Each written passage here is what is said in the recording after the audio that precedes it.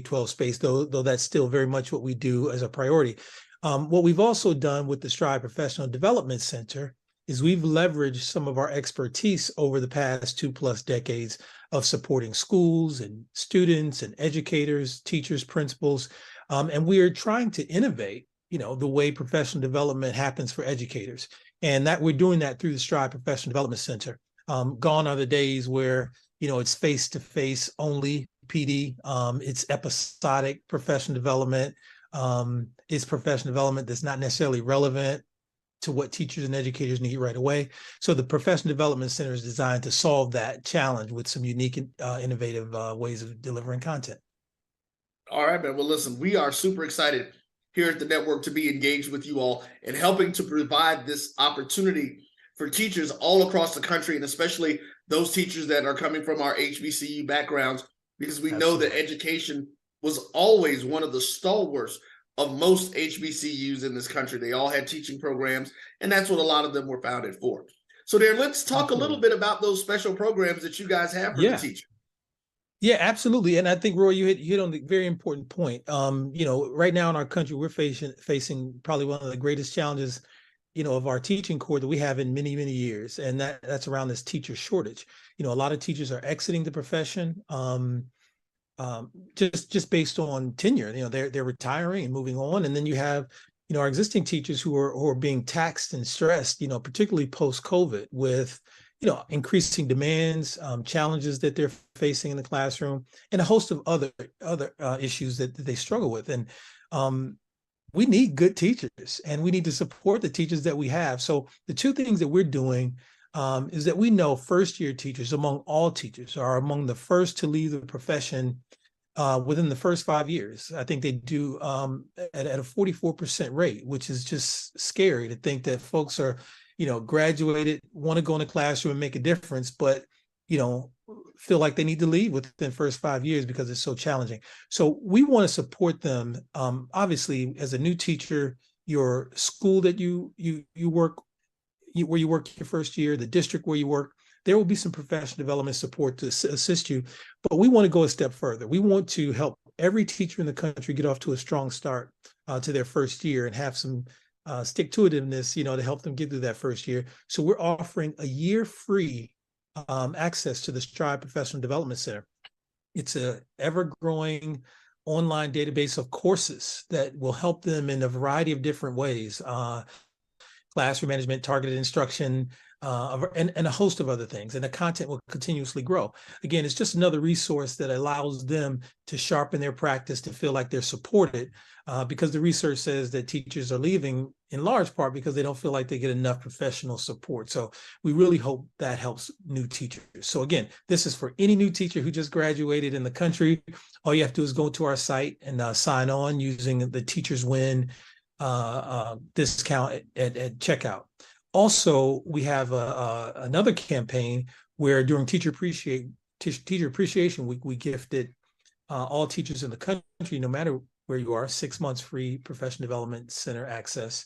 But we're doing a special thing through our partnership with the BCSN and our HBCU graduates, and also the schools that you work with. We want any teacher in the country who through our partnership gets access to the Professional Development Center, and they get 6 months free using the BCSN 23 passcode at checkout. Again, our goal is to support and get as many teachers on the site feeling supported, to really help them succeed and have some success, not only for them, but obviously for our kids and the communities they serve. So.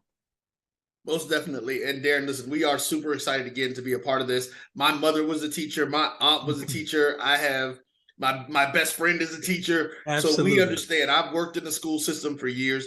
So I understand the resources that are needed. I understand why a lot of these teachers do take the time and they sit there, and after going through college, they're like, you know what, let's do something different. Yeah. So we're happy to be a part of this to help you guys change that. So ladies and gentlemen, here's all you guys need to do. All you need to do is take a look and go to the link that's right below us right now and see what you're going to do. You're going to see 2 links on the page now, just to make sure. The top one takes you to their professional development page, homepage, that'll let you know about some of the things that are happening there and the things that you have access to. Go to the second link that says Teacher Appreciation. That'll take you directly to the content page where you can sign up and get your free year if you're a new teacher and your free 6 months if you're an existing teacher. Let's show them how we utilize resources, and we make sure that we take time, those folks who are HBCU alum, and use this. And let's see what Stride has to offer. We're excited about it. We know you will be too. Darren, is there anything else that you'd like to say to the folks? No, I mean, just, as a teacher myself, and understanding the need, and of course with the diversity that's needed in our teaching corps across the country, I know our HBCU teacher graduates are just exactly what we need in our community. So I really encourage them, and just glad to be doing this partnership with you all. All right. Well, folks, there you go again, Mr. Darren Reed, Senior Vice President of Stride Professional Development Learning. We will be seeing you guys, and trust me, you'll be seeing more from their partnership with us as we move forward, always trying to do our best to make sure that we move forward with the community. Take care. Thank you.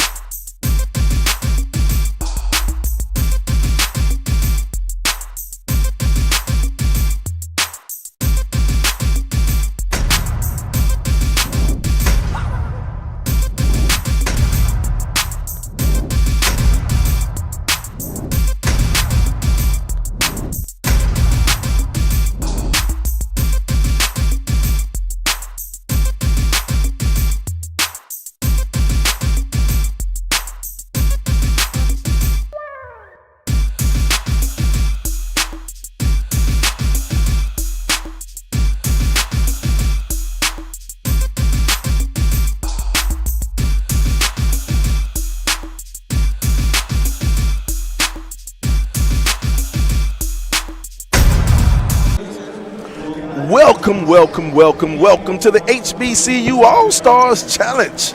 It's the SIAC taking on the CIAA here live at the house on the Black College Sports Network. Hi, how are you doing? I am Sylvester Williams. They call me Sly the Sports Guy. I am joined by the one and only Mr. Rick Pope. How you doing today, Rick?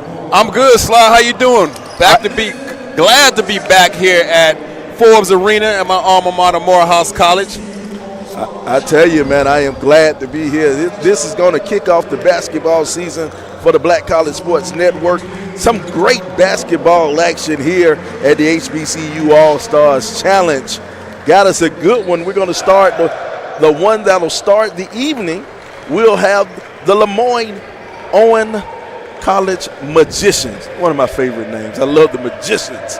They're taking on the Shaw University Bears. LeMoyne out of Memphis, Shaw out of Raleigh. LeMoyne, Owen out of the SIAC, and the home team will be the Shaw Bears out of the CIAA. Well, speaking of SIAC versus CIAA, and at a black college, at a HBCU, it's always competition. Always. And yesterday there were 4 games here in this HBCU All-Star Challenge. The SIAC came out 3-0 yesterday against the CIAA. So we're gonna see if the CIAA gets some get back, or some payback and some get back today on this Saturday. I tell you, all our viewers out there in the Carolinas, they are definitely looking for some get back today to get back. We're going to take a quick commercial break here in the National Anthem.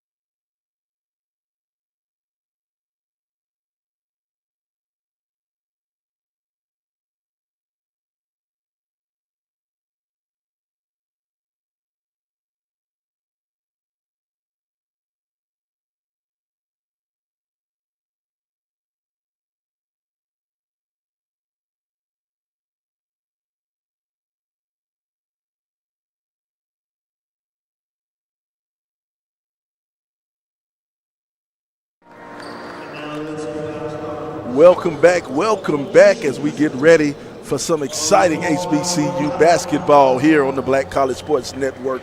We got Shaw University taking on LeMoyne Owens College here at Morehouse High School. We're going to get into the starting lineups. The starting lineups for tonight. LeMoyne, 0, Chris Peoples, 10, Tariq Shepard, 15, Phillips Joseph, 20, Makai Evans, 21, Christian Wells. On the other side, Shaw, 0, Trent McIntyre, 10, KJ West, 23, Darius Abraham, 11, Shane Saigo, and number 1, Jamari Reynolds. Now, Rick, a lot of big-time action, big-time players. Let's start off with LeMoyne Owens. Who do you have over there for LeMoyne Owens as some of your big-time players to watch? Well, a couple things. First thing, let's welcome Coach Antonio Harris. This is his first year at LeMoyne Owen, his first time in this HBCU All-Star Challenge. We want to welcome here. But as far as players that we're going to take a look at, we got to keep an eye on Mr. Wells. Christian Wells, that is. There's 2 Wells on there. I think they're cousins. But we're going to keep an eye on both of them, because they family. But Christian Wells is coming into this game averaging 27 points a game this early in the season, as well as Mr. Peoples, Chris Peoples. 15 points is giving LeMoyne Owen 15 points. And I got one more person I got my eye on, Mr. Spears. Matt Spears, he's giving us 14 points a game, So, those are the 3 main scorers this early in the season. There's only been 5 games in. Only 5 games in, but those are the ones that are leading the team leaders in points for LeMoyne Owen. On the other side, for Coach Collins, and I got to give a shout-out to my man, Coach Collins. That's my frat brother.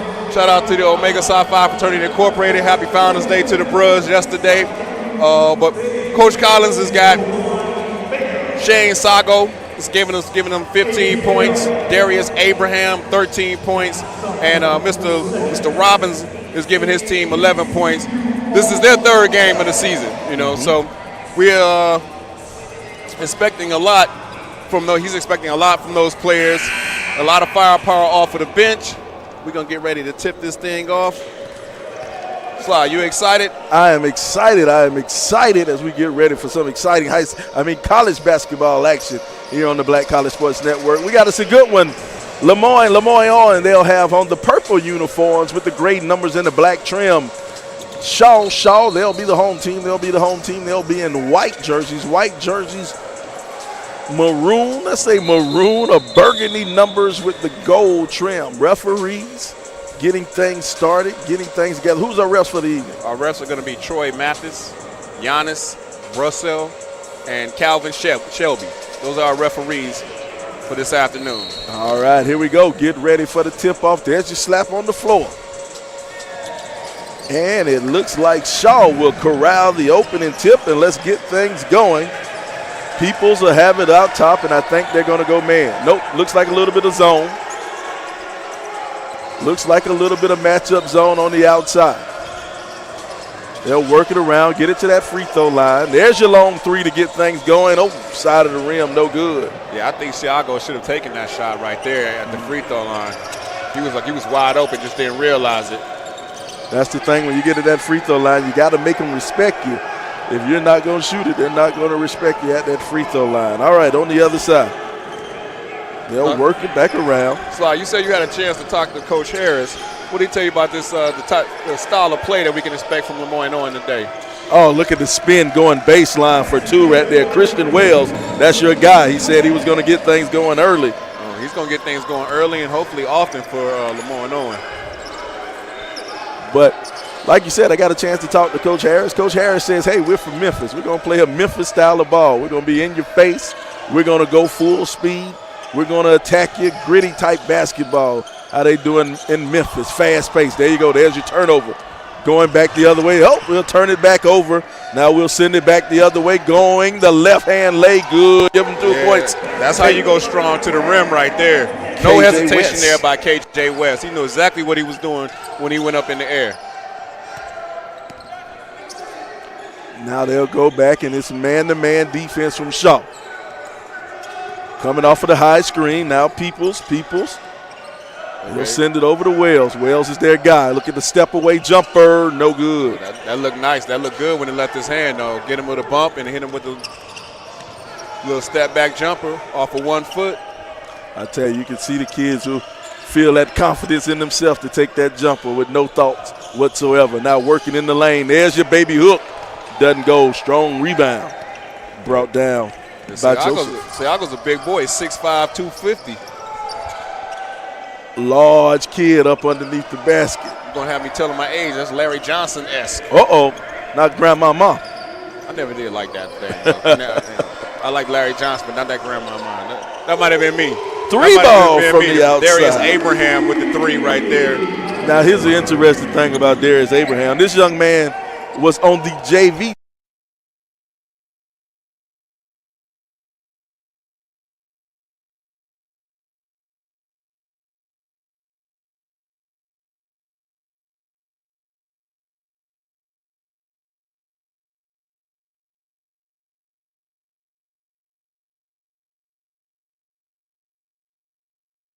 And stolen away. Now they'll go back the other way. And they're running. Go up strong. There you go. Good job. Nice strong take to the basket. That's put it Micah in for Evans. 2. Micah Evans. Oh, another steal right there. Did he step on the bound? Step on the line? Or what did he call? Did he call a foul? Yep, he called a foul on the bump. In the early going, score 7-5. 7-5 in the early. No, he said he stepped out of bounds. So it's going to stay Shaw ball. Shaw ball.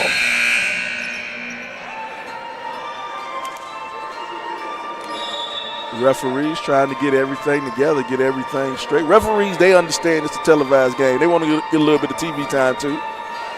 They want to make sure that camera hits them on TV too.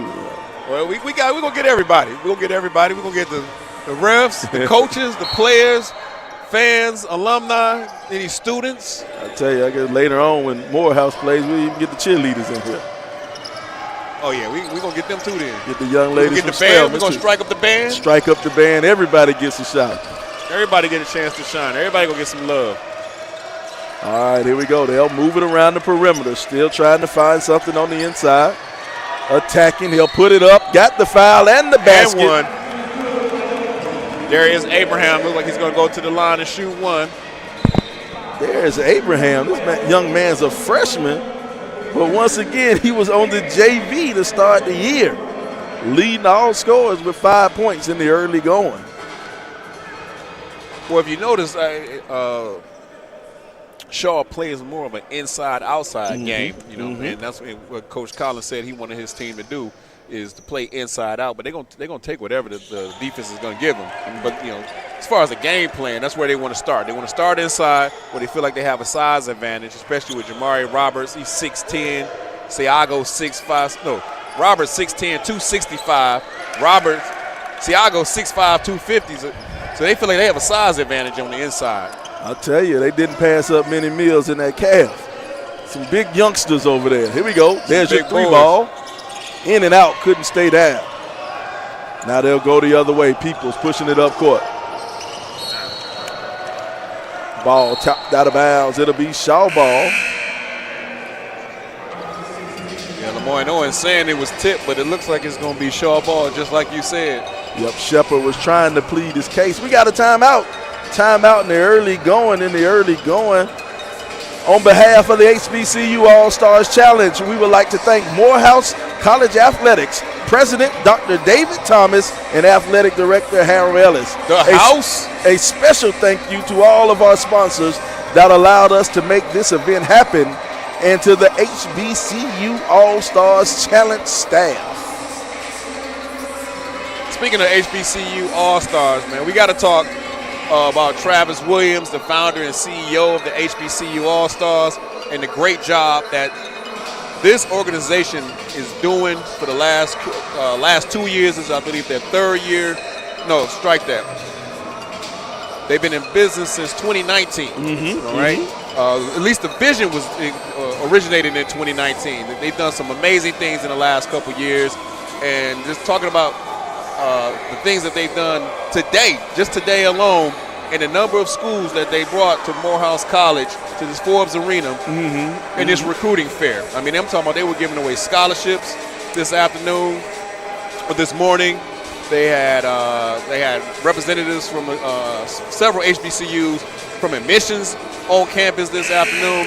When we get a break, I'm gonna give you a list of all the schools that were here, at least all the schools that I could remember that I got a chance to talk to that were here. I hope I got everybody. I hope I don't miss anybody. But if I do, charge it to my head and not my heart. But I'm gonna tell you all the schools that were here. This was a great event this morning. That's what I love. I love a party with a purpose. I love a party with a purpose. Getting here for the basketball game, but for the students, it's life outside of basketball. I know it's hard for some of these youngsters to understand, but it's life outside of basketball, and to have all of these colleges here at Morehouse showing you that there are other opportunities and other places you can go when you graduate high school. Sly, they had 300, 400 students here yesterday. Let me just hit you with a couple schools real quick. Miles, Morgan State, Albany State, Benedict. And I'm going to stop right there, and then we're going to come back. Let's get back to this action. All right, here we go. Shaw have it. They'll work around. There's our man from the outside. Knock it down. Somebody got the green light. Darius Abraham. That's his second or third three. That's his second three of the evening. Okay, here comes a trap. A little bit of pressure in the full court. Now the Magicians will have it on the outside. 11-7, Shaw on top. Pump fake on the outside. They'll send it back. Long range three, back of the rim, no good. And it'll go out of bounds, and it'll be Shaw basketball. All right, let me hit you with a couple more schools while we got this quick break. I stopped at Benedict. They had Grambling University, Tuskegee, Stillman, Southern University, Texas Southern, and Coker University, as well as the five strong scholarship foundation. Look here. I'm telling you, having all these colleges on campus, man, this is something for you youngsters, for you parents watching. If you have some kids about that age, junior, senior in high school, and they're looking for a place to go, they're looking for a college to go, this will be the event that you need to get them to take. Strong layup, no good. Now they'll go nice behind the back dribble. Coming up court, and then he'll dribble it off the back of his leg. Diving on the floor. I think he should have let that one go out of bounds, but we'll stay down here. Magician's ball. Yeah, Christian Wells was coming up real aggressive on that last possession there. Looked like a man on a mission. Young man out of Muncie, Indiana. Just to remind everybody, Shaw is in white. They're the home team. They're up 11-7. LeMoyne Owen in purple and black. All right, here we go. They'll bring it back up top. Shepard, they'll move it around. Now Wells, step back jumper, no good. Strong rebound on the inside. Put it up and put it back in. Phillips.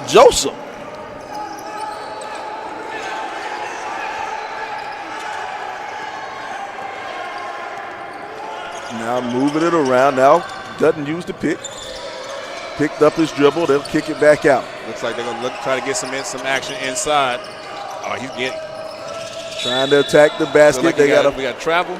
Nope, he's going to call foul. Oh, I thought it was a travel. I thought that was a travel right there. All right, well, ref's calling it close, I guess. He's calling it close.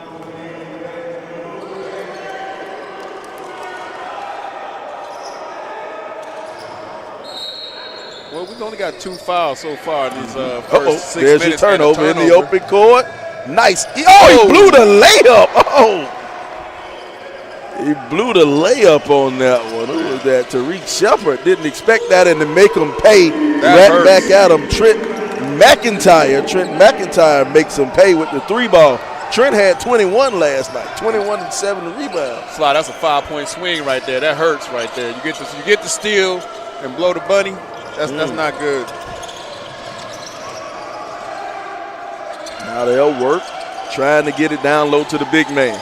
Good job of defense in front of him. In and out, doesn't go, ball tip. Batted around, it'll go out of bounds, and it will be the Magician's ball. I'm going to say LeMoyne Owen from this angle right here. Referee's going to agree with you.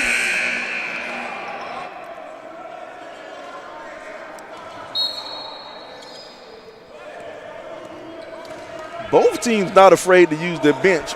A lot of people getting some playing time in the early season for both of these squads. Yeah, well, Coach Collins from Shaw told me earlier that he likes to coach every game like it's a tournament game. So when it gets time for tournament play, his players understand the pressure of tournament play. So even this early in the season, in game 3, game 4, he wants them to start to feel tournament pressure, be in tournament mindset.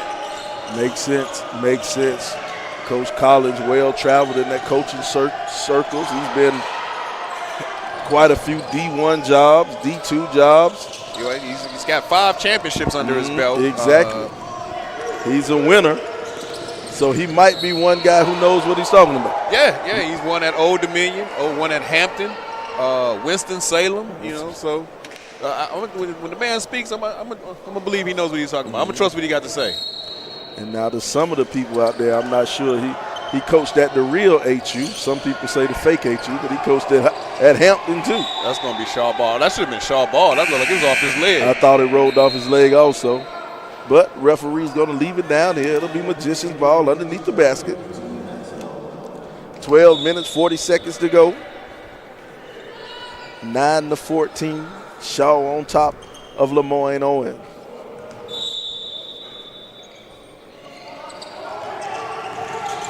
Trapped in the corner. And he'll turn it over. There's a turnover. The trap worked to perfection. Now they're off, going the other way. Oh, nice hesitation going to the basket. He'll dribble all around. Got him again. Looking like Curly Neal dribbling the ball. Couldn't finish it. Now they'll pull it back, move it over into the corner. They thought about it. Now there's your 3 on the wing. No good. Rebound will stay down here.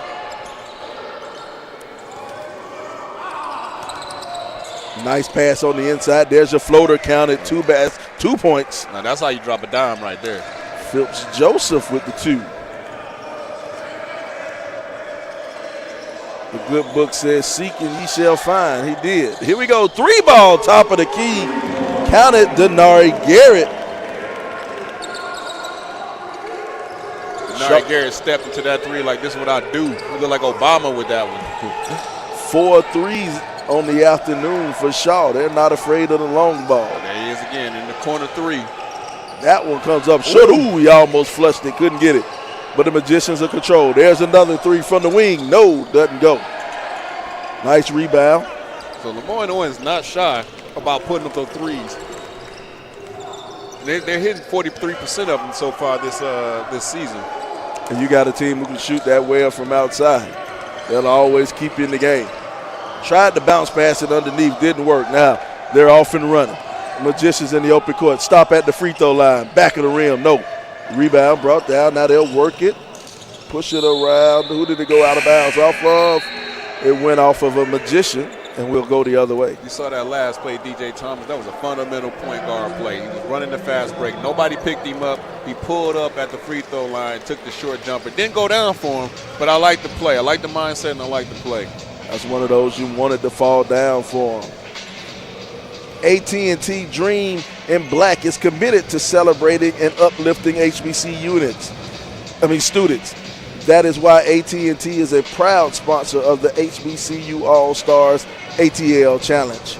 To learn about how AT&T supports the now, the new, and the next, visit more.att./dream in black. Because a strong network connects you to a world of greater possibility. Make sure you post your pictures from the game and tag AT&T and use Dream in Black. Hashtag Dream in Black.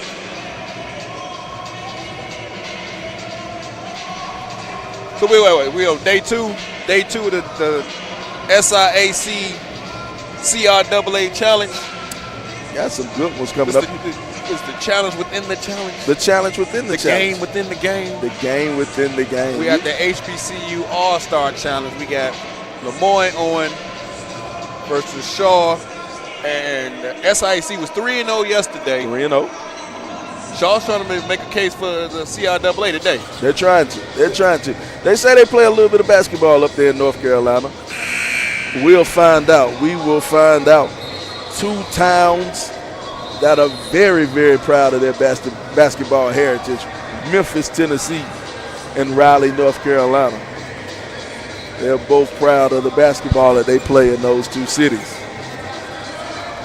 But right now, it's about conference pride right now. The SIAC taking on the CIAA. Just under 11 minutes to go. Just under 11 minutes to go. It'll be Shaw basketball. Shaw up 17-11. 17-11 in the early going.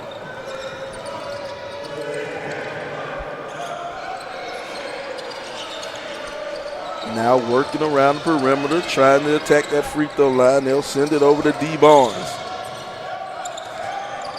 Back out top of Ciego. Ciego attacking the basket, couldn't get it.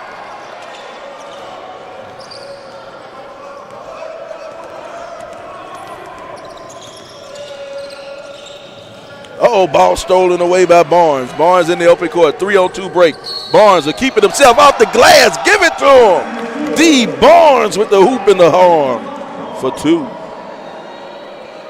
He'll get a chance for 3 the old-fashioned way, D. Barnes. Yeah, you gonna go that hard, you get that 2, get that free money.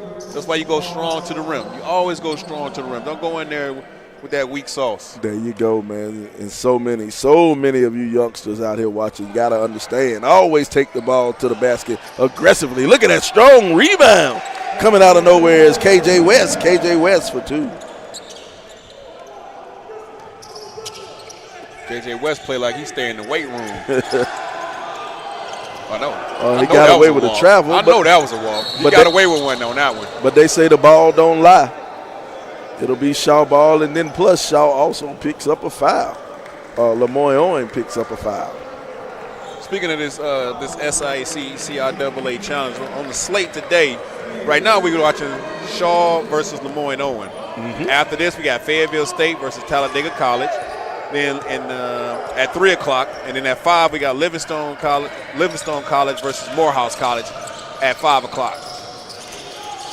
Hey, interesting fact about Livingstone. Livingstone is the AME Zion Church's school. Only reason I know that because I was AME Zion my whole life growing up. I was wondering where that what they call that kind of knowledge, why that rent space up there. I tell you, I know a lot of our church's money. I didn't want to call it useless knowledge, because it's gonna come in. It's gonna be some trivia show, some game show, some bar trivia where they're gonna be like, oh yeah, this is why I've known this all my life. This is why this has been here. But you know, it's interesting. You know, you have the church connections with a lot of HBCUs, a lot of church connections. You know, Edward Waters and Allen are AME schools. I think Benedict is a Baptist school. A lot of church connections out there somewhere. I don't know them all, but I just know Livingstone. I know Livingstone from growing up. Well, Livingstone's gonna take on them on the Maroon Tigers later on, but right now we got Shaw and LeMoyne Owen in a 10-point and try to have me talking about Livingstone. Shaw's up 21-11. Long range 3 from outside comes up short. It'll go out of bounds. You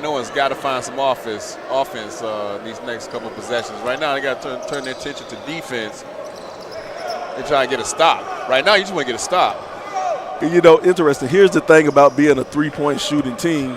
When it's working, it's working. But when it's not, it looks bad. Here we go. Shaw working it on the outside. They'll send it back over to Ciego. Thought about the 3 on the outside. Now back to Ciego up top. Travel. He'll take the travel over the charge. I didn't even hear the whistle. It was a quick one. Now I'm sitting there like I didn't even hear the whistle. All right, I think we have a timeout. Timeout on the floor. Want to give thank you to all our sponsors. The Transformative Justice Coalition, AT&T, Fulton County Recreational Authority, the Bozeman Davis Law Firm, Morehouse College, our amazing host venue, college admissions fair participants, Chick-fil-A, Davido's Pizza and Wings, and This Is It Barbecue. So which one of those last 3 our sponsoring lunch this afternoon. That's what I need to find out. Which one of those three in the VIP room? Is it going to be who was it? Chick-fil-A. Chick-fil-A. Domino's. Davido's Pizza. Davido's. I'm sorry. Davido's Pizza. And this is it.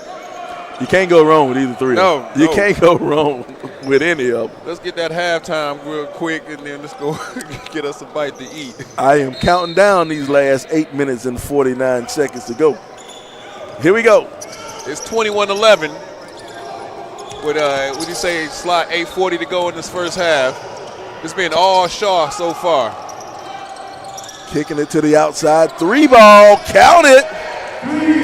Christian Wells from long range. All right.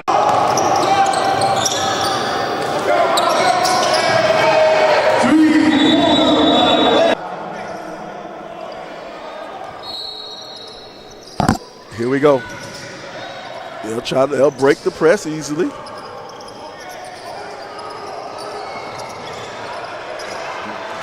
Pushing it up is Cam Humphrey.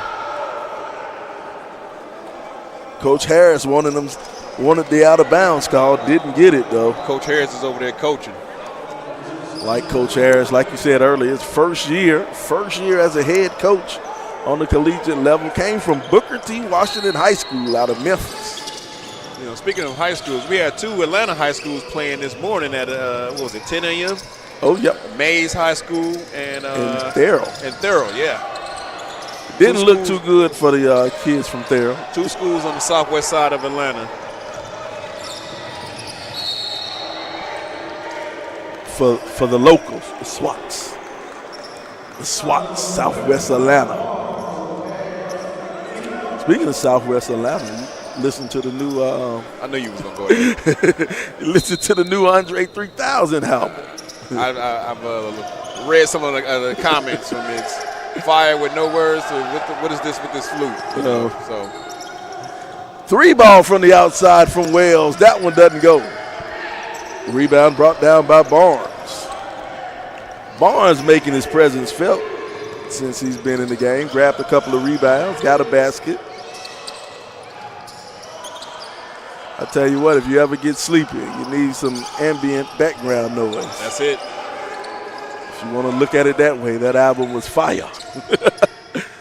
Blocked on the jump. No, he called foul. They're going to call it. Hit him on the wrist. Wells hit him on the wrist. You're not on the playground. We would have said the wrist is attached to the ball, or the hand is attached to the ball, and the hand is attached to the wrist. Something like that. Something like that. That's how it goes on the playground. But we're not on the hand is part of the ball. I think that's where you were trying to get. There you go. I got you. And the hand is a part of the wrist, so they all connected. Now you're talking the hip bones connected to the thigh bone. Oh my! We're gonna take a quick break while we get our. We're gonna take a quick break while we get it back together at the HBCU All-Star Challenge on the Black College Sports Network. Since 2002, Empowerment Resources, Inc., a nonprofit organization, has empowered more than 1,500 youth and adults in Duval and surrounding counties through its programs Journey into Womanhood, Girls Mentoring, Life Skills for Teens, and Parenting Education Coaching. To get involved with programs, volunteer, or donate, visit www.empowermentresourcesinc.org. Follow us on social media, facebook.com/empowerment.resources and instagram.com/empowermentjax. The human voice has always connected audiences with experiences. Major brands all across America have trusted Kever's voice time and time again. Conversational, powerhouse, intelligent, and sincere. That's the voice you need for your creative marketing process. KEAVERSVOICE.com. Kever's Voice, Kever's Voice, KeversVoice.com. Always on, all the time. Welcome back to the HBCU All-Stars Challenge here at the house. Coming up, free throw being attempted by D. Barnes. Yes, Sly. Again, we're here at Morehouse College at the HBCU All-Star Challenge, where the goal, the mission is to bring exposure, access, and recognition to HBCU students, HBCU student athletes. To HBCU student athletes but bring that exposure and access to high school students to these HBCUs. And, you know, it's a great event, too. Great event. And what I like, you know, you have great talent here on the basketball court. But what they're doing off the court, too, with getting all of these colleges in.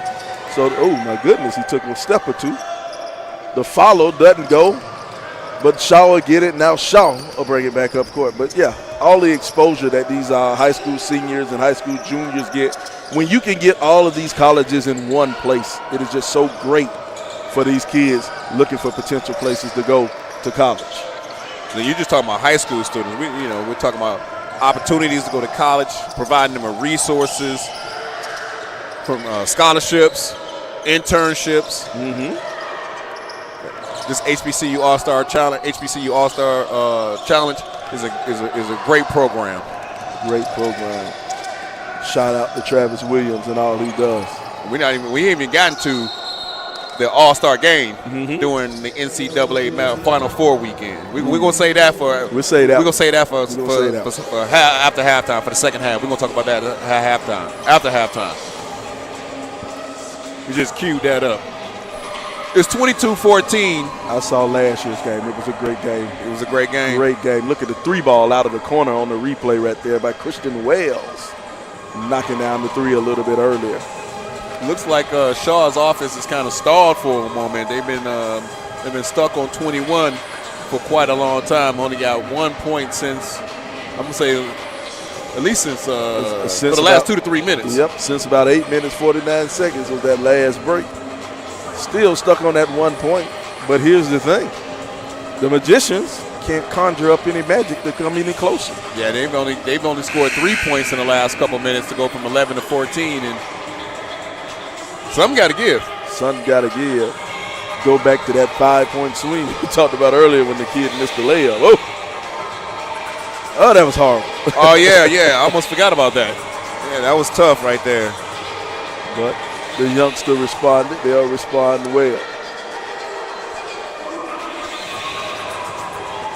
You know, I'm not sure if I want to say this. You've been a Morehouse guy, but I know I don't want to blow up your head too much, but this is definitely one of my favorite arenas to call the game in.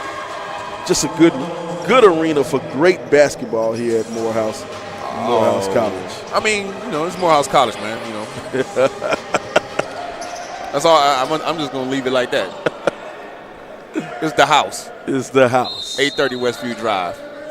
All right, here we go. Back in action. Still man-to-man defense. No, they're going to play a little bit of matchup zone, not man-to-man. Well, you get it inside. Tried to get it down low, tried to force it down low, didn't go. That's one of those things you talked about a little bit earlier, though, when you get the ball right around that free throw line. Sometimes you got to take that shot. Joseph got to take that shot right there. I mean, he's looking to pass, trying to get a better shot, but I think that's a good shot right there. You know, that was a good shot. It's basically a free throw. Yep. I expect him to be able to take that shot and make that shot. And once again, I'm a firm believer. You have to take that shot so they will respect you. Even if you don't hit it, they need to respect the fact that you will try it. Didn't go close enough on the pick. He couldn't turn the corner on him. That's a travel. Yeah.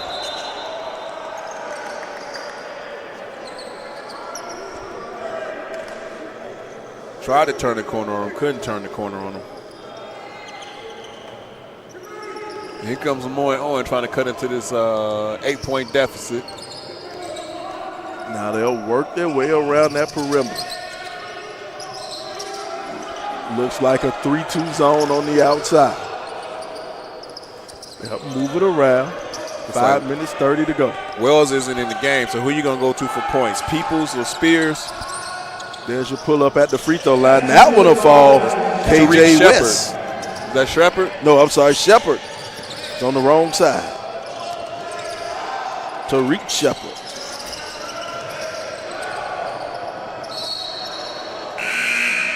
He'll dribble it out of bounds and we'll go the other way.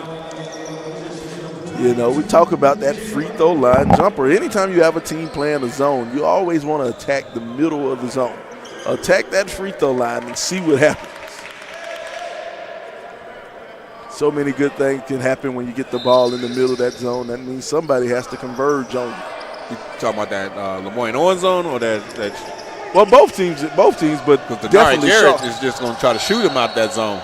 But you're going to try to pull him out that zone with the 3-point shot. But I'm from the old school. I believe that you want to work inside out. If you can get right there at that free throw line, let that defense converge on you. If they don't converge, turn around and shoot. If not, kick it to the out. I mean, if they do converge, kick it to the outside. Wide open shot. Here we go. On the free throw line. Mr. Joseph. Didn't get the first one.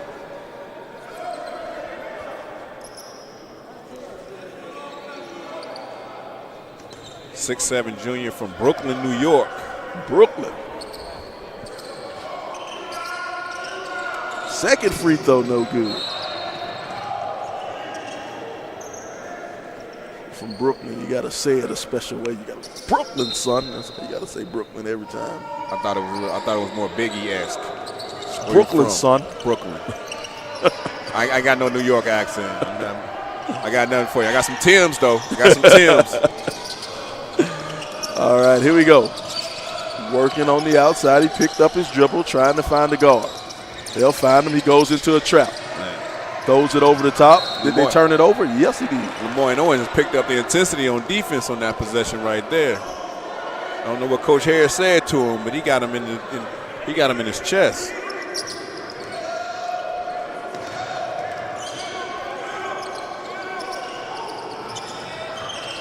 Nice floater right there. See how you got in the middle of that zone, turned around, caught the ball at the free throw line, and attacked the rim.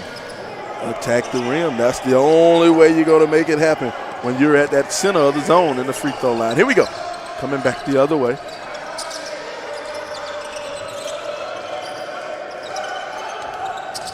Now working the ball, tap. Thought it was a travel, but he knocked it loose. Here we go, 3-ball on the other side. That's Justin Harris right there, knocking down that 3-ball. That ball was tipped. That wasn't a travel. 5 threes from Shaw, lighting it up from long range.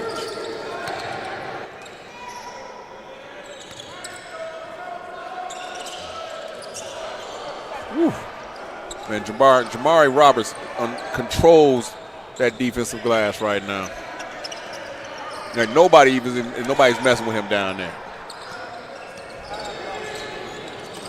Here we go, now working. Thought about it. Nice jab, step jumper, count the basket. 2 points, Denari Garrett. Young man out of Miami. Yeah, he plays one-on-one every day. Every day he getting some one-on-one action. All right, calling for the pick up top. He'll step into the 3. Bottom of the net, count it. Tariq Shepard one more time from long range. Homeboy. There's my homeboy out there from Detroit, Michigan, putting in work. Let's go. A little bit of Detroit basketball. Here we go. And on the baseline. Nice cut across the middle. Big man took a dribble, shouldn't have took it. He'll get it back and put it up, and he's fouled. He made up for it, but he shouldn't have put that ball down. You get it up high, just turn and go. Turn and go. You're the biggest man on the court, Jamari Roberts. Let's look at this replay right here. Oh, I missed it. I'm going to get it together. We got a timeout. We're going to see if we can bring it back.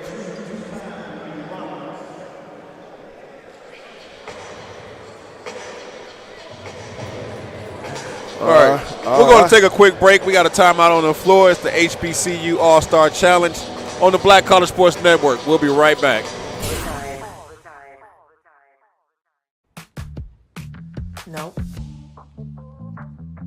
Nope. Come on, him?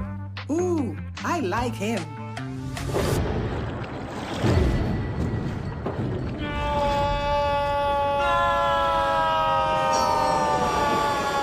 Quick, the quicker picker-upper. Bounty picks up messes quicker, and each sheet is 2 times more absorbent, so you can use less. He's an 8. He's a 9. Bounty, the quicker picker-upper. From novice to aficionado, find yourself here. High quality cigars plus personal customer service. Slow Burn is Waco's only mobile cigar lounge, featuring a meticulous, curated collection of premium cigars. Visit our website, www.slowburnwaco.com. That's www.slow. All right, we're back live at the house for the HBCU All-Stars Challenge. I'm Sly Williams. He's Rick Pope as we have a good one going on. 6-point game, 2.5 minutes to go. 2.5 minutes to go. The score 27-21. Make that 28-21. 28-21. Jamari Roberts knocks down the first free throw. Yeah, Sly. LeMoyne Owens putting on clawing back into the game. I think they cut it to almost 4 points. It was 5 points, 22-17. Then Shaw went on another run. It looks like they're going to keep extending this run as they go into halftime. All right, here we go. Just over 2 minutes. There's your bounce pass to the outside. Now they'll throw it around. Set up the screen, didn't use it. Kicks it back to the outside. They'll move it over in the corner. 3 ball. No, doesn't go. Rebound fought for, brought down by the Magicians. Now the Magicians off and running. Still going, attacking the basket. There's the slap. Count the basket. The hoop and some harm. Tariq Shepard will go to the line and get a chance for 3 the old-fashioned way. Now here's this replay. We thought we were going to go to the replay. We were supposed to go to the replay. We had Tariq Shepard take the ball coast to coast. Nothing, didn't stop. Had one thought, get to the rack. Get to the rack. Love the aggressiveness out of this young guy. And on the other side, we just saw lazy defense. Not moving your feet. Nobody stopped the ball, just swiping at him, and he converted the layup. All right, here we go. They'll move stuff around. And Shaw can't stand still. They got to get that offense moving. Everybody just standing looking for the ball. Uh-oh. That's a turnover right there. Lost it and then the foul. I'm going to be honest, it was a good foul.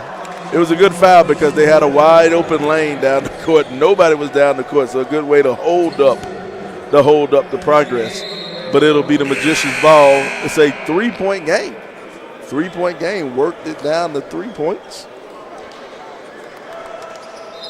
Shaw on top of LeMoyne Owens College. And I think Coach Harris might like this lineup. Christian Wells hasn't been in the game for at least 10 minutes. Mm-hmm. And he's their main scorer, but this lineup here that he has on the floor is bringing some defensive intensity. A lot more scrappy lineup he has out there. Not afraid to run up and down the court. Here we go. The Magicians will have it on the outside. They'll move it around. Back over, now attacking the basket. Hop step to the side. Count the basket. Tariq Shepard is feeling himself right now. Shepard's in it. He is feeling himself. He has 13 in the early going. I'm going to guess and say he's scored all of LeMoyne Owens' last 7 points. Mm-hmm. Everything has went through Shepard. There's your cutter coming across. Big man on the inside. He's fouled. Now you notice that time he caught it up high, made his move, and went straight to the rack. And did not put the ball on the ground. Key fundamental move for big guys on the inside. No need to dribble. He's 6'10". The next closest guy for LeMoyne Owen is, what, Joseph at 6'7"? Yep. And that might be a generous 6'7" from Joseph. Saying 6'7" with the fro. 6'7" with the fro. 6'7" with the fro. 6'7" with the fro. A little bit of Fletch. They 10s, but I keep them clean. Misses both free throws on that one. Rolled in and out on the last attempt. Now under a minute to go. 20 seconds on the shot clock. They'll move it around. Hey, just like that, it's a 1-point game right as we go into halftime. Boom, jumper no good. There's a strong box out right there. Strong box out by Shane Siago. Oh, no, that's how you box somebody out. Mm-hmm. That's like a lineman driving a defensive back into the end zone on a running play for a touchdown. putting all 250 pounds to use. And he backed him all the way up to the three-point line.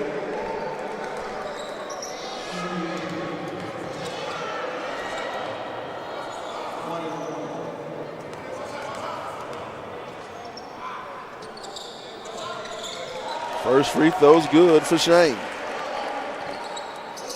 First point of the night for Shane. No, that can't be his first point. That's his first point. First point. Quiet. I think he made a strong layup earlier. He did not.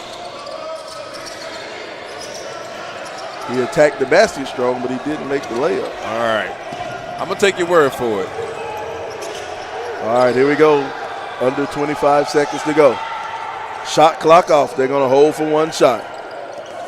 Now the Magicians, they'll pull it back up top and set the offense up. Shepard will have it up top. Shepard being guarded by Shane. Might be a mismatch. What up, Detroit? Let's go. He sends away the pick, keeps it himself, bumps him. No, doesn't go. Rebound up and does not go. Too late.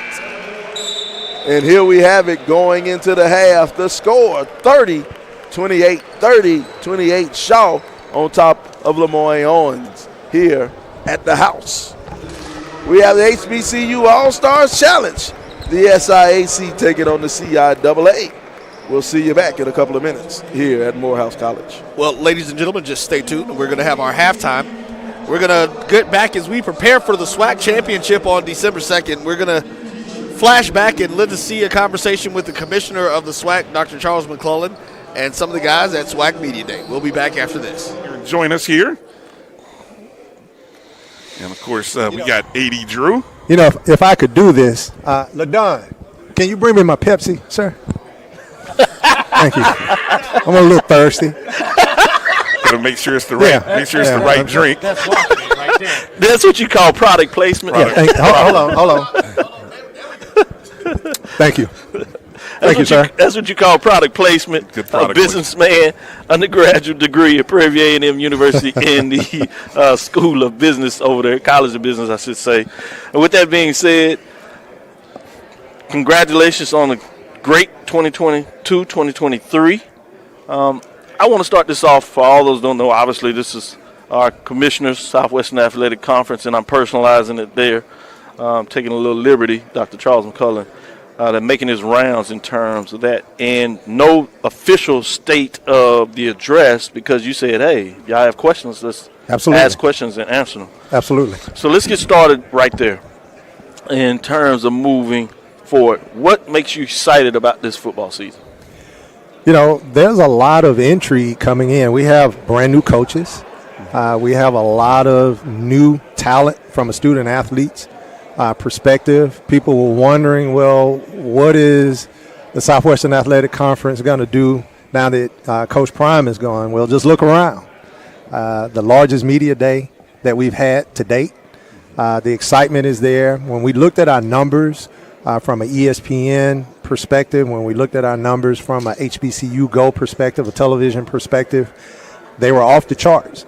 And as you know, the revenue that's generated is based upon eyeballs on your conference. And we are at one of the highest levels. You know, I've said this, there 3, 4, 5 years ago, there used to be this debate, linear TV, digital TV. Right. When we looked at the numbers, we actually outdrew on Plus, ESPN Plus, some of our linear games that were on national television. So people have changed the way that they watch sports. They're viewing it. They want live sports. And over 80% of our football games are going to be on either ESPN, Family Networks, or HBCU Go. And quite a few of those are going to be prime time live. So however you want it, we're going to be able to deliver it to you. And I think for me, that is significant. Dion had additional people that did not know what SWAC was all about to take a look at us. Mm-hmm. What we've seen through the numbers is that they are still looking at us. Mm-hmm. And how we know that, we looked at the basketball numbers, we looked at the softball numbers, we looked at the baseball numbers. All of those numbers were significantly higher. So it's our job to continue to put a quality product out on the field. And how do you do that? And that's by what these outstanding coaches have done, bringing in top talent, having great games, being able to showcase those games and playing on these networks. And that's why we've been elevated, from ESPNU to 2 to ESPN to ABC. You're right. Because of the product. And we're going to continue to put out a quality product. I talked about this earlier as this conversation came up in terms of Deion ability to get through this was similar to an antique car. You see great painted, it looks new, everybody's excited about it, but once you open the engine and you see it's a new engine, pristine, you get excited about it. You can close it, but everybody is still excited about that car because now they got to see the inside of it. Example what you're talking about. Let's get into some of the revenue in regards to HBCU Go. So he really is asking. You said ask, Doc. You said ask away, right? Go ahead. Like you said, you choose what you want and we'll answer. But I was going to fix it in a way that you can get to it. But HBCU Go, in all seriousness, was excited in terms of last year was the buzz that they were coming on board. Correct. So at the end of the year, what did that look like in terms of the benefits of the institution in regards to having HBCU Go, not just visually in terms of the numbers, but also financially supporting the institution? Significant. Okay. And I use that word in the strongest form that I could possibly use it. And it just wasn't the deal that we signed. It was the national platform that they put us under. Now, I could be wrong, but I'm going to take credit for it. We were on CW. Now I see the ACC is on CW, right? So they saw that was I was angry. I was like, they taking my spot. Now I got to go up against the ACC. So what HBCU Go did for us was put us primetime television nationally on Saturdays. And now you see that ESPN has picked up a couple of extra primetime Saturday football games, and that is supported by the numbers. So when you see us, it helps us sell that package to our corporate partners. Okay. It helps the schools to have increased attendance. When you have increased attendance, then you're increasing enrollment. So it's all interconnected. Mm-hmm. And to be able to have that platform week in, week out, like I said, over 80% of our football games this year is going to be on. It just increases the value of your brand. I went to the softball tournament. Magnificent tournament. Everything was immaculately done. Then I went to baseball. We were in Atlanta. Some of the coaches didn't want to go there. Baseball, actually, in my opinion, turned out to be one of the best championships that we've had. Loved it. Period. 100. But I walked into the dugout, and we had SWAC in the dugout, and they kind of cut off the SWAC, right, because of the way that the banner was done. And I was like, no, you can't do that. That's disrespectful to the brand. Right. You wouldn't cut off your brand. You wouldn't cut off anybody's brand. Mm-hmm. And that is how significant that S, that W, that A, and that C is. That when you see that, it means a whole lot. It means history. It means tradition. It means corporate partners. It means television. It means education. It means significantly affecting the lives of individuals that did not have the opportunity to get an education. We always talk about, I don't want to preach right now. That's right. But we always talk about lack of donations to our black colleges. Yes, sir. Well, we are only one generation away from even being college educated. We haven't even consumed the generational wealth to be able to give in the manner in which the Power Five gives. Right. But that's the significance of HBCUs. We're now starting to see African American generational wealth grow. It takes 100 years in order for you to generate enough money to give in a significant way. And we're starting to see those. We're starting to see the Byron Allens now invest. We're not starting to see the Robert Smiths, to invest. And what we're doing is a cultural, societal improvement. Mm-hmm. And when you see SWAC, that's what that means. And that's why we're so keen on protecting our brand. Good to hear. Great point. AD, you want to? Hey, Doc, you keep mentioning the numbers on the streaming platforms. And I'm just curious about this. Go ahead. Keep going. Keep going, Drew. Drew, the engineer and the producer. But that's what he does normally. He normally does that, so he's used to it. A lot of times. Once again, you were talking about the numbers on the streaming platform. But I'm just kind of curious about this. We know for the fans who attend the games. It seems like more of the fans tend to attend 1, 2 o'clock game versus a 6 o'clock game. But you keep mentioning the prime time numbers. Is there a difference between those 1, 2 o'clock afternoon games and those 5, 6 o'clock games as far as the viewership goes with these new streaming deals? From a television perspective, not as much as the time versus who's playing on the other platforms. Okay. And it is the games that will be shown. And not to get too deep into HBCU Go and the differences between HBCU Go and ESPN, HBCU Go is really looking to show that cultural experience. Right. So they're not necessarily looking at the matchup per se. They're looking at the matchup, but they're looking at what you're gonna. They want to show everything. The tailgating, right? The band. Right. ESPN is primarily wanting to show matchups. Okay. So that's why it was good for us. We were able to get the best of both worlds. Okay. And what we have been telling ESPN, we have some major name brand games, but that's not necessarily the game that we want to show and not necessarily the game you should want to show. For example, who would have thought that the Prairie View Valley game was going to be the game that you needed to watch? And then you flip. It was the Texas Southern Pine Bluff. Texas Southern Alabama A&M game. Yeah. Right? Those were the two games in that last week. And then you flip to Jackson State Alcorn. So when you look, Jackson State Alcorn, but that wasn't really the game. The game was these other two. And now we have the ability to show that, and that's what people are watching, not necessarily if it's at 1 or 2 o'clock.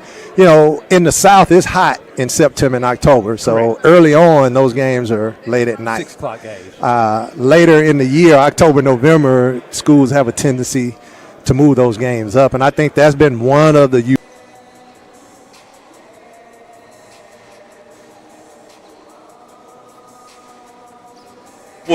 I am Sly Williams, Sylvester Williams, joined by the one and only Charleston White.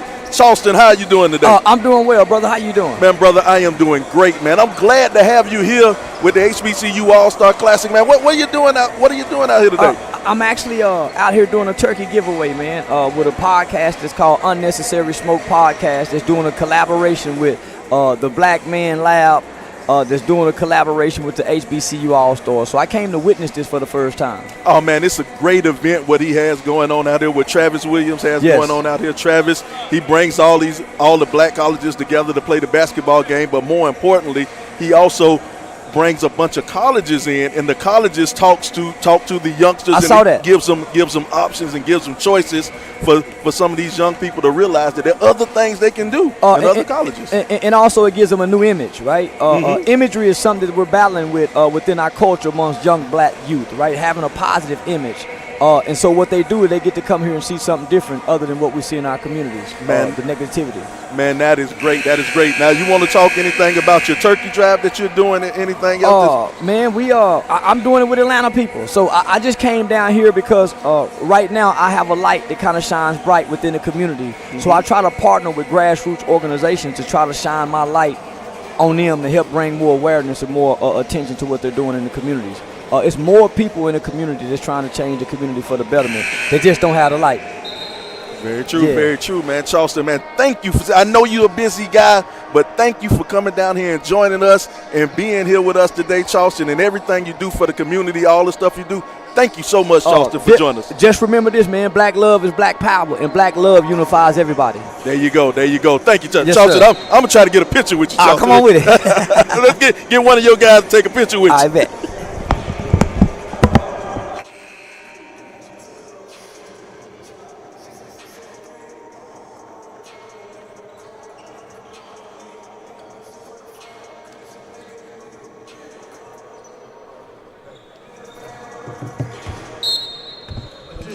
And we'll welcome back to Forbes Arena at Morehouse College.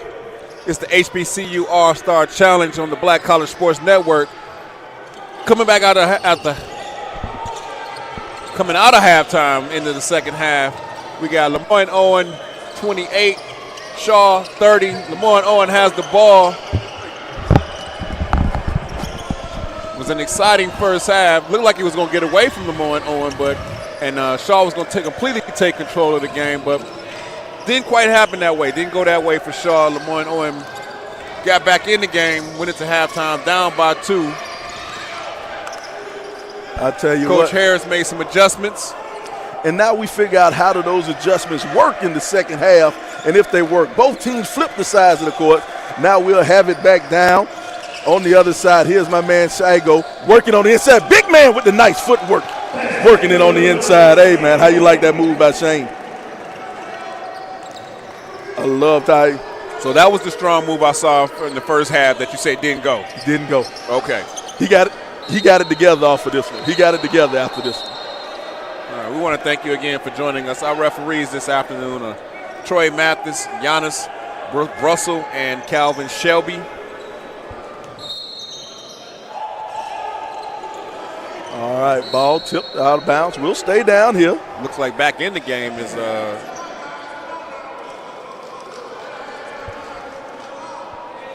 Christian Wells. That's what I was looking for. I'm sorry, I was drawing a blank. And here's the thing. Christian Wells is their scorer. You talked about it earlier. He's that guy who gives you buckets, but they went on the run without Wells. Well, they turned up the defensive pressure, if you will, by going with a smaller, quicker lineup.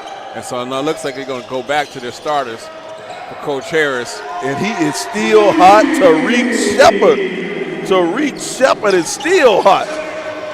And there's the defense. Talk about that defensive pressure, and there it is right there.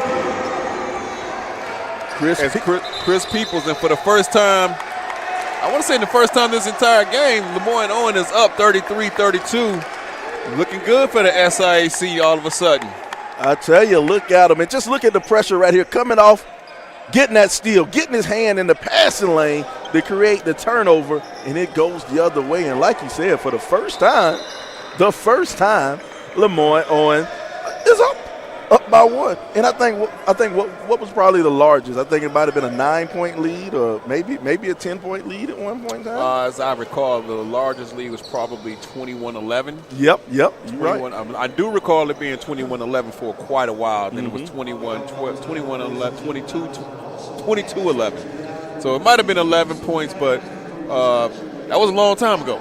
That was then, and this is now. And now it's 33-32, LeMoyne Owen in purple, Shaw in white, and they've got 32. Shaw, that is. I tell you, 8 minutes, 18 seconds to go here in the second period. Sometimes you would love to be a fly on the wall of that halftime conversation, having a coach. How does he dig into his players, as we like to say? Does he provide that extra motivation? And it seemed like Coach Harris did. Well, you said Coach Harris says they play a Memphis style of basketball. And if you know anything about Memphis, Memphis basketball is going to be aggressive. It's going to be defense. They're going to push the ball. They're going to push tempo. And they're going to try to take it from you. And right now, that's exactly what LeMoyne Owen is doing. You see them picking them up at half court, sliding the feet, 94 feet all the way, not letting them get anywhere, switching on defense. They will keep a man in front of them. So, this defense wins championships, and you got to apply that pressure. 3 ball from the outside, no good. Shane with the rebound, couldn't get it back in. And here they go running, rebound and run, baby. No foul on the play. It looked like he had multiple options to choose from the foul. Oh, my goodness. Yeah, but KJ West threw it. That was a clean block by KJ West. It was a clean block, but you had to push up earlier. All right, here we go. They'll kick it back outside. Now they'll send it back to Wells. Wells, top of the key, knock it down. The long jumper, Christian Wells. Christian Wells trying to find his way. Is it Mills? He reminds me of Paul Pierce. He does. Okay, I thought it was just me. He does. I see the Paul Pierce. I thought his game reminds me of it's very Paul Pierce-esque. He even looks like him a little bit. Maybe that's what it is. All right, here we go. Ball stolen away. Now they'll push it up court. They got numbers. Oh, got away with the travel, but they send it back around. Oh, got a timeout. Wait a minute. I'm not quite. Did he call timeout? I see him tell him to slow down. I'm not quite sure what was that call over there. I don't know. I look like he told him to slow down, but I'll tell you what's not going to slow down. Is this HBCU All-Stars. Not at all. It's not going to slow down. Year 3, they're going to be – the All-Star game is going to be in Grand Canyon University during the Final Four. Yes. We're going to have 24 of the best HBCU players invited to participate in that All-Star game. And you know, here's the interesting thing now. You have the director of the event, the CEO, the founder of HBCU All-Stars right here. Here's your chance to earn a chance into the game. Hey, you want? He's going to release. He's going to check this out. He's going to release his watch list, right? The first one this Wednesday. Okay, top 60 players is going to be coming out every week. If you want to be on that watch list, this is a perfect opportunity to shine. This yesterday and today, this weekend. This is how you get on that watch list right now, and then that's how you get on the watch list and invited to participate in the All-Star game in March. There you go. There you go.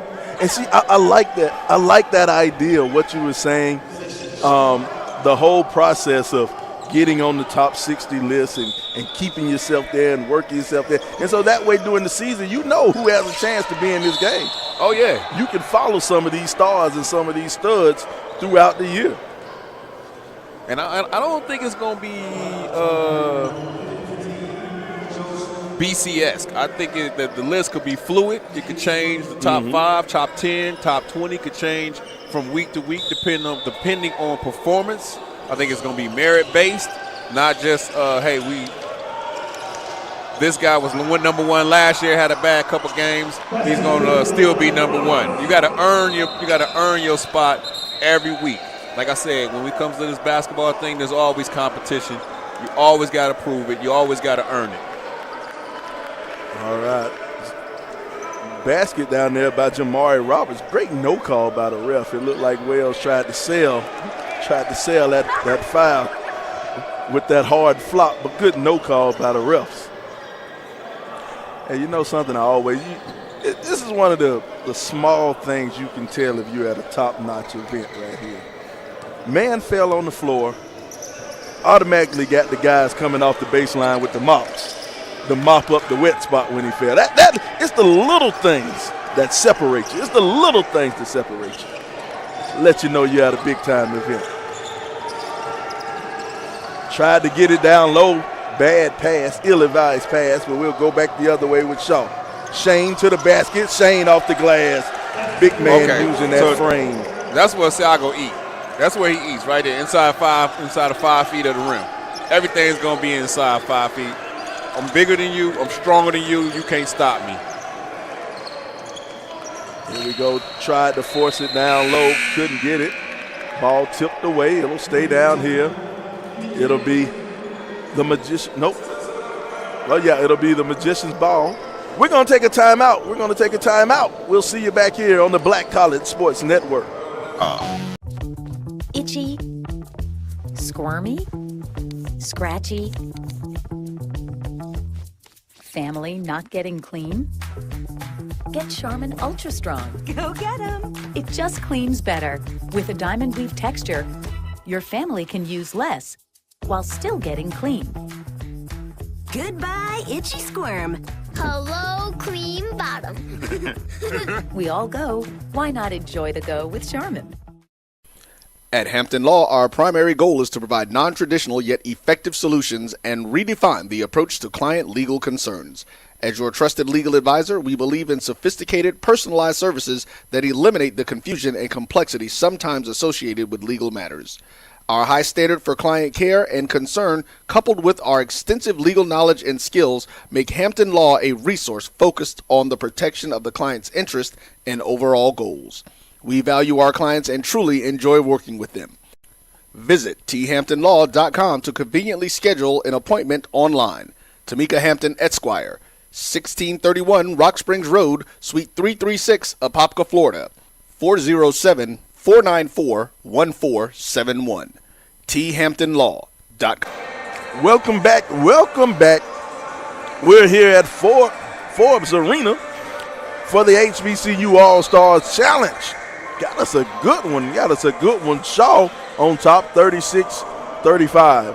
the Bears on top of the Magicians. Now Wells will get it. They'll spin it back around. Yeah, Sly, we got a 1-point game here where Shaw's and White, they're the home team. They're up 36-35. And LeMoyne Owen has climbed their way back into this game, and now they're keeping it close. As their big-time shot maker, Christian Wells, takes one but misses one. Here comes Shaw. They'll push it the other way. Ooh, nice pass. Couldn't get it through it just behind Chiago as he was cutting to the basket.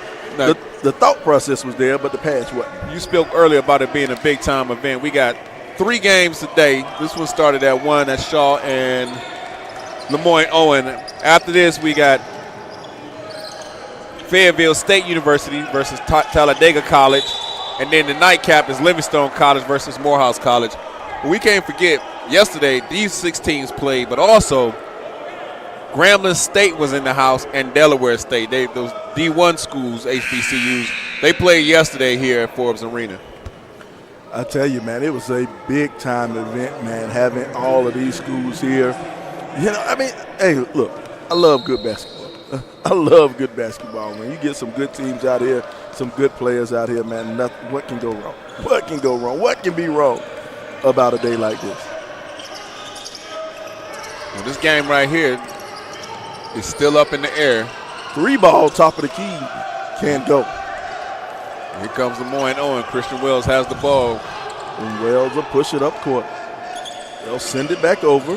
Now Spears sends it down to Evans. There he is, right there. Shepard, I love the way Shepard attacks the basket. I love the way Shepard is so aggressive getting to the basket. That's why he's leading all scorers.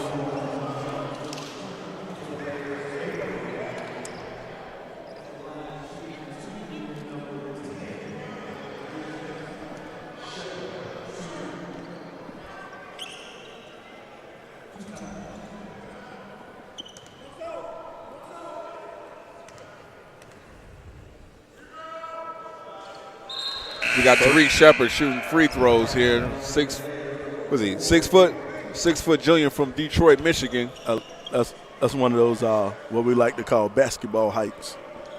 That's one of those hikes you get out of the scorebook and the scorebook only. You go and stand beside him. He might not be 6 foot. The height. The height. Yeah, he might not be 6 foot. That's like saying you run a legit 5'2". Yeah. Going baseball! Oh! KJ West! Man, you saw that coming. Okay. KJ West going baseline with authority. KJ West got everybody in the gym up off their feet. Out their seat, up on their feet. Man. That doesn't fall. Now we'll go back the other way. I'm going to tell you right now, I want that queued up for the replay, baby. We need to see that one again. KJ West. My goodness, let's see what KJ West does. We're gonna queue it up. We're gonna have to bring that back. KJ got everybody excited. Man. I think I saw people standing before it went down like, let's see if it happens. Here's the thing about it. When I saw him go baseline, I didn't know he had it in him. I did not know he had him in it. Nah. I believe it. I believe it. I saw it. I seen the boy. He looked strong, man. Looked like he could jump out the gym, and he showed us he can jump out the gym. All right, the refs are starting to call this one a little more tight now in the second half.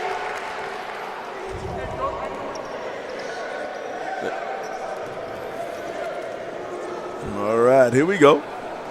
Got an illegal screen, so we'll go back the other way. Shaw will have it. Shaw with a 2-point lead.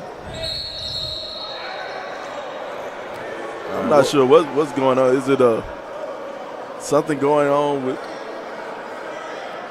4?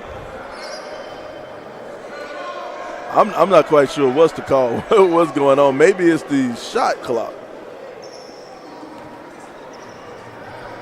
Once again, the officials know that it is a televised game. They want to get a little bit of shine. They want to make sure they're significant others know they are working. They're not out in the streets. They are working, so they get a little bit of television time. Also, here we go. 15 seconds on the shot clock. Now we'll have a foul. They're going to call that. They're going to call that one on Chris Peoples. Yeah, I mean, they're working right now. They're working a lot more because they've called a lot more fouls in this last 3 minutes than they did in the first 20. We got, between both teams, we got a total of 5 fouls. I don't think we had 5 fouls in the first half. Not at all. I don't. Well, at least not so quickly. It may just be, the whistle's blowing a lot right now. Travel. He took the step before he put it on the ground. They're going to call travel every time on that one. Turnover for Shane Saego.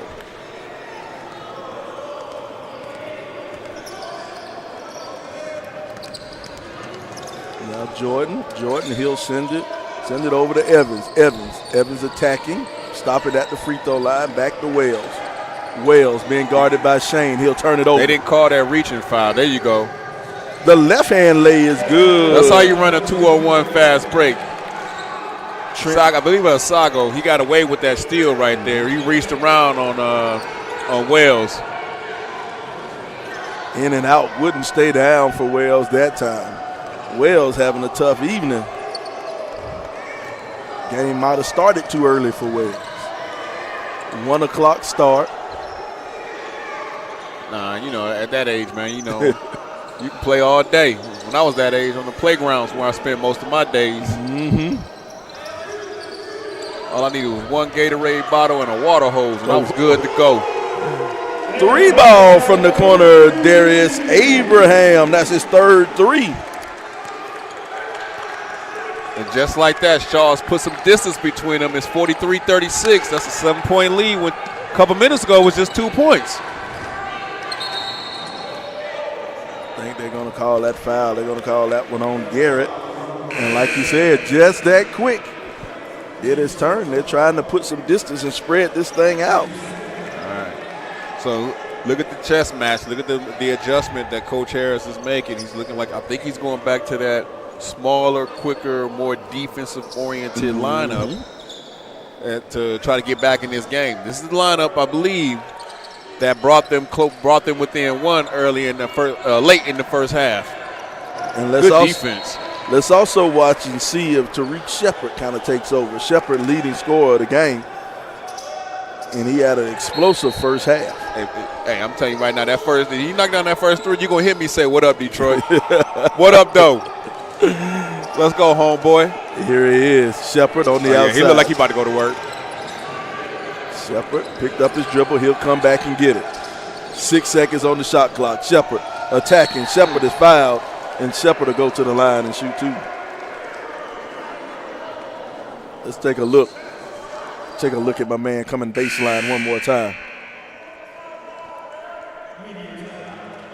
All right, here it comes. There's the swing. There's the skip pass. There it is.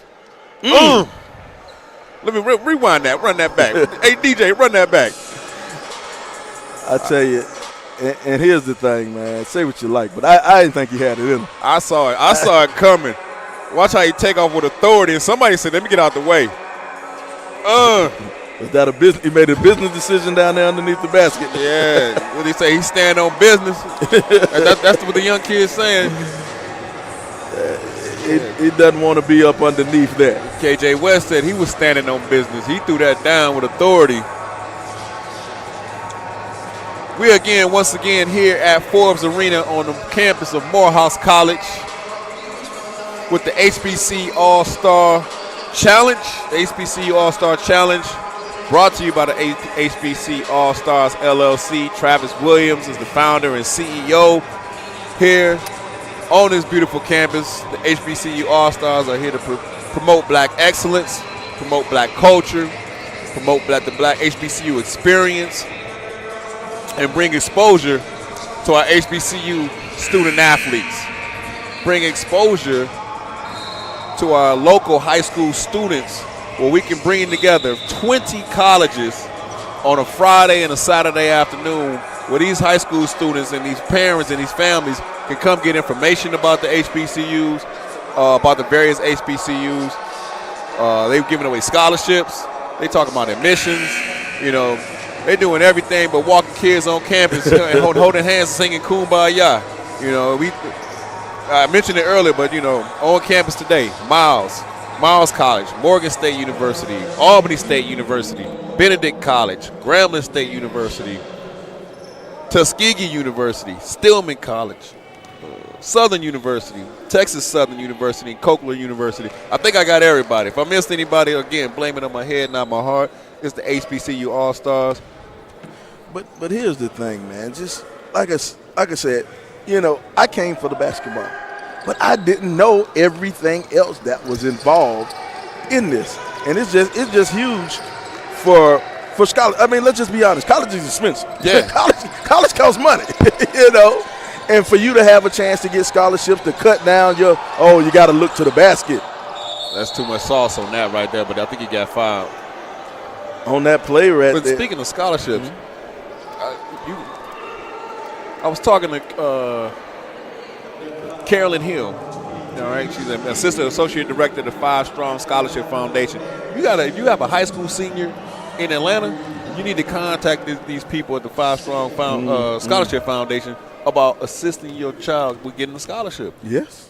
Yes. A lot of these kids here playing for Shaw or playing for LeMoyne Owen or are on athletic scholarships, but you also got to think about the students who are the regular students who are on campus in need of scholarships, and those parents. Hey man, I got kids in college. I got one in high school right now. I got a kid in college. I got one in high school right now, and we working on scholarships for her. I won't be contacting these people. I tell my son, I say, hey man, Daddy love you, but you got to help Daddy out when it comes to paying for this college. My son's in the 9th grade. There's KJ West helping his squad out again, knocking down the sideline jumper from about 15 to 17 feet to keep his squad up by 7, 47-40 with just over 11 minutes to go here.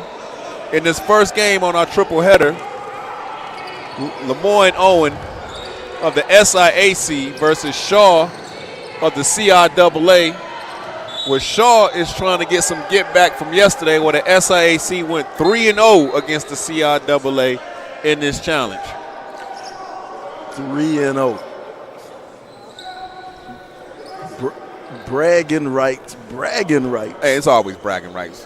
It's always bragging rights. For the SIAC. I mean, we have HBCUs. We always talk about who got the best HBCU. But right now, we talking about who got the best HBCU basketball conference, the SIAC or the CIAA. Although they do have the best, they got the tournament though. Yeah. We're not gonna argue about who got the best tournament. That's CIAA hands down. People go to that. And it don't matter if it's in North Charlotte, Carolina, Baltimore, wherever they want to have it at. They gonna go to that. I don't know. I mean, that's a thing right there. But the SIAC, they'll have their tournament in Savannah. Once again, they'll go back to Savannah. Oh, that should be nice. That should be nice. That's a good venue. Mm-hmm. Good destination in what was that, late March? Yep, late March. Early April. Yeah. Late March. I don't know. Sometime. Is it mid-March? Early March. Early March. Okay. That's right, because the finals are April the 3rd and April the 4th. So yeah, it's got to be early March. Check your calendars, clear your schedule. You got to be at the SIAC tournament. If you can, you got to be at the CIAA tournament. Watch these great HBCUs go at it. The same way we're doing it today. We got Coach Collins with Shaw University, the Bears of Shaw University. Coach Harris with the LeMoyne Owen Magicians. You know, shout out to Coach Harris. Coach Harris coming up from high school. He was a high school coach last year. Booker T. Washington High School, Washington in Memphis. And, you know, coaching college, you know, it's a boom. Nice pass and a nice find to Shane Siago. And he'll lay it in for 2. But shout out to Coach Harris for what he's doing with his alma mater. Young man played from 1997 to 99. His alma mater coming back. They say when mama calls, you got to go home. You got to go home. All right, here we go. 9-point game. Too much dribbling on the outside. Diving on the floor. Tie up. It'll come free. Shaw will have it. Behind the back dribble with the spin, and there's your foul. KJ West. Now, you talk about people don't look the height. KJ West is listed at 6'3". Oh, no. No. No, I don't think KJ West is 6'3". I'm like 6'3", 175. I'm not sure I want to believe. Sago is 6'5", 250, you know. Woo, hey. I'm 6'1". I might have to go stand next to him. I guarantee you'll look him in the eye.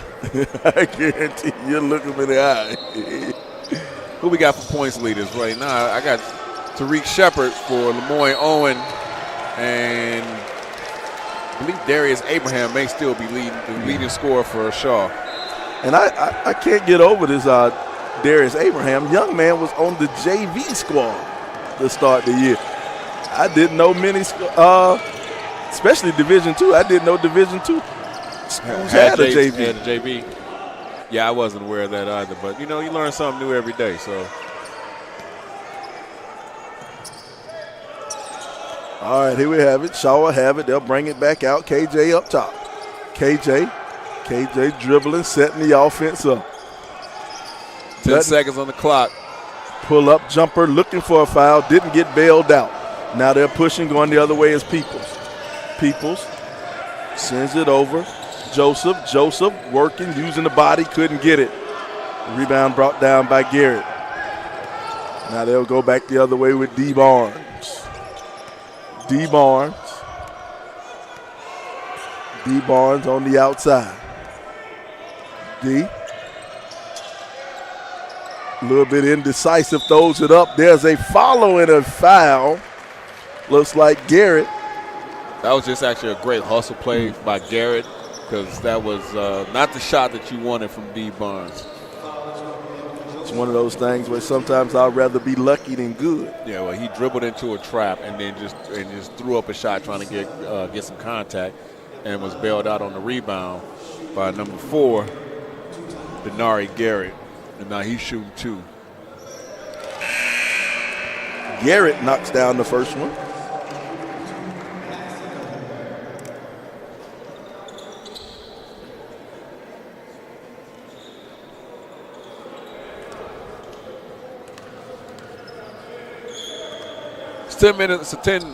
Less than 10 minutes to go, and it's a 10-point ball game.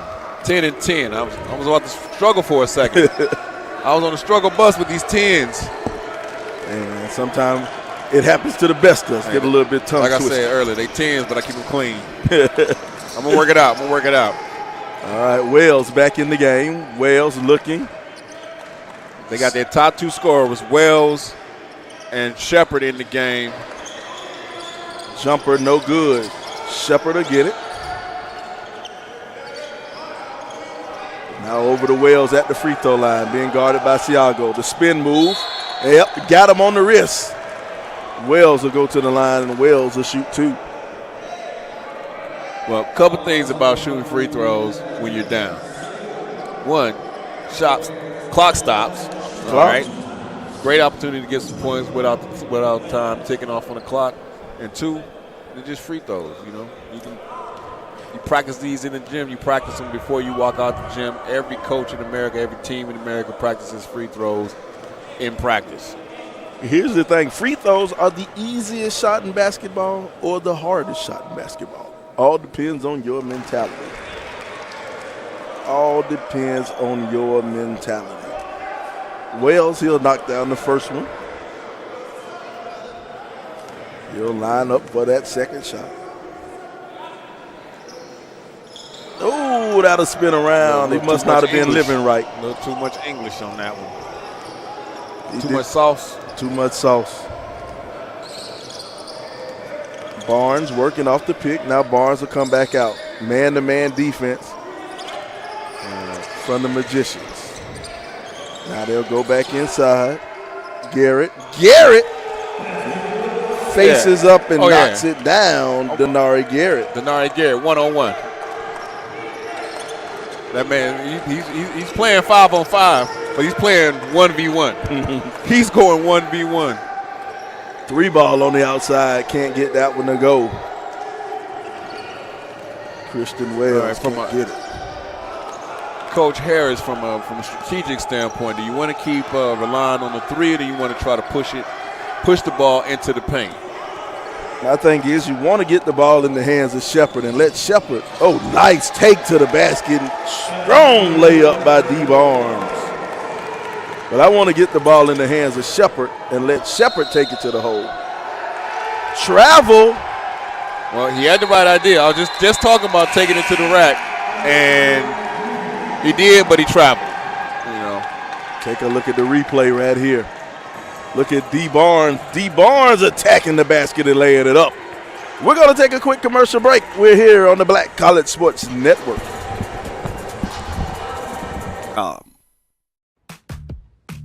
Nope. Nope. Come on, him. Ooh, I like him.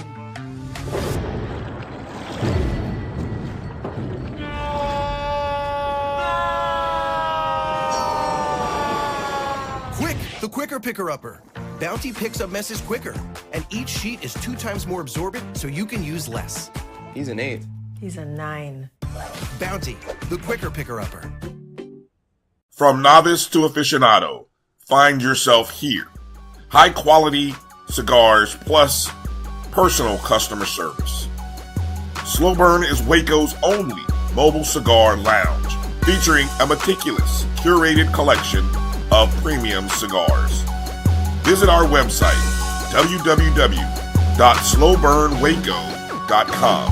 That's www.slowburnwaco.com. When it comes to professional learning, teachers deserve it.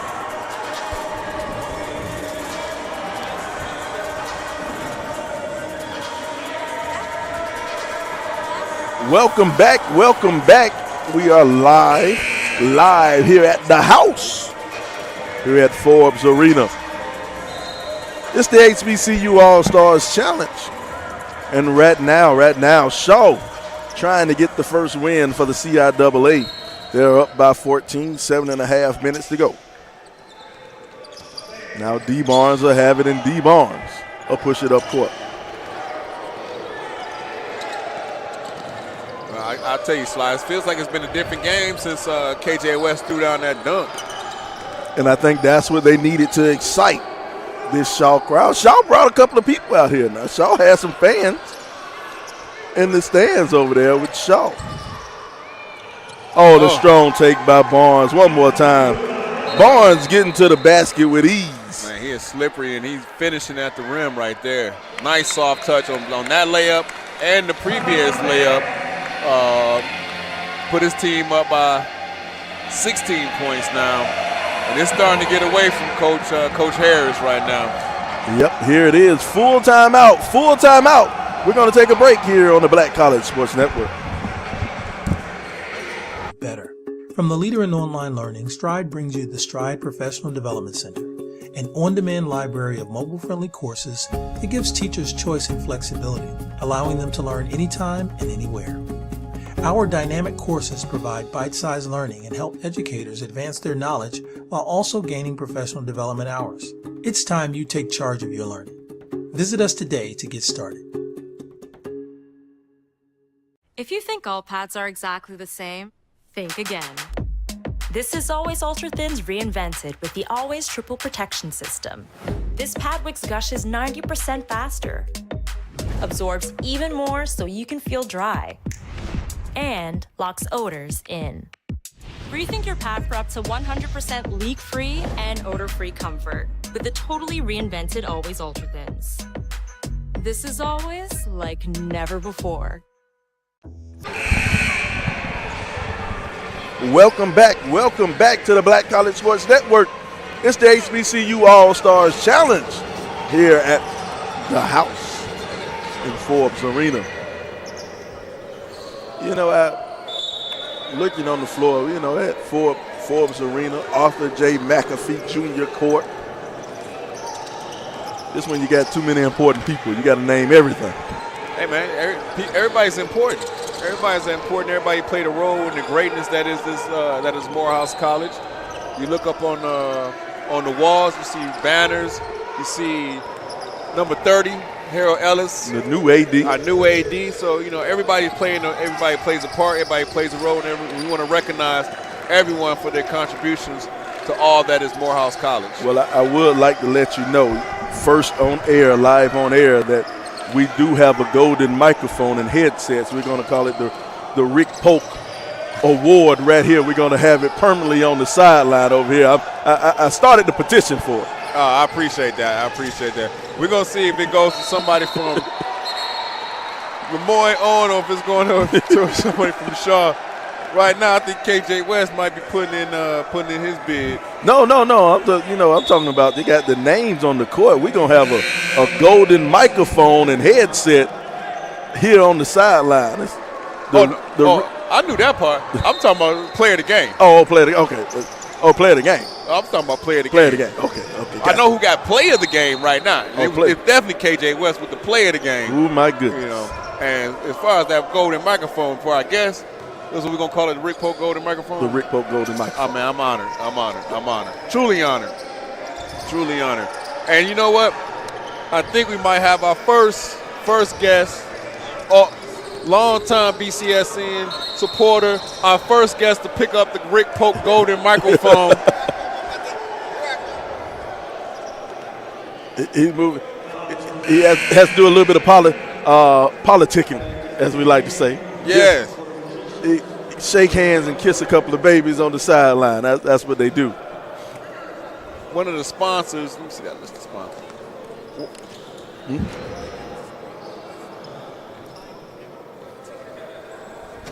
So before we get to our esteemed guest, and we're going to introduce him in just a few moments, we still got a basketball game going on. We still got 5 minutes and 52 seconds left to go. It's 57-41. Shaw is the home team, the Shaw Bears. The home team in white, LeMoyne Owen, the guest in purple. They got 41. All right, here we go. The CIAA, excuse me, let me make sure I say it right. That's the NCAA, but it's the CIAA. That's how we refer to it, commonly referred to the CIAA. They're going to take home their first W in this HBCU All-Star Challenge.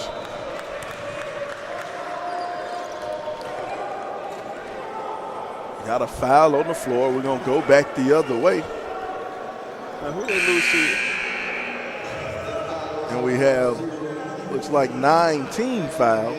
It's interesting. On LeMoyne Owen. So we're going to be shooting free throws all night. LeMoyne lost to Talladega last night. Yes. Okay. And then Livingston lost to this LeMoyne Owen. I got to slow down. LeMoyne Owen College team. And Fayetteville State lost to Morehouse College to those Maroon Tigers. All right, so picking up, as we talked about earlier, our first guest, picking up that Rick Polk golden mic. Oh, man. That's what we call it. It's been branded that already. Man, happy Founders Day to you, my friend. Thank you.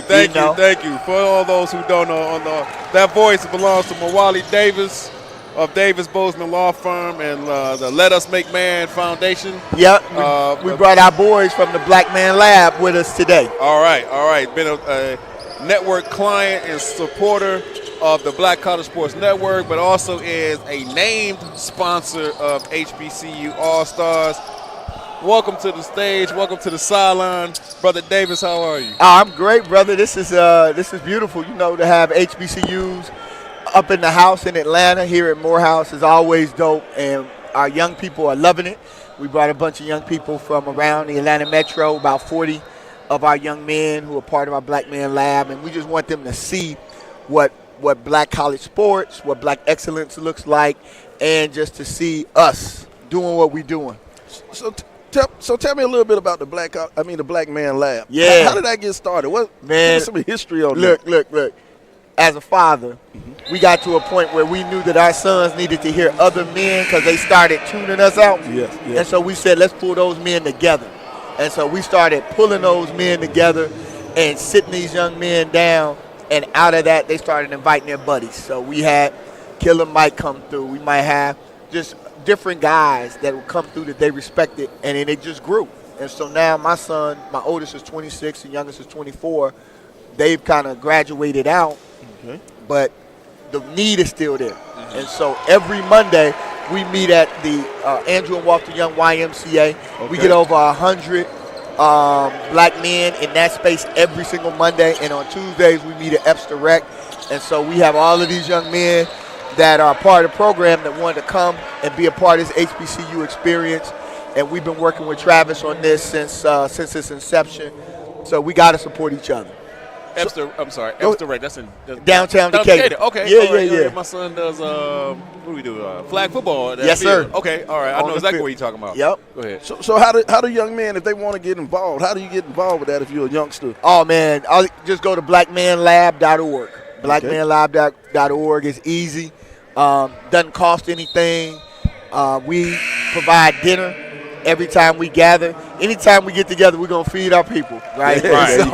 So we got pizzas on the way. They're having a great time, and this environment is just really good for them so they can get outside of their community and bond with other young brothers. So that's what this is about. These kids over here, these are your kids? These are our kids, those are our guys. So when y'all get a chance, check them out, man. But I love what y'all doing, man. Oh, yeah, we got Let Us Make Man. Let Us Make Man will be coming up in the spring, where we will gather at a university, and we'll bring all of the young men together. Usually it's between 500 and 1,000, and just have one day of intense encouragement, education with Brother Derek Bozeman, a graduate of Morris Brown. Okay. Yeah. And shout out to Morris Brown. Morris Brown coming back. That's right. Mo be on the rise. They on the way back, man. I like to see that. Now, where'd you go? Where'd you go? I went to the Naval Academy and spent most of my time at Howard, and so that's how both of my sons went to Howard. And then I got a master's from Bowie State University while I was in the Navy, and then Georgia State Law. So got you. My wife is a FAMU. Oh, well, you yeah, and so I'm a FAMU regular. So you FAMU-ish. Oh man, adjacent. Hey, look, as much as we contribute to FAMU, they put me in the mix. So I love FAMU, love Howard, love my guys' are over at Clark Atlanta, where I teach in the political science department. So they were on the squad last year, right? Or are they still on the squad? So my guys' they graduated from Morehouse, and then they had another year, so they moved over to the university to do Clark, so that they could be at get another degree. So they're gonna have two. They'll be HBCU Morehouse and Clark Atlanta, and so they are working on their masters in business administration and playing. So you'll see them. So when I say squad, I meant the basketball team. They hooping, man. They hooping. They won last night. They're on the squad. They're on the team this year. They're on the team this year. The CAU hadn't lost. They looking kind of strong. So y'all be ready now. Alfred Jordan was Division II Coach of the Year, Coach of the Week last week. So it's gonna be all the way live when this Morehouse CAU game goes down. That's a backyard. That's a backyard brawl. It's a classic. It's a rivalry. You know, both teams. I'll be honest with you. Morehouse, our football team, we were 0-8. We were talking to Coach like, just win that one. Just beat Clark. See, that's like my Army Navy, right? Just beat Army. You can lose all the rest of your games, but if you just beat Army, you can save your job as a coach. Yeah, that's that. Beat Clark. Right now, it looks like Shaw is gonna, if everything goes to form, beat LeMoyne. Owen is 63-42 with 4:15 to go in this second half in this game. We're joined again by Mawali Davis with Davis Bozeman Law, sponsor of. Did I say it right? Davis Bozeman. It's Davis Bozeman. Davis Bozeman. All right, Davis Bozeman Law. One of the sponsors here of the HBCU All-Stars. Now let me ask you a question. Now, what if you have some brothers, who don't have kids of the age and they want to help out? How can someone? We just need brothers to show up. Oh my God, man, that's what we need. We need brothers to show up. Like I don't have any children that are in this group, but I needed to be here for these young men, right? Mm-hmm. And because many times we have young men who are growing up and their dads aren't in the house. So they need to see us, see what we're doing, that we care, that there are black men who are building and doing what y'all are doing. creating this positive content and really telling our story, they need to see you all. Is there an age group that is targeted? Look, last week we had a 7-year-old and an 87-year-old man, 80-year span. It's an intergenerational conversation. It's beautiful, man. We say it's a safe, sacred, and healing space for black men. So we come in and we're able to just be at peace because we have some cultural privacy to do that. Okay. Yeah. I love to hear that, man. You know, Davis Bozeman, yeah. So we've been supporting HBCU All Star since it started. When Travis had this vision, we wanted to lean in and help. My law partner Harold Spence went to Morehouse. My other law partner, Rob Bozeman, he went to Florida A&M. So we just wanted to help. We wanted to help build. And so this being the second year of this Atlanta Got Something to Say challenge, man, it's beautiful to just see. We were here last night to see Grambling State take this loss, man. I was surprised by that loss. Grambling State played Delaware State. Delaware State won that game, huh? Yeah, Delaware State won. And Grambling, I love their coaching staff. I think they coach them hard. The kids, I played at the Naval Academy, so I know what defensive coaching looks like, and they stress defense. But Delaware State had a little too many offensive weapons for them last night. Yep. Tough loss for GSU. GSU took a tough loss to Delaware State. But Delaware State, perennially, they have a good basketball team up there. You know, so they were looking forward to coming down to Atlanta. And it's so huge. You know, you get, especially the MEAC and the SWAC teams, they don't have an Atlanta team. So they don't make it to Atlanta. They don't play in Atlanta. They have an opportunity like this to come to Atlanta. And the CIAA, they don't have a Atlanta team. So had an opportunity to come to Atlanta, enjoy the Atlanta sights a little bit. I don't know how much the coaching staff let them get out.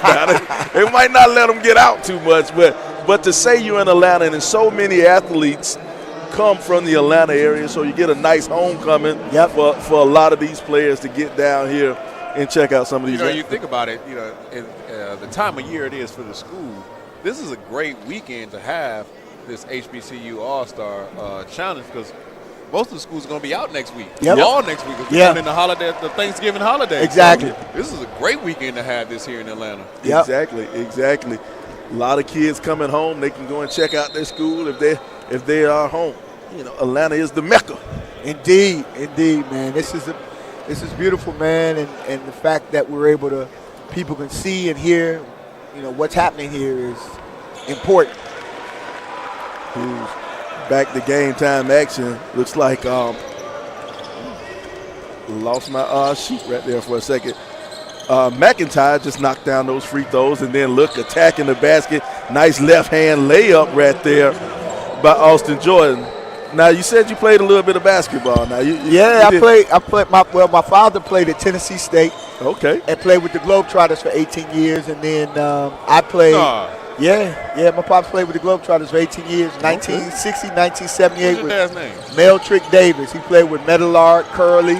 All of those guys were his teammates. So straight out of Chicago to Tennessee State under the great John B. McClendon. How's that never come up in the conversation? I've known you for at least 20 years. 20 years, How's man. that never come up in the conversation? Man, it's you know, I don't know.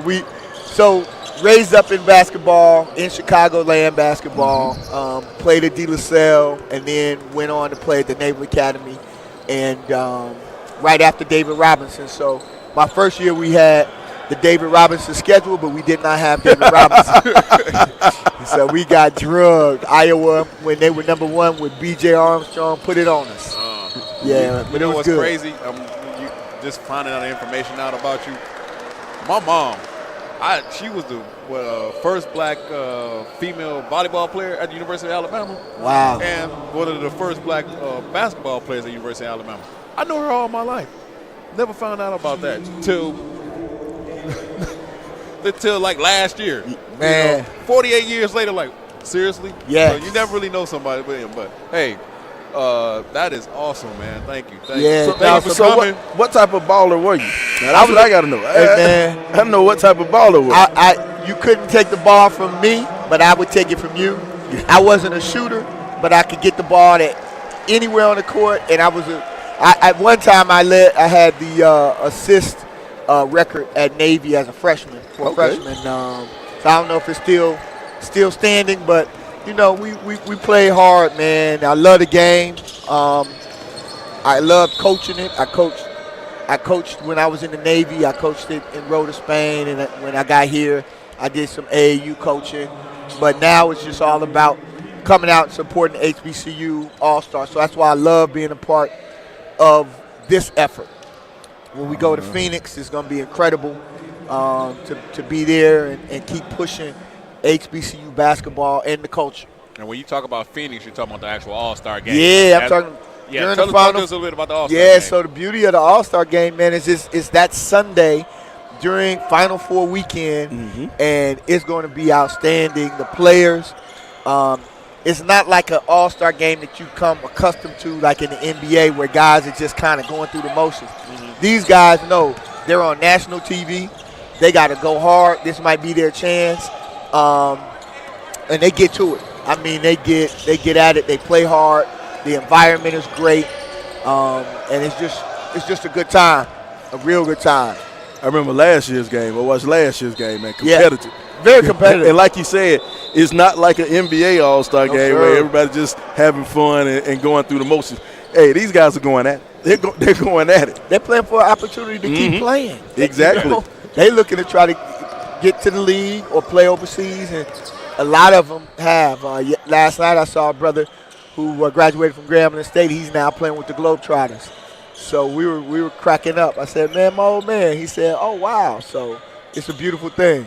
Yeah, it's interesting. You know, I just found out that the Globetrotters, their actual training facility, they're right here in Lake Point, north of Atlanta. Oh, wow. I didn't know they were over here now. Yeah, they've been down here. They train their off-season training or whatever, where their tryouts and all that. It's right up 75 in Lake Point. Yeah, Lake Point. That's where all of the AAU ball takes place up at Lake Point.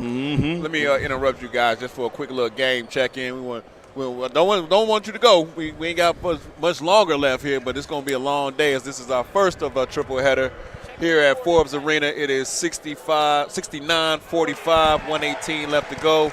The Shaw Bears and Coach Collins look like. I don't even know what I was going to say. Look like we can go ahead and put this in ink. I've never seen a 25-point comeback in 1 minute and 75 seconds. But you know what was interesting? You know, LeMoyne Owen, they used a lot of energy and worked this thing. Oh, look at a nice jumper on the side. Everybody's getting into the book. Jermaine Vereen getting into the book now. But, you know, they used speaking of Curly Neal, look at him dribbling off one knee. Come on. Going back to the Globetrotters. But LeMoyne Owens did a great job of kind of working their way back into the game and actually took the 2-point lead. Yeah. But then that dunk. Yeah. That dunk. Oh, my goodness. You missed the dunk. You missed the dunk. I just heard. I heard the yelling. I said, uh-oh. And the things ain't been the same. Changed the whole game. Since the KJ West threw it down in that within about 5 minutes into the second half, and it's been all Shaw since then. You know. Corner three doesn't go. Rebound. Dribbled off the foot, and it'll be the Magician's ball. 30 seconds to go. 72-45, 72-45. And in this second half, it has been all Shaw. Representing well for the CIAA. Shaw, they'll finish up this. They'll be 2-2. Oh, look at that. 3-ball. 3-ball from Austin Jordan. Another Indiana kid. They got a bunch of Indiana kids on the team. Well, you know, Memphis is in like what they call it, the Mid-South. So they can get kids from they're already in Tennessee, Arkansas, Alabama. Where we going north? Kentucky, Ohio. Yeah. Not a bad drive. Headed straight up 75 if you're in Knoxville. First free throw good from D-Barnes. You know where Memphis is? I said if you're in Knoxville. I know Memphis on the other side of the state than Knoxville. I'm going to get you a map, brother. I know. I said, that's why I said 75 if you in Knoxville. Wait a minute, hold on. I'm going to get you a map. See, I'm giving you 75 so you can go back home, so you can go back to Detroit. I know you know 75 real well. All right. And there you have it. That'll run out time on the clock, and that'll be your final. Before we get out of here, we want to once again thank Man, Mawali Davis thank y'all, for coming to brothers. join us this afternoon. Man, we appreciate you all, man. This is awesome. One of our sponsors for Black College Sports Network, but for sponsoring us for a number of years, being a friend of the network. Absolutely. For one of the sponsors for HBCU All-Stars. Thank you again for your time. Thank you for all you're doing for the community. With your legal work and with Let Us Make Man. And the Black Man Lab, and we thank you all. All right. This is great. All right, what we're going to do, we're going to take a quick commercial break, and after the commercial break, we're going to come back. We're going to come back with Coach Bobby Collins, and we're going to have Coach Bobby Collins sit down and talk to us for a second here on the Black College Sports Network. The Cuvée Group is a Florida-based marketing and training consulting firm. We help businesses communicate to their target audience and engage them in conversation. We also help to expand their audiences, which will ultimately result in growth for those organizations. In addition to being a certified constant contact specialist, my colleagues and I are also certified in John Maxwell Leadership Principles. We use these proven principles to conduct workshops, training, and private coaching sessions for individuals and companies looking to take things to the next level. Contact us to schedule a free consultation. Issues today, don't delay, call Cuvée. As technology continues to bring changes to the world of education, it's time we also reimagine teacher professional development. Gone are the days of one-size-fits-all learning that can only be accessed at a specific time and place. The Stride PD Center is an on-demand library of mobile-friendly courses that allow educators to learn anytime and anywhere. Our dynamic courses provide bite-sized learning and help educators advance their knowledge while also gaining professional development hours. The best professional development plans are those that include a level of flexibility and choice for educators. Whether you're a teacher, school, or district, visit us today to take charge of your learning. It's never too early to plant the seed, to share the tradition, and instill a sense of pride in your HBCU with your little ones. HBCU Pride and Joy Children's Boutique helps you share your school spirit with a wide selection of adorable kids apparel and accessories officially licensed from your favorite HBCU. Visit hbcupridejoy.com and follow us on all social media at HBCU Pride Joy on Facebook and Twitter. This is Brian Fulford. AD Drew and I are co-hosts of the BCSN Sports Wrap. We talk about all things related to HBCU athletics. From the games, teams, coaches, and fan interest stories, we cover it all. You can find... Welcome back. Final score is 74-48. Shaw, the kids from Raleigh, take out the kids from Memphis, 74-48. We're joined on the sideline with Coach Bobby Collins. Coach Collins, how do you feel about tonight's game? I feel great. It's been a long time coming where I could actually sit down at the end of the game. So I'm very pleased at the effort that our guys came back out and played second half. We showed spurts of it first half, and we kind of let up. But I'm just pleased at how we came out second half and gave that effort. It's interesting you talk about the effort and you talk about how coming out and just turning it up a notch. We were talking during the game, LeMoyne, Owen, they made a little comeback. They made a little run. Then you had a fella go baseline and kind of change that. Young man went baseline. And I'm going to be the first to say, Coach, I didn't know he had it in him, Coach. I didn't either. I didn't know he had it in him when he went. It's KJ West. Can I call you KJ? Kevon. I'm just going to call you KJ. All right, KJ, I'm going to be honest with you. We watched that. I saw it coming. Look, he got it, Mike. He told me, he said, I didn't know he had it in him. I saw it coming. What was you thinking when you caught the ball on the wing? Nobody closed out. I just seen him doing the paint, so I know I can do it, so I just had to put him in the room. All right, let me ask you, what you bench pressing? I owed him one from yesterday too. Okay, what you bench pressing? Because you play strong. Like you play strong when you're on the court. What you bench pressing?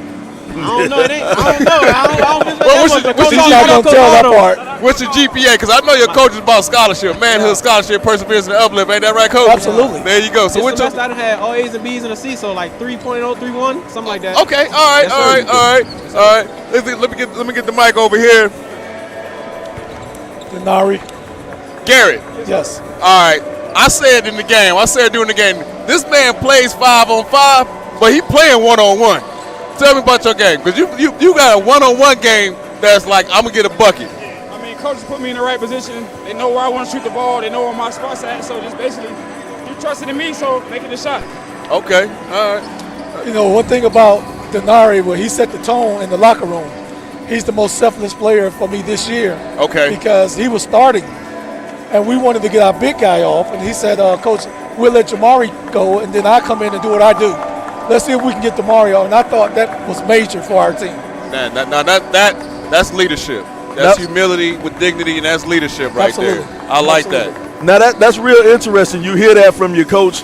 What was your mindset? What allowed you? What inside you said, hey, I can come off the bench and help my team?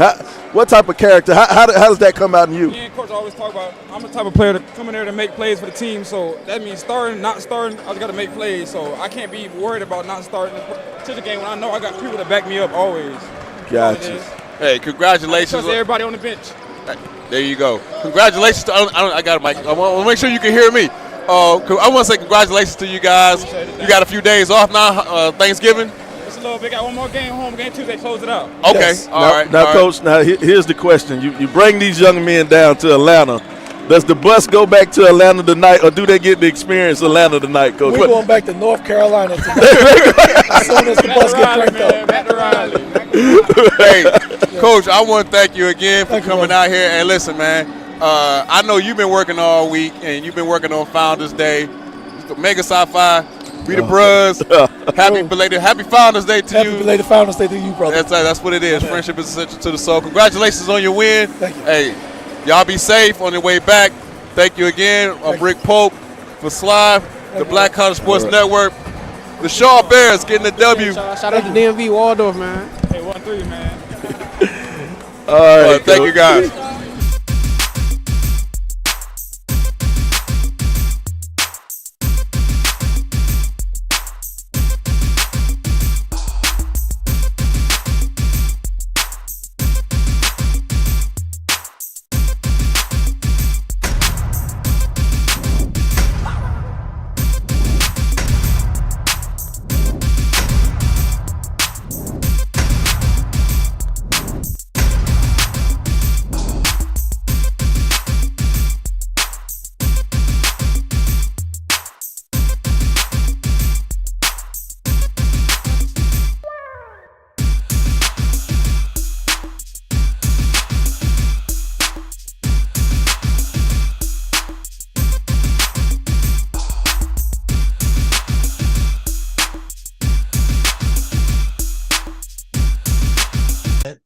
to what teachers and educators need right away.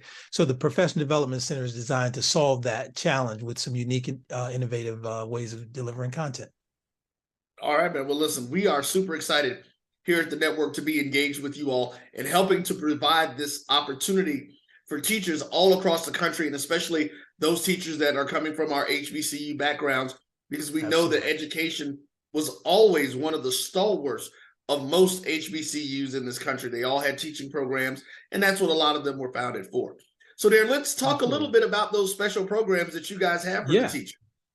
Yeah, absolutely. And I think, Roy, you hit on the very important point. Right now in our country, we're facing probably one of the greatest challenges, of our teaching corps that we have in many, many years. And that's around this teacher shortage. A lot of teachers are exiting the profession. Just based on tenure, they're retiring and moving on. And then you have, our existing teachers who are being taxed and stressed, particularly post-COVID with, increasing demands, challenges that they're facing in the classroom, and a host of other issues that they struggle with. And we need good teachers, and we need to support the teachers that we have. So the two things that we're doing is that we know first-year teachers, among all teachers, are among the first to leave the profession within the first 5 years. I think they do at a 44% rate, which is just scary to think that folks are, graduated, want to go in the classroom and make a difference, but, feel like they need to leave within the first 5 years because it's so challenging. So we want to support them. Obviously, as a new teacher, your school that you work, where you work your first year, the district where you work, there will be some professional development support to assist you, but we want to go a step further. We want to help every teacher in the country get off to a strong start to their first year and have some stick-to-itiveness, to help them get through that first year. So we're offering a year free access to the Stride Professional Development Center. It's a ever-growing online database of courses that will help them in a variety of different ways. Classroom management, targeted instruction, and a host of other things. And the content will continuously grow. Again, it's just another resource that allows them to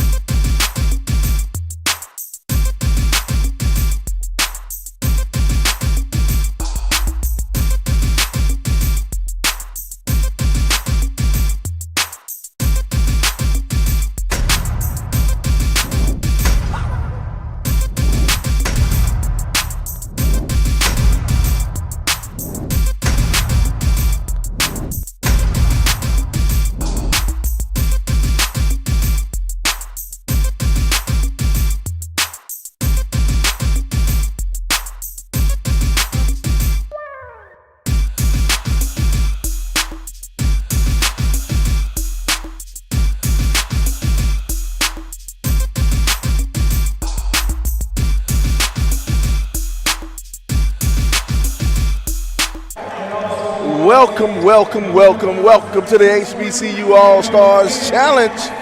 It's the SIAC versus the CIAA.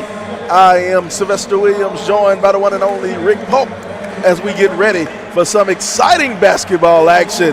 And right now we have Talladega taking on Fayetteville State in the HBCU All-Stars Challenge. As we get ready here, your starting lineups for Talladega: Milford Campbell, DeAndre Boyd, Corey Sands, Ethelbert Annam, Giovanni Bickham.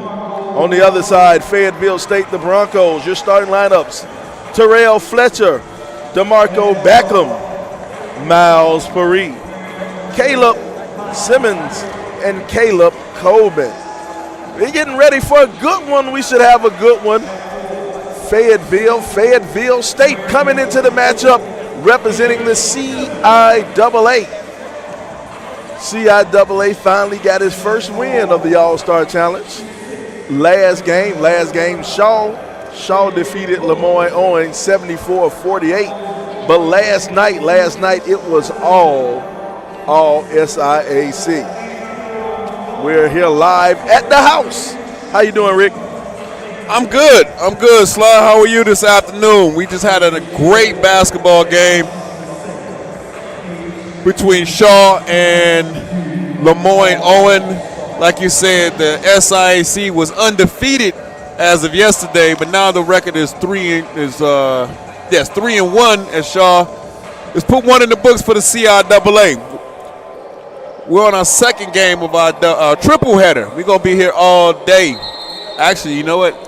Strike that. I should have started recording it our quadruple header. Yes. Because I did not include the Mays and Thorough High School basketball game. Two of our local Atlanta high school teams were here at Forbes Arena on the campus of Morehouse College for the HBCU All-Stars Challenge. I tell you, a day full of basketball here at Morehouse at Forbes Arena. All right, we're getting ready for the tip-off for this one. Should be a good one. Talladega, they'll come out. They'll have on all black with the light blue numbers. I will tell you this, Brother Travis Williams of the HBCU All-Stars, they running a tight ship. That first game started promptly at 1.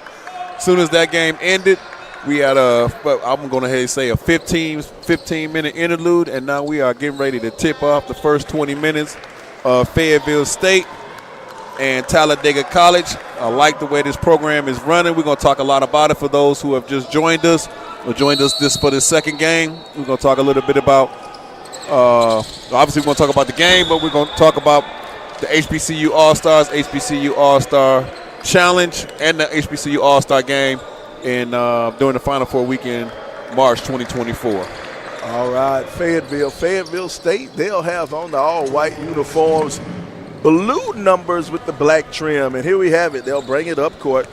Campbell will have it. Campbell, he'll shuffle it off, send it over to Sands. Now back up top to Boyd. Boyd brings it around, sends it over to Annam.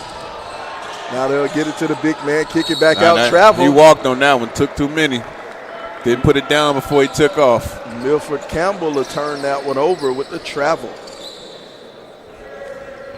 Say the young man had his bags packed and was ready to go. Well, you see that a lot when you're trying to make that first step. Young men have to learn you got to put the ball on the ground first. Man-to-man defense from Talladega. Now on the outside, they'll work it around. Caleb sends it over in the corner. Fletcher sends it down to Simmons. Simmons back out top. Big man thought about it, but he passed up on it, and he'll pick up a foul. DeMarco Backham was fouled. You know what? That may not be his shot. 6'7" senior from Washington, D.C. I'm sorry, 6'7" senior, but he's also playing center. And that three-point shot might not be in his bag. So that might have been, we thought it might have been a good shot, but that might not have been his shot. Not a good shot for him. Now they'll work it inside to the big man. He'll have it on the block. Oh, they bumping down there. Kicks it back out, working it around. Elbow jumper, up, in and out, doesn't stay down. Rebound by Coleman. Coleman, he'll work on the inside, baby hook, and that'll go in for two. You see how Coleman tipped the ball to himself to keep it alive. A nice little soft tip back where only he could get it. Then he went back to work. Reset and went back to work like a computer rebooting. Now they'll move it around the perimeter. Talladega on the outside. Ooh, throws up a brick in the corner. Couldn't get it. Oh, man, he looked at him and said, you going to let me shoot it? All right, I'm going to shoot it then. And then the defender looked back at him and said, that's why. Here we go. Fayetteville coming in at 2-2. Working, trying to spin on the inside. They'll kick it back out. Pierre, he'll pull up, jumper, in and out, doesn't stay down for Pierre. They'll throw it back out. Ball tipped, batted around, and it'll be Annam with it. All right, something tells me that for Miles Pierre, that's his shot right there. Something, and this is my first time watching this young man play, but watching him take a couple dribbles in that mid-range and then hit a pull up for a step back, that's his game right there. We're going to see a lot of that this afternoon. Big man tried to dribble it up court, couldn't get it, lost it. Man, we see a whole lot of hustle right now. Everybody's on the floor. Coaches love to see players diving on the floor for the ball. Man. Now Fayetteville will control it, and Fayetteville will bring it up court. They'll try to set their offense up. Pierre sends it over to Backham. Now out to Fletcher. Fletcher shaking and baking on the outside, sends it over to Pierre. Pierre going to the hole. Pierre looking for the foul, not going to get bailed out. No. This is a different refereeing crew this afternoon. They're letting them play.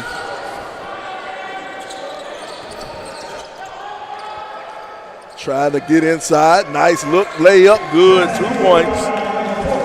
Give him 2 points for Ethelbert Annam.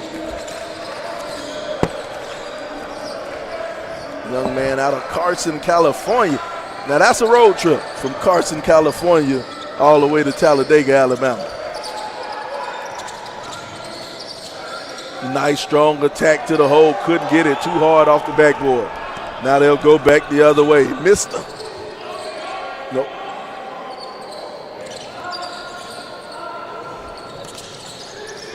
Now Campbell in the corner. Wilford Campbell the fourth. Got to say all 4 of them. 10 seconds on the shot clock. Campbell Campbell, pull from long range, front of the rim, no good. Rebound up. Give him 2 points. Giovanni Beckham.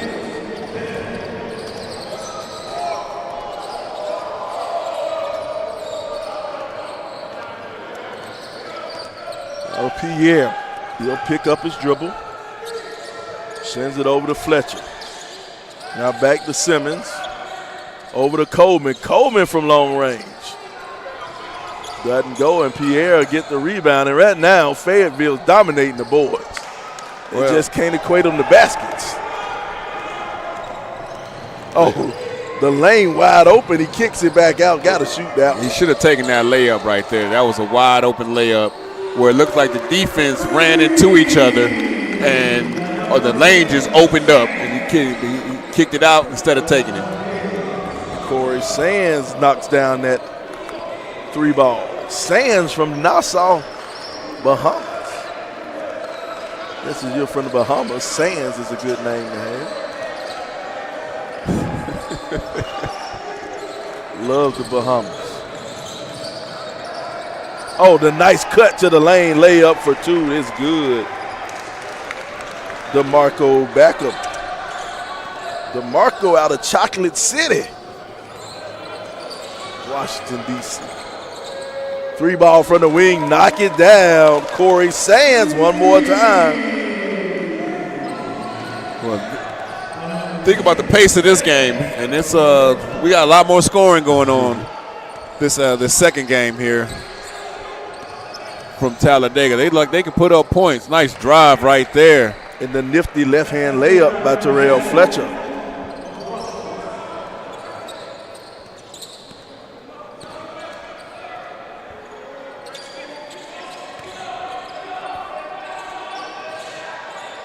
Three ball on the outside. No, can't get it.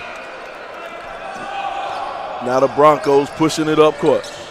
Hesitation, tried to shoot the jumper, stripped away. Great hands right there on that defensive possession right there. All the way, go strong. Oh, pin that against the backboard, not today. Timeout, saved by the coach. Coach Jackson over there earning his money, calling the timeout with the save. We'd like to thank everybody. The HBCU All-Stars next stop is in Phoenix for the 3rd annual HBCU All-Star Game on April 7th, 2024 at Grand Canyon University. The HBCU All-Star Game showcases the country's most dynamic HBCU players. This year's game will air live on CBS Television Network and will stream on Paramount+. Visit www.hbcuallstargame.com to get tickets.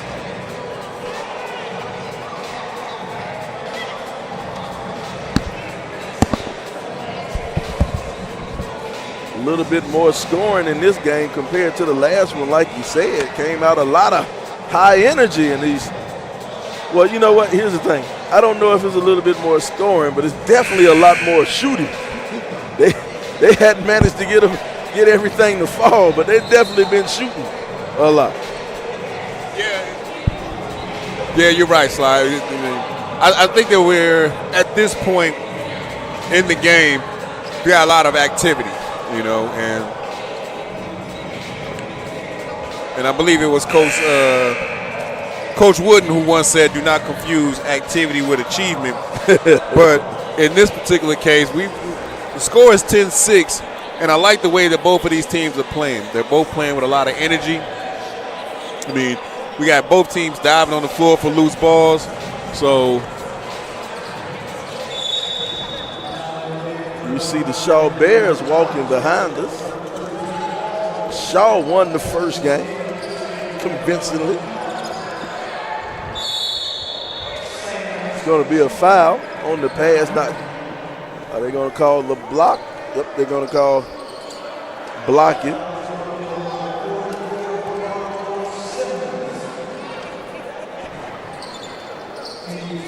Right now, Fayetteville State shooting 3 for 9 from the field, 33%. They're led by scoring by Corey Sands. I'm sorry, that's Talladega leading. Corey Sands is leading Talladega in scoring. as he has the ball right now. Yeah, that's a nice jumper right there. Javon Tatum for 3. Third 3 of the game for Talladega, and off into the passing lanes. Going to the basket, strong layup, give him 2 points. Giovanni Bickham. Yeah. Timeout by Fayetteville State. They're going to have to take a timeout right there. Let's take a look at this steal on our replay. Look at the big man getting in the passing lane, going to the basket and laying it up for 2. We'll take a break here on the Black College Sports Network. You can find our shows on Facebook at BCSN Sports Wrap, YouTube at MyJBN Online, and everywhere you listen to podcasts like Anchor, Spotify, Google, and Apple Podcasts. You can also find the show on the Jericho Broadcast Network's app. Make sure to download. We look forward to you joining the conversation and being a part of the show. I'm attorney Clinton Paris, and Tampa's my community. I grew up here, went to school here, and my wife and I make our home here. What makes Tampa special are its people. So when I represent someone injured in my community, it's personal. Call my office and speak to a real lawyer and not some referral service. I will fight the insurance companies to get the settlement that you deserve. All right, welcome back. Live action. Here we have it. 3 ball on the outside, and that'll fall. Caleb Coleman knocks down the 3. Yeah, Caleb Coleman's coming out very aggressive this afternoon. He's only averaging 12 points a game on them this early in the season, but that jumper looked nice to me. Looks like he knew what he was doing when he put it up. And they're going to need a lot more of that and a complete team effort here if they want to get back in this game and beat this Talladega team, because right now Talladega look like they're in total control of this game. All right, working on the outside. Now the pull-up jumper. Ooh, high arcing jumper knocks it down. At the buzzer. Javon Tatum. Shot clock going off. Mr. Tatum, tell him how you feel. Tatum feeling good about himself out of Stone Mountain, coming home. Play a little bit of basketball. Go up strong. There you go. Couldn't get it to fall. Fight for the rebound. Bouncing around.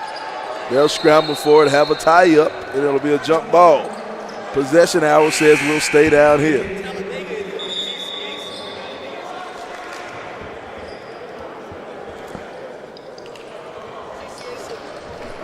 Yep.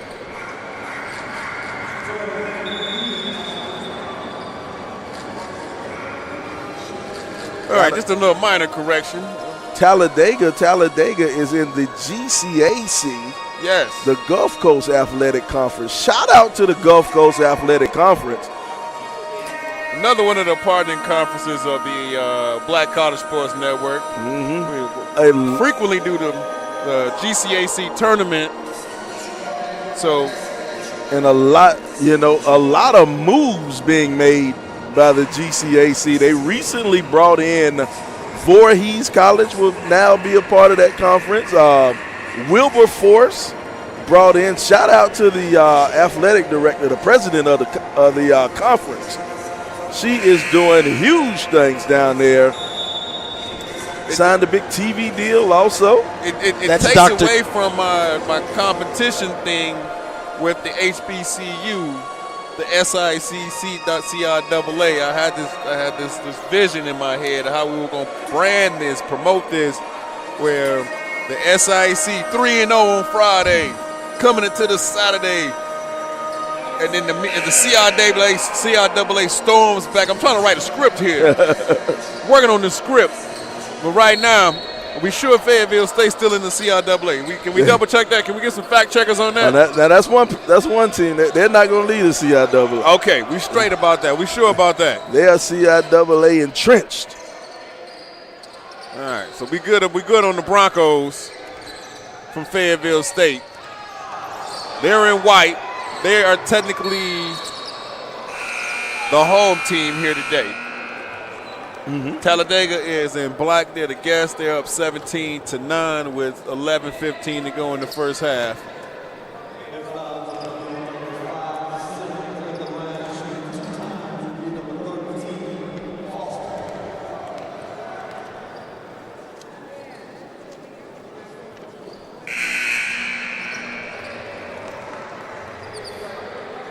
17-9, 11 minutes. 11 minutes, 15 seconds remaining. Score 17-10. Fayetteville. And Tyler Foster knocked down that free throw, the senior out of Baltimore. Well, it looks like we got some pressure, defensive pressure, and a trap being applied by Fayetteville State. They're trying to get into this game.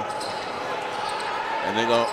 Oh, good hands coming back by Caleb Coleman to knock that away, because that should have been a dunk. They didn't get the ball, but they have run the shot clock down to 15 seconds. So far the defense, turning up the defensive intensity, our defensive pressure, it may yield dividends for Fayetteville State on this possession here. Shot clock's down to 10 now. Somebody's got to make a move. 4 seconds on the shot clock. Nice little baby hook. There it is. There's the 24. I'm about to say 24. There's the shot clock violation. There it is. That's exactly what Fayetteville wanted this early in the game, is to get a defensive stop. Your 30-second shot clock violation.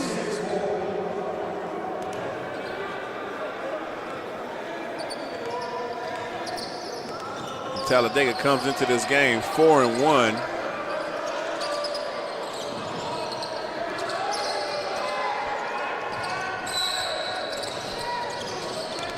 Moving around. There's your pump fake now on the outside. 3-ball in and out. Couldn't get it to stay down. They'll go back the other way, pushing it up court. Lamont Sams Jr. They'll send it over. There's your little hesitation head fake. They'll move it around. Nice ball movement from Talladega. Going to the hole. Nice layup. Give them 2 points. Lamont Sams Jr. out of Savannah, Georgia. And he went for the layup, but man, I thought he was about to take off on that one. I'm telling you, that's one of those ones where I like to say, turn your wrist down. You're already up there. Just turn your wrist the other way. And it's a dunk. 10-point ball game, under 10 minutes to go.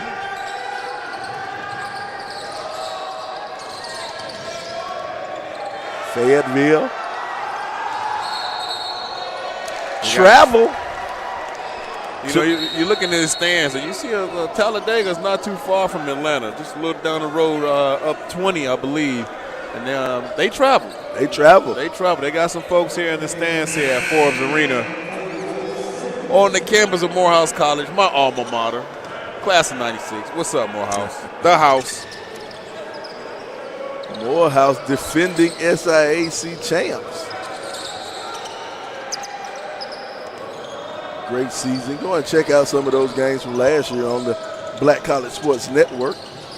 Somebody's looking for a little call for contact. Ref's not going to bail them out this game. Here we go. They're moving around. Shot clock down to 6. Now 4 seconds. And there's your bailout from the foul on the shot clock. Going to push that shot clock back up to 20 seconds.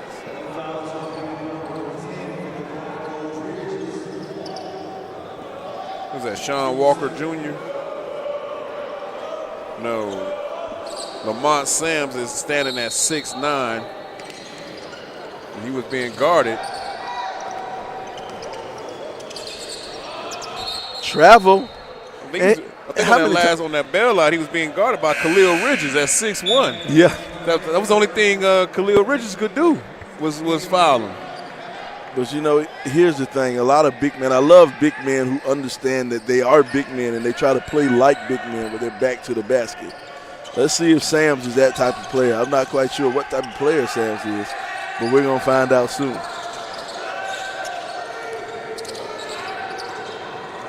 Kick out, 3-ball, That's no. Short. Here comes rebound and run. Here comes Talladega.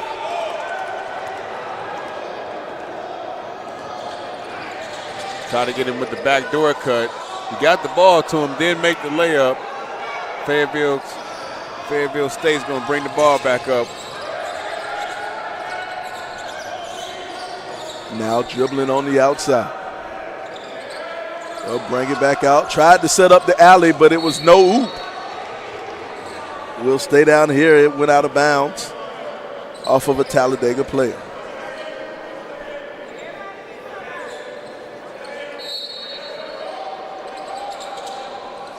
They'll get it back out to Simmons. Now Simmons up top. 10 seconds on the shot clock. Pierre working, dribbling. Didn't use the screen. Now he'll use it. He'll send it back over to Foster. Foster, step back three.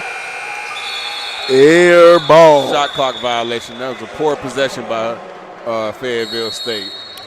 A lot of dribbling on the outside for nothing on the inside. Got us a timeout.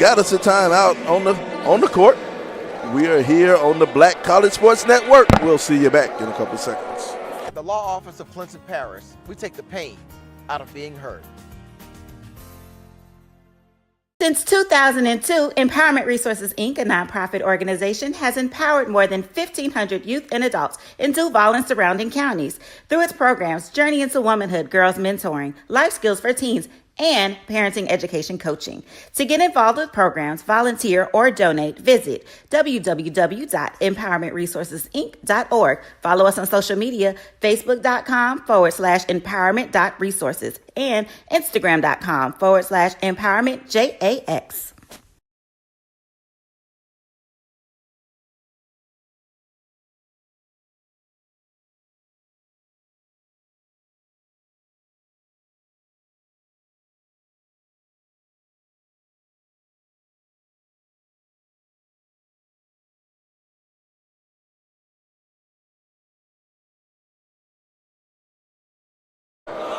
Welcome back.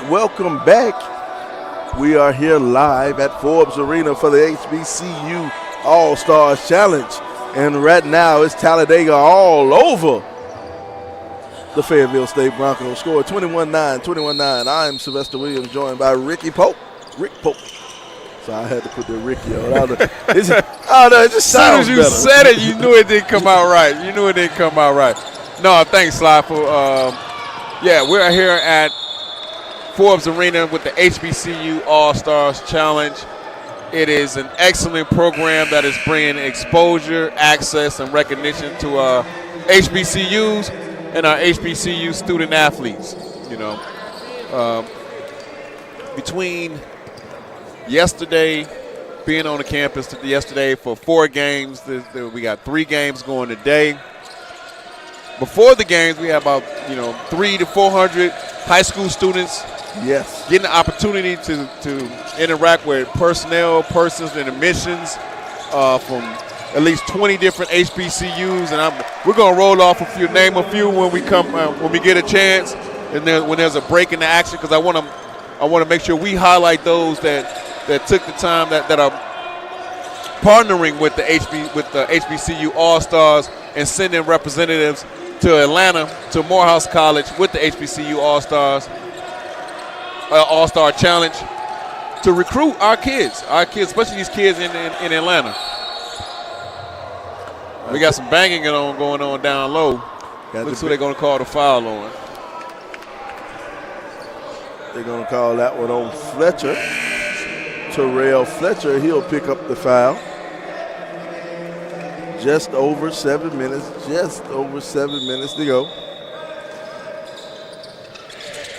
You watch this game. You've been watching this game. You can tell Talladega's been in control of this game the entire time. You just feel like Fayetteville is trying to figure out a way to get some momentum, to get the engine started. And here's the thing: if you're Talladega, you don't want them to hang around too long. You want to go ahead, put your foot on their neck. That's what they like to say. I don't think you can ever defeat a team in the first half of a game, because you still got to make adjustments. Still can play. You got to play the second half. But you can take their heart. Exactly. You can take their heart. You can take their soul. But that's how what we call epic comebacks happen after halftime. So the game won't be over, but you want to do your best to try to take them out the game, if you will. You got to have that Beyonce spirit. You know what I mean by that?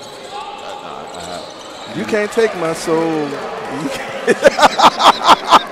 If you could see the look that Rick just gave me. If you could see the look. I'm going to look at Talladega knocking down another jumper. It's 23-11.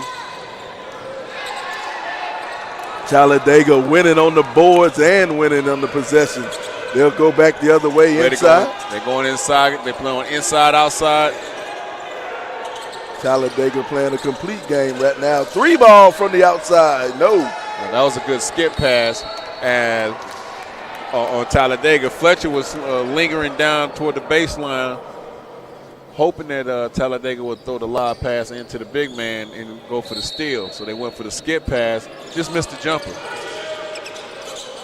They'll get it about top to Sams. Sams working, spinning, the big man. He'll kick it back out. Crowd wanted to walk, not going to get it. Nah, that wasn't a walk. He stopped. I thought he should have continued with his move, though. Ran the pick, didn't see the roll, but the floater, that'll go. That's Wilfred Campbell the fourth.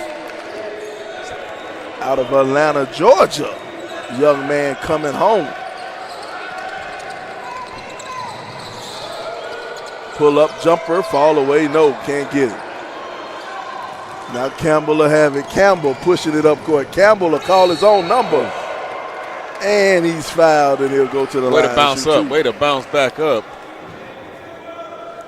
So I tell you what, that floor is not soft. Oh no, and it does not give. But he went to the hard strong. He went to the hole strong. That's how you got to go. That's how you got to play. There's only one way to play, and he's doing it. Must be nice to be young. I hit the ground. I'm staying down there. As my brother would say, you almost 50. I am staying down there if I hit that ground that hard. 25-11, 5.5 minutes to go. Campbell at the line.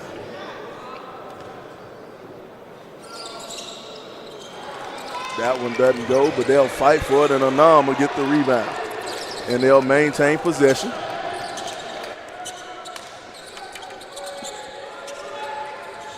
Thought about it in the corner. They'll bring it back up top. Almost lost it.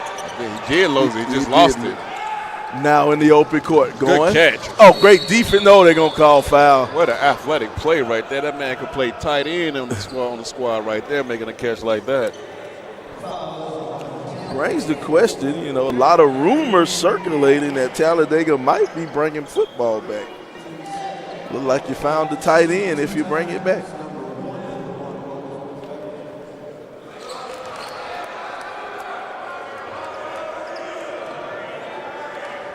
Did Talladega don't have a football team? No, I don't think Talladega has a football team. No. I don't think any of the schools in the GCAC have a football team. I don't think so. They don't. Our producer Roy is saying nope, they do not.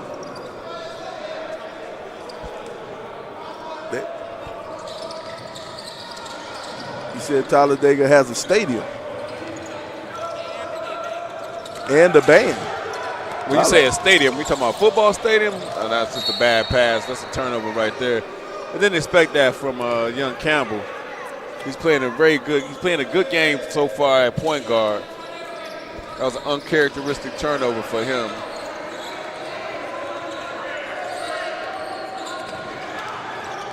All right, working. The pull-up jumper, front of the rim, no good. With the size that Fayetteville has on the floor right now, you would expect them to dominate the boards inside. Take the game inside, but maybe Talladega's beating them on the outside. I might be missing something there.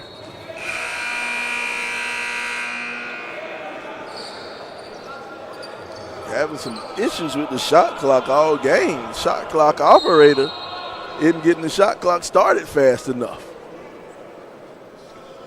I know last game we had quite a few stoppages in play to correct the shot clock.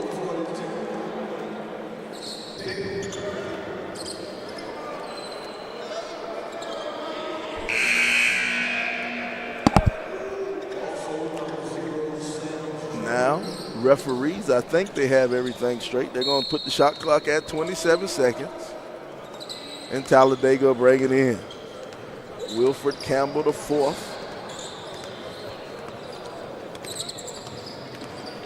Campbell attacking, kicks it out to the corner. 3, no good. Scramble for the rebound. Fayetteville will have it. Fayetteville almost turned it back over. but we'll stay down here. We'll stay down here.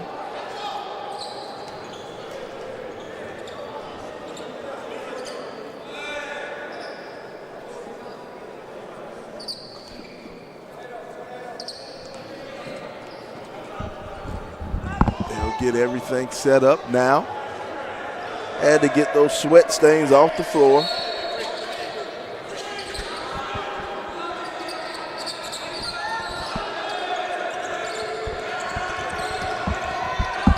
Thought about the three on the outside. Now he'll dribble, crossover, and go baseline, lay it up, no good. And nothing can seem to fall for Fayetteville State right now. If it can go wrong, it will go wrong if you are Fayetteville State. If you have anything to feel good about, is that despite the way that you're playing, you're only down by 12. This is still a game.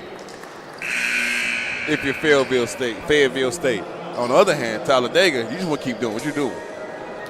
Just keep putting in work.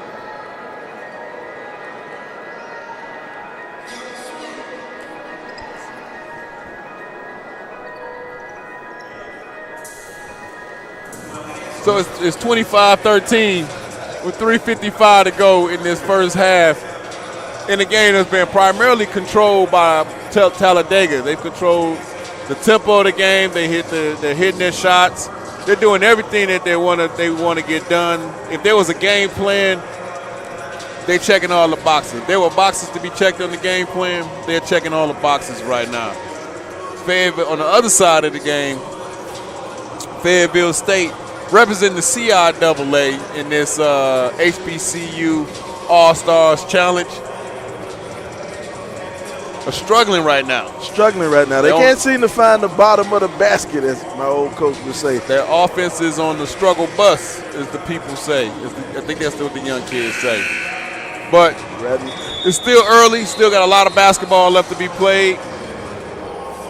Coach Luke D'Alessio, I'm sure he's got a lot of things to say to his squad. He try to get them on the right track.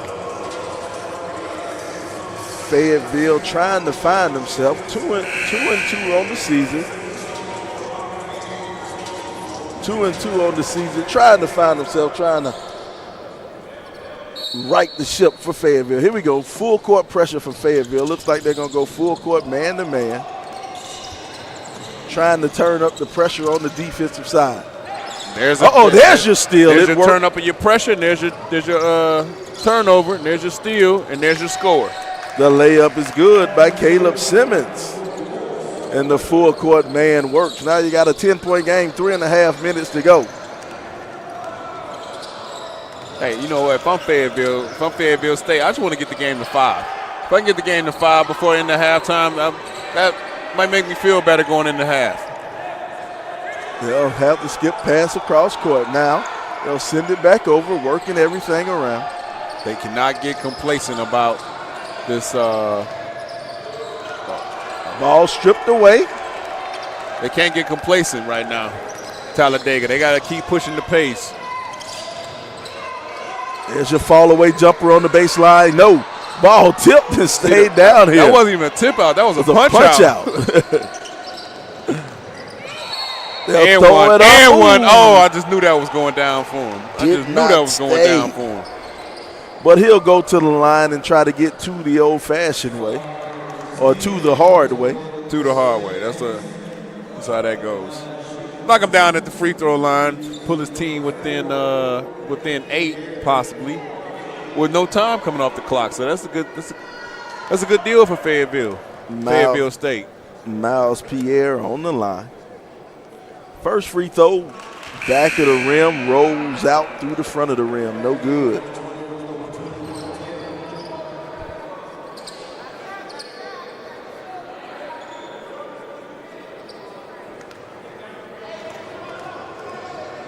Second free throw, he'll line up. Second free throw's good for Pierre.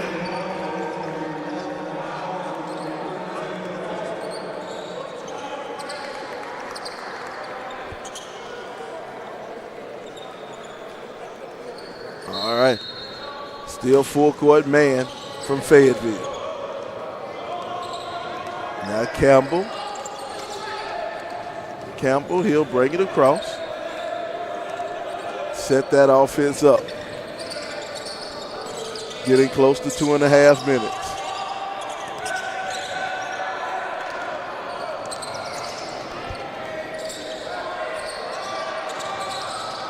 Three ball from Sams from the outside, back of the rim, no. Talladega beat them getting to all the loose balls. And they'll put that one in for two. Javon Tatum once again bailing them out. And I think this has been the story of the first half. It just seems like Talladega is getting those 50-50 balls, those hustle balls. Yeah, they are. But they're also eating up a lot of clock in their offense, taking shots with less than 5 seconds on the shot clock, but executing, you know. There's your pull-up jumper. No. Could not fall. And Sams, he'll wisely slow that one up. You would think they would. I shouldn't say you would think. I like to get out and run. But Coach Jackson's running a different program. I'm playing like I coach like I'm playing 2K24. He coaches like he plays like he's dealing with this for real. And well, here's the thing. You have 11-point lead. You've been running your offense, and you run your offense well. And then you get those good shots off toward the end of the shot clock. And if I had a coach who said, hey, if you want to run, play defense. Play defense, hop in the passing lane. As long as you hop in the passing lane and get a steal, you can run all you want. Looks like we have a timeout. So we're going to stop by and take a quick commercial break here on the HBCU All-Star Challenge. It's never too early to plant the seed, to share the tradition, and instill a sense of pride in your HBCU with your little ones. HBCU Pride and Joy Children's Boutique helps you share your school spirit with a wide selection of adorable kids apparel and accessories officially licensed from your favorite HBCU. Visit hbcupridejoy.com and follow us on all social media at HBCU Pride Joy on Facebook and Twitter. This is Brian Fulford. AD Drew and I are co-hosts of the BCSN Sports Wrap. We talk about all things related to HBCU athletics. From the games, teams, coaches, and fan interest stories, we cover it all. You can find our shows on Facebook. Welcome back to action. It was an alley with no hoop. It was a great play call on the inbounds pass, but just didn't get it all the way down. You would expect Sam's at 6'9". He's supposed to pull that one down. Yeah, Lamont Sams Jr., I need you to throw that down, young man. You don't have to get him on the Vertimax. Let him jump a little bit higher. Oh, there's your foul.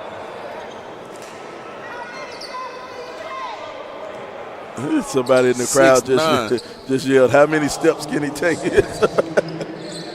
Love the crowd action here. Hey, these refs are letting them play this afternoon. First free throw is good. It's the HBCU All-Stars. We want to once again give a shout out and say thank you and congratulations to Travis Williams and his HBCU All-Star staff for bringing in 20 schools this morning to recruit students here in the local Metro Atlanta area, man. Just think about those 300, 400 students. They got to see personnel from Miles College, Morgan State, Albany State, Benedict College, Grambling State, Tuskegee, Skegay, Stillman, Southern, Texas Southern, and Cochlear University, among others. I know I'm forgetting somebody. Three ball, top of the key, no good. Now running down, 10 seconds to go. Talladega going to the basket. No, can't get it at the end of the half. And here you have it, the score, 30-18, Talladega all over Fayetteville State. We're here at the HBCU All-Star Challenge on the Black College Sports Network. Proving it. And when you see SWAC, that's what that means. And that's why we're so keen on protecting our brand. Good to hear. Great point. AD, you want to? Hey, Doc, you keep mentioning the numbers on the streaming platforms. And I'm just curious about this. Go ahead. Keep going. Keep going, Drew. Drew, the engineer and the producer. But that's what he does normally. He normally does that, so he's used to it. A lot of times. Once again, you were talking about the numbers on the streaming platform.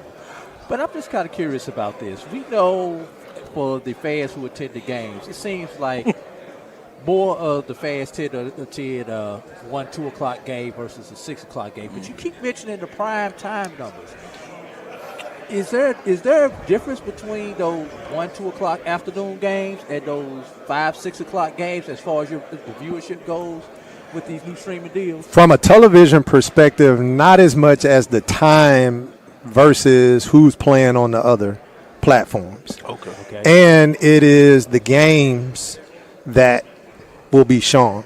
And not to get too deep into HBCU Go and the differences between HBCU Go and ESPN, HBCU Go is really looking to show that cultural experience. Right. So they're not necessarily looking at the matchup per se. They're looking at the matchup, but they're looking at what you're going to – they want to show everything. The tailgating, right? The band. Right. ESPN is primarily wanting to show matchups. Okay. So that's why it was good for us. We were able to get the best of both worlds. Okay. And what we have been telling ESPN, we have some major name brand games, but that's not necessarily the game that we want to show and not necessarily the game you should want to show. For example, who would have thought that the Prairie View Valley game was going to be the game that you needed to watch? And then you flip. It was the Texas Southern Pine Bluff.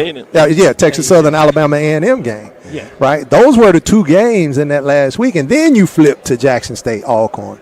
So when you look, Jackson State Alcorn, but that wasn't really the game. The game was these other two. And now we have the ability to show that, and that's what people are watching, not necessarily if it's at 1 or 2 o'clock.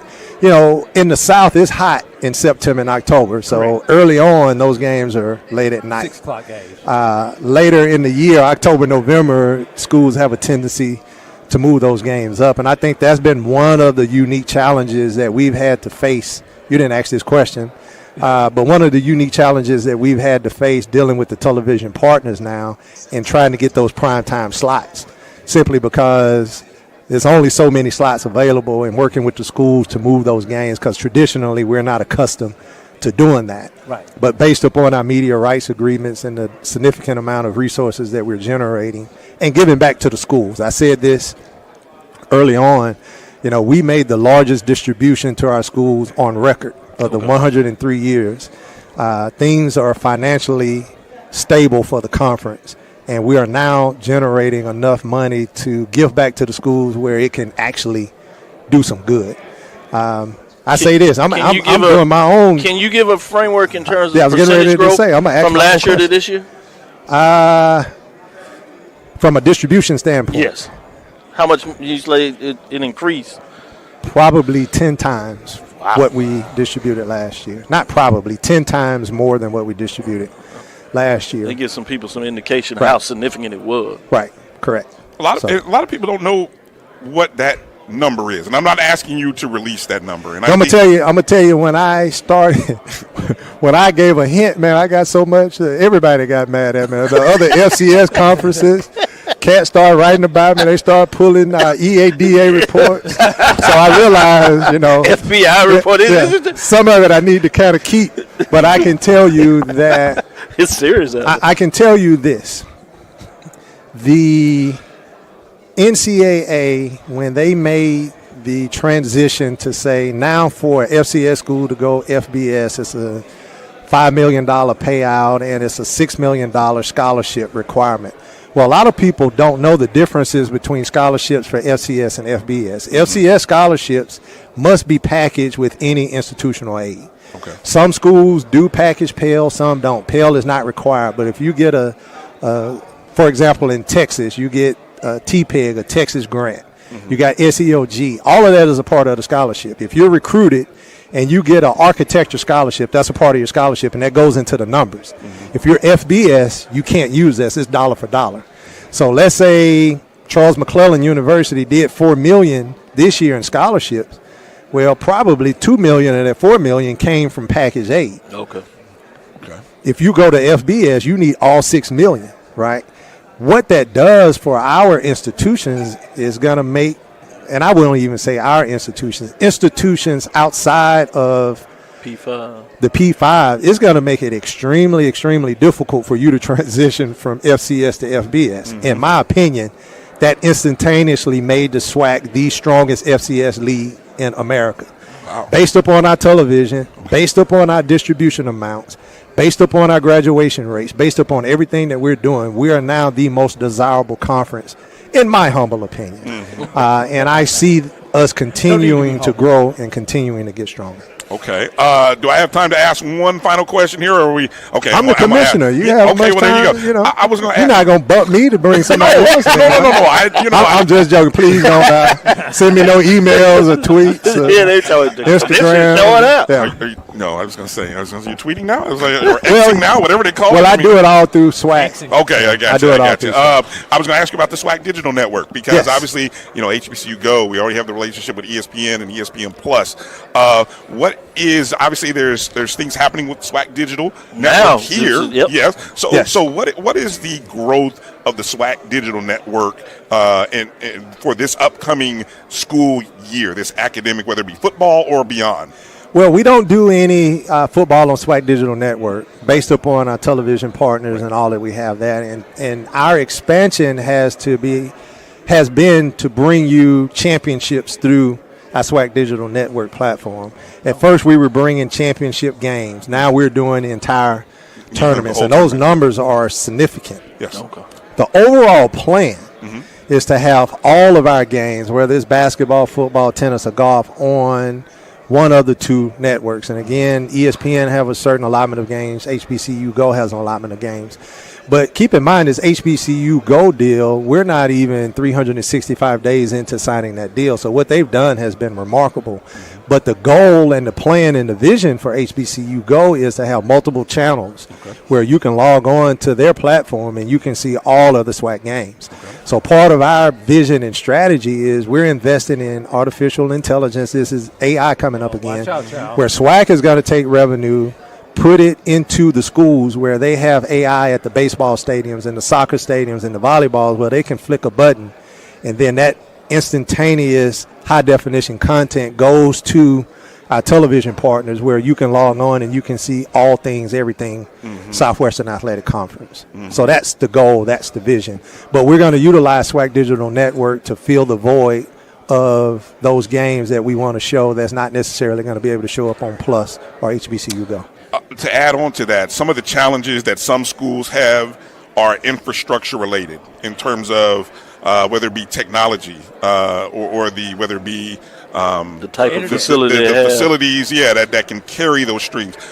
Is it a hope goal for the conference to be able to help those institutions so that they can meet that goal of broadcasting those games? Yeah, short answer is yes, and that's what I was alluding to about the artificial intelligence technology. And I'm pretty sure you guys know this, but as technology advances, it makes it a lot easier to transmit those videos. They can compress those files now, and you don't need as big of these supercomputers to do it. So we're working on that. It's expensive. We realize that we need a 5-year plan, and we have a 5-year plan to do so, but that is the goal. So don't ask me 5 years from now and say, you said it was going to be done. That's the goal. That's the plan. And that's I won't, but, Kenyatta will. Right? Any final words or final thoughts you want to share with us, with our audience watching online? Right. Okay. All right. Sounds good. None for me. Thank you for the opportunity. Thank you for always being here. Thank you for covering black college sports. What you do is significant. And the Southwestern Athletic Conference is deeply indebted to all that you do. We watch you, and we thank you, and congratulations for your continued success. Thank you. Thank you for all the access. Thank you for No everything. problem. Again, ladies and gentlemen, Dr. Charles McClellan, the commissioner of the Southwestern Athletic in Conference. their practice to feel like they're supported, because the research says that teachers are leaving in large part because they don't feel like they get enough professional support. So we really hope that helps new teachers. So again, this is for any new teacher who just graduated in the country. All you have to do is go to our site and sign on using the Teachers Win discount at checkout. Also, we have another campaign where during Teacher Appreciation Week, we gifted all teachers in the country, no matter where you are, 6 months free Professional Development Center access. But we're doing a special thing through our partnership with the BCSN and our HBCU graduates, and also the schools that you work with. We want any teacher in the country who through our partnership gets access to the Professional Development Center, and they get 6 months free using the BCSN 23 passcode at checkout. Again, our goal is to support and get as many teachers on the site feeling supported, to really help them succeed and have some success, not only for them, but obviously for our kids and the communities they serve. So. Most definitely. And Darren, listen, we are super excited again to be a part of this. My mother was a teacher. My aunt was a teacher. I have my best friend is a teacher. Absolutely. So we understand. I've worked in the school system for years. So I understand the resources that are needed. I understand why a lot of these teachers do take the time and they sit there, and after going through college, they're like, you know what, let's do something different. Yeah. So we're happy to be a part of this to help you guys change that. So ladies and gentlemen, here's all you guys need to do. All you need to do is take a look and go to the link that's right below us right now and see what you're going to do. You're going to see 2 links on the page now, just to make sure. The top one takes you to their professional development. Welcome back to beautiful Forbes Arena here on the campus of Morehouse College. I am Sylvester Williams. He's Rick Polk, and we are here at the HBCU All-Stars Challenge. Got us a good one so far in the first half, and right now it is all Talladega. Talladega 30, Fayetteville State 18. Rick, what do you see in the first half? Well, first half I saw a lot of Talladega and a little Fayetteville State. All right. As Talladega controlled this game from the outset, controlled the tempo, pushed the tempo when they wanted to, slowed it down when they wanted to, and it seemed like Fayetteville State was playing from behind this entire game. And they're starting the second half down by 12. They're not out of this game by no stretch of the imagination. A lot of ball game left. We got all the cliches. They're getting ready to start this second half and see what, if they can turn up the defensive intensity. What I will focus on is one stop at a time. There you go. Hey, we have Talladega there in Alabama, Fayetteville State's in North Carolina. One thing we like to do on the Black College Sport Network, we like to communicate with the people.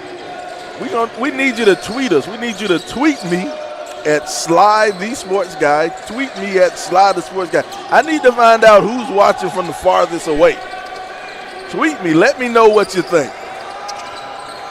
All right, live game action here. Working on the outside. Anum will have it, and he'll go on the inside off the glass. The soft touch. And, Rick, you have said it on multiple occasions, the way Talladega works that shot clock. Man, they are executing with under 10 seconds to go in the shot clock.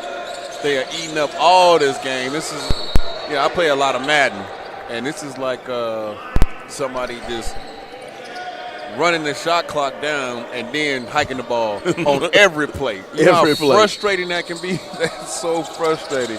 Taking their time, working, executing that offense. And they got you in 2-minute drill all game. All game, you in 2-minute drill, and they just running their offense. And that's what playing Talladega is like right now for Fayetteville State. And here's the worst thing about that: if you're Fayetteville State, they're running their offense all the way down, and then they're getting the shot off and it goes in. Right. That's the way. If you're Fayetteville State, you're like, come on.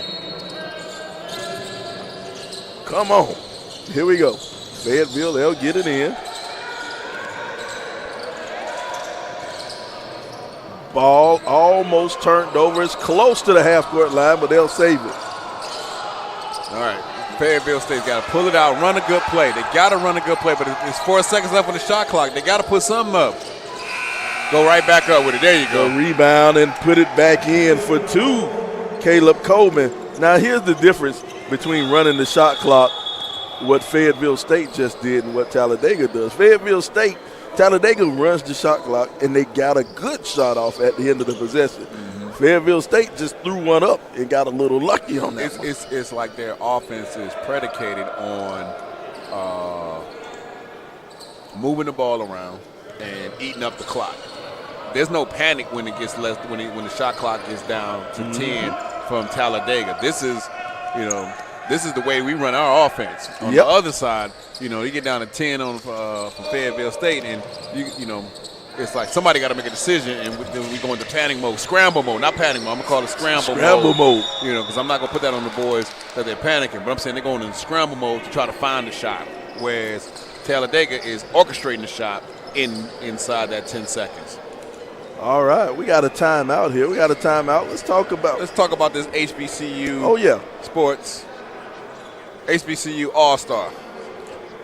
We'll talk about all the schools. Have we talked about all the schools that came? Did I hit all the schools? I don't But you know what? Let me tell you a little bit about this HBCU All-Stars. First of all, they're celebrating black excellence in HBCU athletics. All right, we're going to give them some exposure to our HBCU culture, HBCU experience, the experience of game day on the basketball scene at an HBCU. We had 300 to 400 students come out to Morehouse College drawn to Morehouse College for HBCU All-Stars. Okay, Miles College, Morgan State, Albany State, Benedict College, Grambling, Tuskegee, Stillman, Southern, Texas Southern, Copeland University, 5-star, 5-strong scholarship foundation. All these organizations, these schools were on campus today with the people from admissions, people from financial aid. Thank you. Financial aid. I should know that office. I spent a lot of time in financial aid. People from financial aid, here to get students enrolled, early admissions to get them, put them on the right path to get scholarships. So this is about giving exposure, bringing exposure to these Atlanta students. We even had Mays and Thero play this morning. Mays and Thero played. The HBCU All-Stars is bringing a lot of exposure to students, exposure, access, and recognition. That's what I was looking for. I had my cue card. I was struggling. I was looking for it. Yes, exposure, access, and recognition, while providing opportunities, resources that ultimately will land in results in college admissions for our youth in Atlanta. But you know what, man? It's so awesome. You named some of the departments and stuff that was there. You have admissions that they can go ahead and let some of these kids, sign up, complete the admission process, the application process. Because here's the thing about application, for those of you who don't know, man, those things get expensive. You start to apply to a couple of different schools, they start to add up. Those $40, $50 here, they add up. But if you have all these places in one place, the admissions office right here, and you got a youngster, they bring their transcript or whatever they need to bring for the admissions process, it's just a great event, man. And my hat goes off to Travis Williams and his whole staff and crew, what they're doing. A lot of times we get lost in the hype, You get lost in the, it's a good basketball weekend. You want to see great basketball action, but there's some other great things going on. So, you got a party with a purpose. Oh, yeah. And we got great basketball going on. We had 4 games yesterday. We have 4 games today, 3 college games. We had Shaw and LeMoyne Owen at 1. We got Fayetteville State and Talladega at that's the game you're currently watching, the game we're currently looking at. That game started at 3. And then we got Livingstone and the Maroon Tigers of Morehouse at 5 o'clock. So we got a great day of basketball,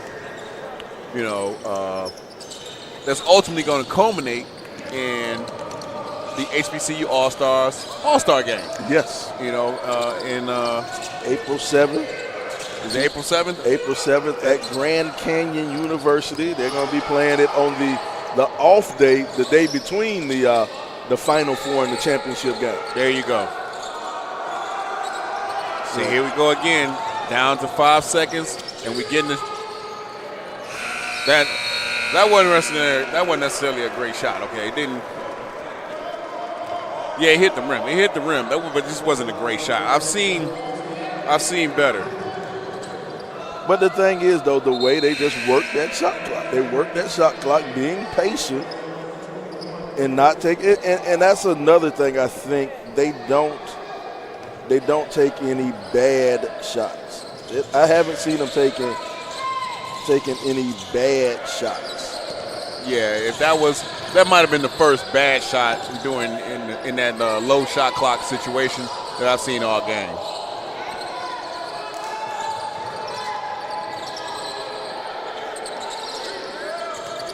Oh, good pass. Got to go strong. That's a travel. Oh, they're going to call foul. I think they're calling foul on the floor. Kind of bailed them out on that one.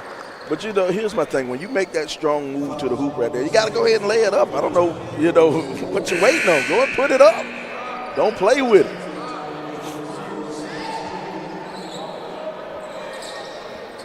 That DeMarco Balcom. Mm-hmm. Here we go. They'll bring it in. Wide open. Nice look underneath the basket. Always guard the inbounder. Oh. That's how you draw it up right there, and that's how you draw a charge. And here's the thing. If Fayetteville State wants to get back in this thing, they have to get back in it on the defensive side. They have to make heads-up, heady defensive plays like that, putting yourself in position to pick up a charge, turning up the pressure on defense. We saw a little bit earlier, they went full court man. I promise you this, Slide. The game don't change, just the names and the faces. Mm-hmm. You want to get back in the game and playing basketball, it's going to start on defense.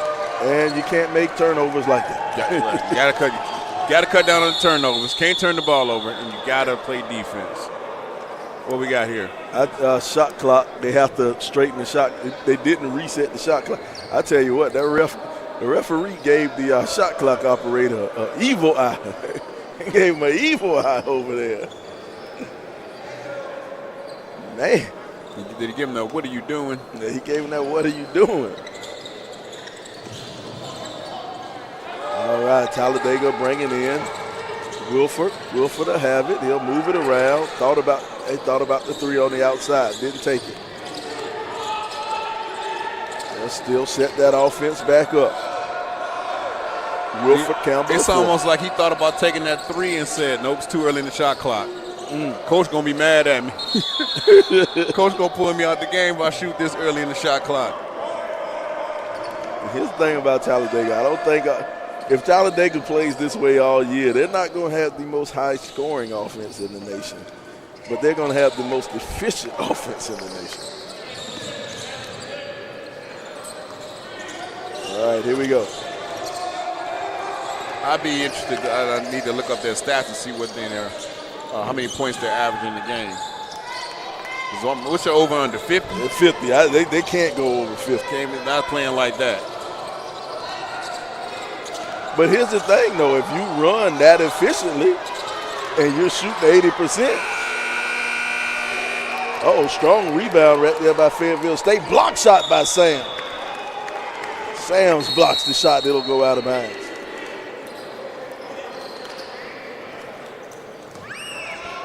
And I think we have a timeout. Coach Jackson decided to call timeout to slow things down. We're going to take a quick commercial break. We're here at the HBCU All-Stars Challenge here at Morehouse College. At BCSN Sports Wrap, YouTube, at MyJBN Online, and everywhere you listen to podcasts like Anchor, Spotify, Google, and Apple Podcasts. You can also find the show on the Jericho Broadcast Network's app. Make sure to download. We look forward to you joining the conversation and being a part of the show. I'm returning to Clinton Paris, and Tampa's my community. I grew up here, went to school here, and my wife and I make our home here. What makes Tampa special are its people. So when I represent someone injured in my community, it's personal. Call my office and speak to a real lawyer and not some referral service. I will fight the insurance companies to get the settlement that you deserve. At the law office of Clinton Paris, we take the pain out of being heard. Since 2002, Empowerment Resources, Inc., a nonprofit organization, has empowered more than 1,500 youth and adults in Duval and surrounding counties. Through its programs, Journey into Womanhood, Girl. Welcome back. We're here live at the house, and as you can tell, the Fayetteville State crowd has something to get up and dance for. They're down by 9, trying to cut into that lead. The Fayetteville State crowd. Sly, before we went to the break, we were saying the over-under on Talladega basketball scoring, right? We both put the over-under at 50. It's only been 4 games, but they're averaging 73 points a game. Wow. I did not see that coming. I did not see that, not based on tonight's game. All right. And there's the turnover. I did not see that coming. You know, they're hitting 52% from shooting 52% from the field. I saw that. I believe, but 73 points. Well, I guess here's the thing: if you work those possessions right, and you shoot 50%, wow, yeah, I don't know. I did not, but I mean they work their offense just so well, and save it all the way down till about 5 seconds to go on the shot clock. I don't think they've shot a shot with more than 10 seconds on the shot clock. Well, coming into this game, they're 3-1, so it's working for them. Yeah, whatever they're doing, they won yesterday, and they're ahead today. You know, let's say this: they were 3-1 through the 14th. They won yesterday. That puts them 4-1, and they're up right now. So 5 games in.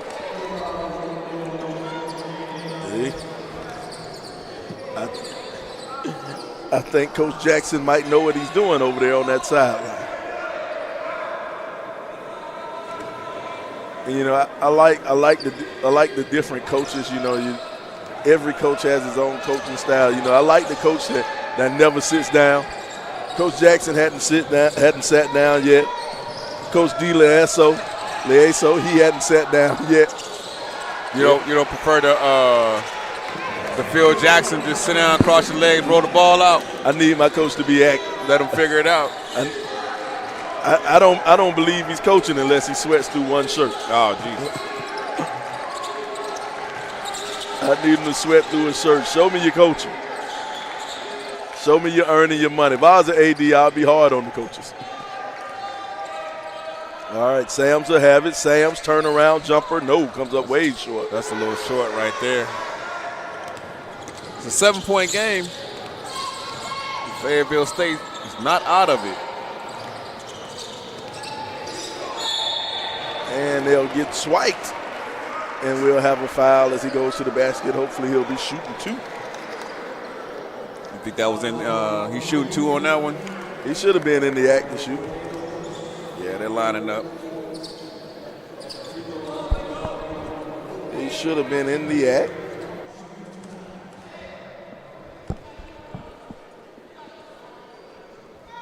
First free throw, back of the rim, no good.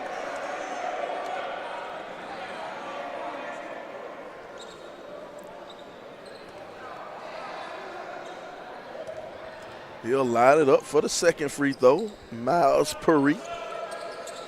He'll knock that one down. Miles, 6'1" junior out of Charlotte. This is exactly what Fayetteville State wants right now. Keep climbing in, just keep chipping away at it, chipping away at that lead. And you talk about this all the time. You talk about shooting free throws. How free throws, you're cutting into the lead with the clock stopped. That's the great advantage of a free throw when you're down. Especially if you're down, that's exactly what you want to be doing, shooting free throws. 3-ball, long range, back of the rim, no, doesn't go. Rebound brought down by Hauser. Come down and get a good shot. You got a defensive stop, now get a good shot on offense. right now. They'll work off of the pick. He missed the roll. Pull up for the three. You talk about good shot. I don't think that was one. Might have been a bit forced. Talladega's been stuck on 33 for about a good 3 minutes now. Solid screen on the outside by a number. There it is. Now they get into the offense. Sams pulls up at the free throw line. Got to follow your shot, young man. They'll run 2-on-2. He'll keep it himself, forcing the issue, and it'll go in off the glass. Good, Terrell Fletcher. That's 5. You gonna call a timeout? You calling the timeout? You let them play this run? You let them play through one possession. Give them one possession. Let them play through this possession. If they don't score on this one, next offensive possession, you got to call time. Oh, there's your foul. And here's something I always like. If that outside shot isn't working, you can't get it to go to the hole.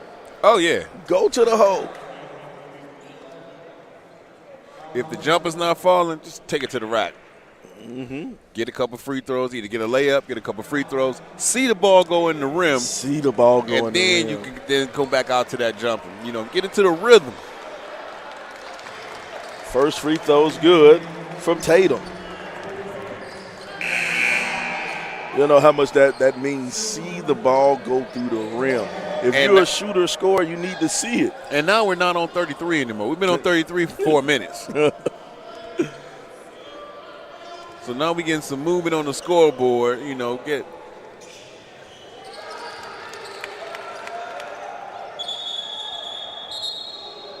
substitution coming in the game.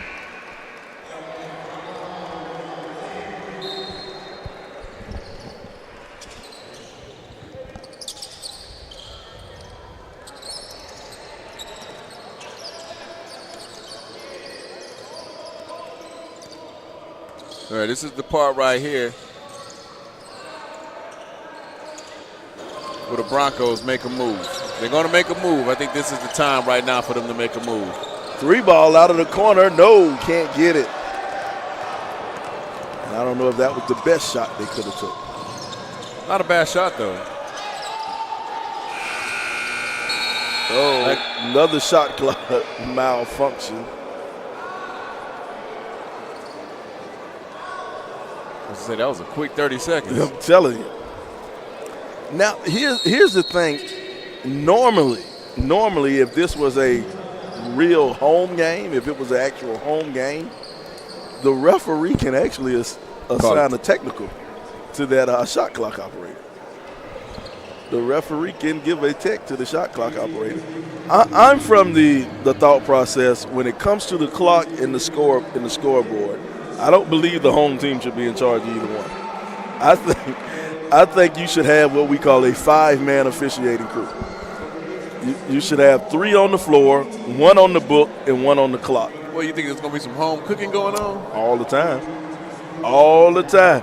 That little you may hold off clicking that start button on the clock. Hold off about a second or so. It happens. Okay, let me ask you right now, seriously. Who hurt you? No, I'm dead serious. But you know, I've been calling games for about 20 years now, man. And I can tell you, just last year in a Georgia High School Association playoff game, big controversy about the clock operator, and then the book with the number of fouls that a kid had. A kid fouled out. Hey, you on the conspiracy theories too? Everybody isn't as honest as you, Rick. The earth is flat too? Nah, the earth is round. I'm not Kyrie. He got the conspiracy theories out here, ladies and gentlemen. I do believe for the that. hometown. I'm not Kyrie. I think the earth is round. He think Michigan's stealing signs too. Yep. Hey, everybody steals signs. Okay, well, that probably true. If you're not stealing signs, I don't trust you as a coaching staff. You're not working hard. He think OJ did it too. OJ didn't do it as far as the court concerned.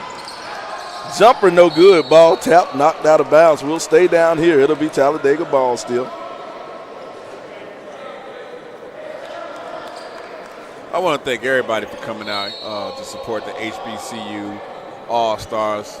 challenge these great SIAC schools, these CIAA schools. You know, we talked the first game about the SIAC tournament, the CIAA tournament, how great it is for each one of them, for the member schools. This is a great opportunity for those schools to come together early in the season right here. And Travis Williams and his staff and his people, they're doing a phenomenal job with this HBCU All-Stars. 3 ball from the wing, no good. Both teams have gone cold in these last couple of minutes shooting the ball.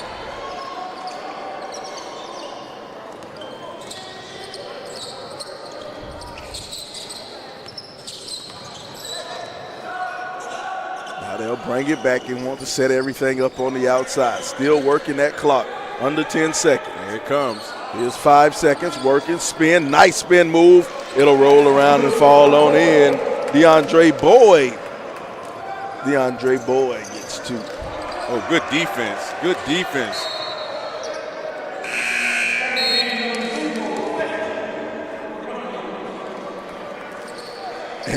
And right on that, coach gives him the quick hook. You almost lost that one. He had to pull him straight out the game. No hesitation. Hey, when you're down by 8 with 10 to go, I need sure-handed ball handlers in. Every possession matters. They'll hand it off. Doing a little weave on the outside. A lot of contact, no call. A lot of dribbling, though. A lot of dribbling and no ball movement. Talladega, they'll throw it around the outside. Oh, they're going to move the ball around Talladega, that is. I think we got a foul up underneath. They're jockeying for position down there. I mean, they passed the ball like they running the Princeton offense. Come on, 3 passes before anybody look at the rim. But it's working for them, you know. I still don't believe that's 73 points a game. I'm still on loss for that. I got to check that one out. I got to go and see which games, some of these games they play. Oh, nice jab stepping. Maybe they starting to heat up. Maybe they heat up late in the game, and then they just start pouring it on. Because it's 39-29 now with just under 10 minutes to go. Oh, nice. Oh, he blew the easy one. And he blew another easy one. Call timeout. Called a jump ball. Gotta call a timeout. You're down there on the floor tied up like that.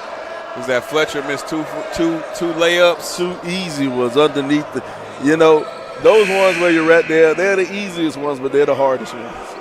You're right there by yourself. That ain't.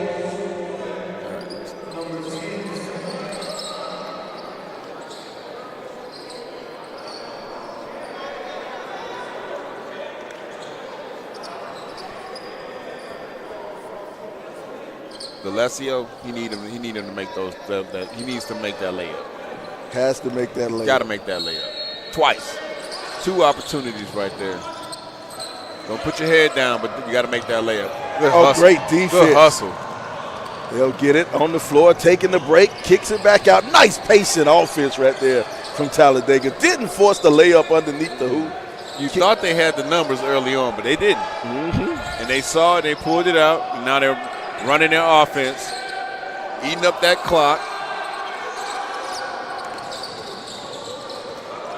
3 ball on the outside, count the basket. Tatum. There it is. That's Tatum's 3rd 3.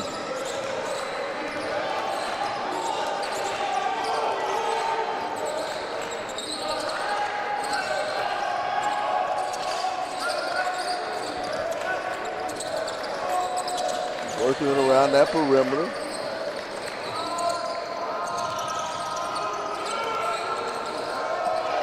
All right, now this is some good offense, some good movement. He's wide open for that jumper right there. This is some good movement. He just didn't make that. That's a good shot. Way to stay with it down low. Caleb Coleman worked hard to get that one. Got a 30-second timeout. 30-second timeout. AT&T Dream in Black is committed to celebrating and uplifting HBCU students. That is why AT&T is a proud sponsor of the HBCU All-Stars ATL Challenge. To learn about how AT&T supports the now, the new, and the next, visit more.att./Dream in Black, because a strong network connects you to a world of greater possibility. Make sure you post your pictures from the game and tag at AT&T and use Dream in Black. Sly, you know what I'm looking forward to on Wednesday? What's that? The first HBCU watch list, top 60s coming out. HBCU All-Stars top watch list. The top 60 players. It's going to be coming out every Wednesday, where the HBCU All-Stars are going to be highlighting their top 60 players as we go throughout the course of the season till we get to our selection of the top 24 players to play in the HBCU All-Star game. When Travis gets on here, you got to remind me who gets to vote on this committee. I need to know who's voting on this committee. You want to be on the committee? I need to be on that committee. I might have a little clout. I might be able to talk him into get you on this committee. Now, you're going to play. You got to watch a lot of basketball. That's all I do. Okay, all right. I'm talking sun up to sundown, CIAA, SIAC. From the rooter to the tutor, you're going to watch basketball. I can easily say that last year I think I've called more SIAC games than anybody in the nation. All right, are you going to go out to the Grand Canyon University and watch the game as well? Oh, I'm already be out there that weekend. All right, it's going to be the third annual HBCU All-Star game. It's going to be at Grand Canyon University. I believe it's April 7th. That's that Sunday of the NCAA Final Four, March Madness. The game Final Four is usually on Saturday. HBCU All-Star game is going to be on Sunday. The NCAA Championship game is going to be on Monday. It's going to be an epic weekend. I tell you what, man, just thinking about what they did last year, how nice it was out there last year in Texas and Houston, everything they did out there, it was a great experience last year. And so I'll definitely do that. You know, I go to the Final Four every year. I go to the men's Final Four and the women's Final Four every year. Well, I think Fletcher might be a little tired. He might just be a little tired because he missed those layups and that jumper just is short. The front end of his jumper is short, so I think he may be a little tired. What a way to break that press by Talladega. Good action. Oh, that's a goaltend. He hit that on the backboard. He hit the rim, but he ain't hit the ball. I don't think he hit the ball. I think they might have got away with one on that one. Here we go, 9-point game. If he had touched the ball, I would have definitely been up in arms about a goaltending. Recognizing the mismatch, but he turned away from the basket and he'll knock it down. Jumper. Caleb Coleman. Shout out to Caleb for recognizing the mismatch. All right, now this might be what Fayetteville State needs. 3-on-2 break. He'll pull it back out, way to break the press. This is a well-coached team right here, Talladega. Yeah, I totally agree with you on that one. Talladega is a well-coached. They don't make a lot of mental mistakes. No, Coach Jackson has those boys locked in. They recognize they broke the press. No need to press, no pun intended. No need to press the issue. Just pull it back out. Wow. That might have been the first rush shot we've seen all game. Right? Second. They usually get something in more in the paint after they work the clock down than a pull-up jumper, a fall-away jumper, or a step-back jumper.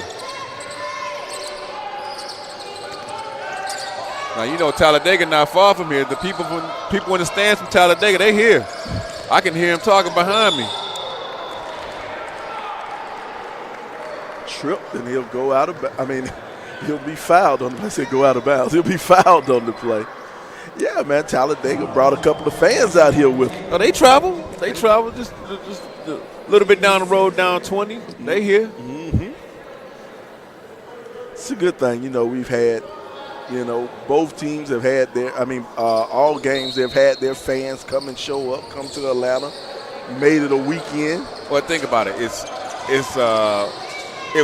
Atlanta. Mm-hmm. 2, it's the weekend before Thanksgiving break. Everybody out of school. Everybody out of school. They out of school, so you can come to Atlanta for a few days and watch the team play basketball, support the squad. I tell you, the fun thing about everybody being out of school, my son, his school, they're out this week. I had to go and restock my refrigerator. I know he's going to cause damage to me next week. Emotional damage. He's going to cause that emotional, financial, physical. I don't know what they going to do to my house. Each out of house and home. Well, right now, looks like Tyler Foster is eating at this free throw line.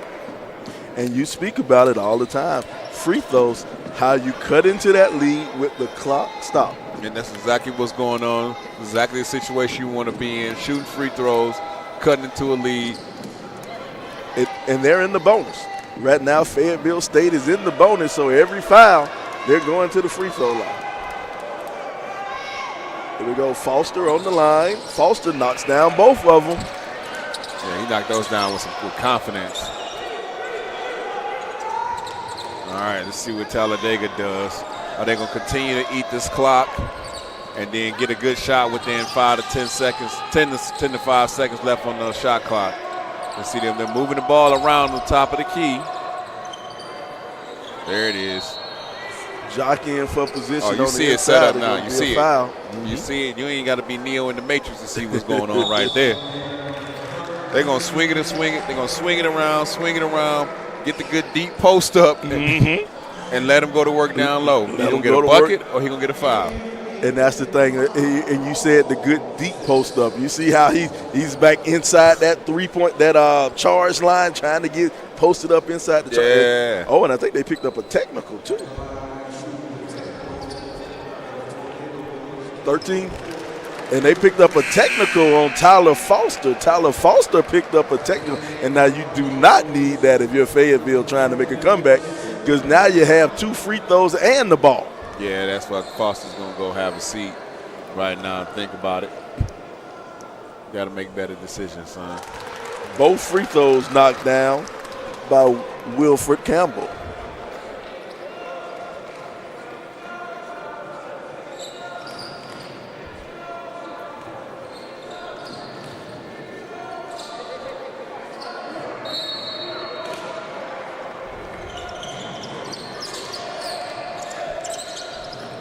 Talladega having it, still running that offense. There it is. Here comes the pin down screen. There he is to set him up in the box. And you got him down low. Off the glass. Look at it. You called it. I told you. Are you going to play the lottery tomorrow? I need to know your numbers. I need to know what you're going to play tomorrow. I've been seeing it. They've been running one play all game. It's like they playing Madden on rookie mode.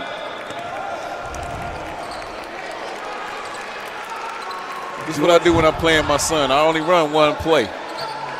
Doing a great job. And you just got to stop it. You got to stop it. Uh-oh. Referee put the ball on the floor, trying to hurry up and get the clock going. 5 minutes to go. 46-37, 46-37. There, that was a good trap right there. They had him. They had him in the center court. Did he get it across? Nope. No, he did not get violation. it across. 10-second violation. He did not get it across. And here's what I've noticed about Fayetteville State. When Fayetteville State has went that full court man and they played that full court man, they've done a great job of causing confusion, causing turnovers. But they just can't get it to equate on the offensive side. That, and it seems like when they run their presses, they play with more energy. Mm-hmm. That defensive intensity transfers over to the offense. There you go.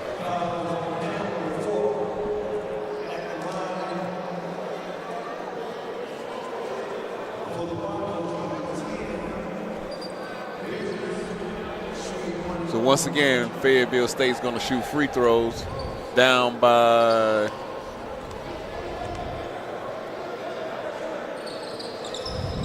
9. That'll roll around and fall on in. Now down by 8. 46-38, 46-38. Rick wasn't a math major. I was a math major. I'm embarrassed. Man. I'm embarrassed right now. I actually was a math major. Man, we're going to talk about that math department at Morehouse. Hey. I'm talking about set theory and differential equations, not calculator math. I need something a little more difficult than that. There you go. I do that math on Alexa does that math for me. Travel. Call a travel 3 does not count. Shuffled his feet before he shot. All right, but I'm sure it's an 8-point difference right now. Yep, it's an 8-point difference right now. 4 minutes, 20 seconds to go. Fayetteville will have it up top. They'll shuffle around trying to get it and attack the basket. Almost lost it, did Throw lose. it up. You ain't see him. That's one thing, though. They're not going to press the issue. Nope. Now Wilford will have it. Coach Jackson's got this entire team to buy into his process and his program.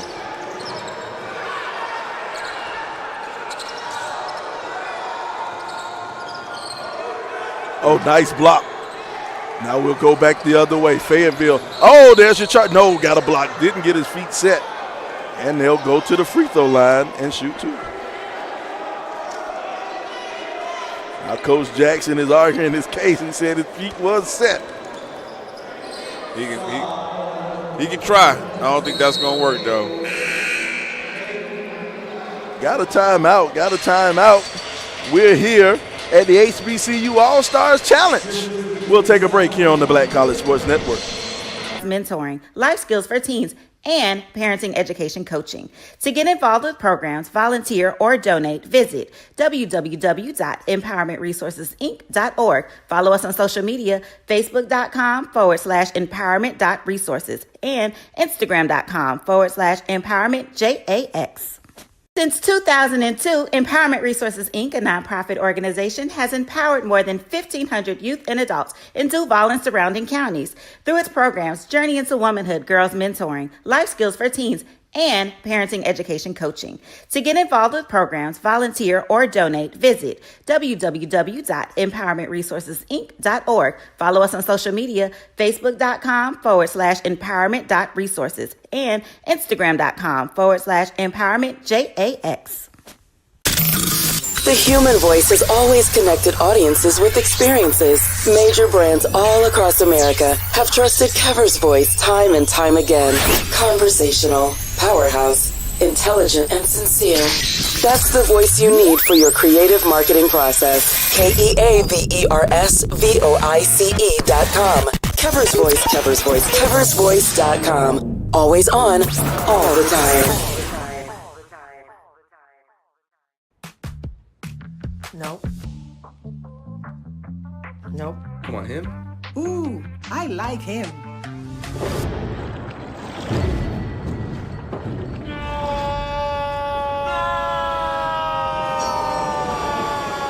Quick, the quicker picker-upper.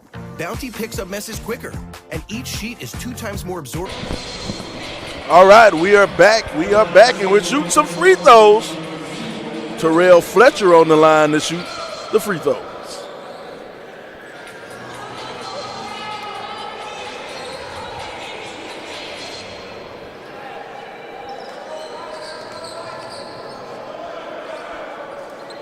Fletcher, 1-1 on the line.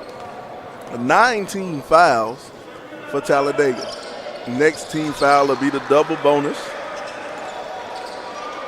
Fletcher knocks down the first one.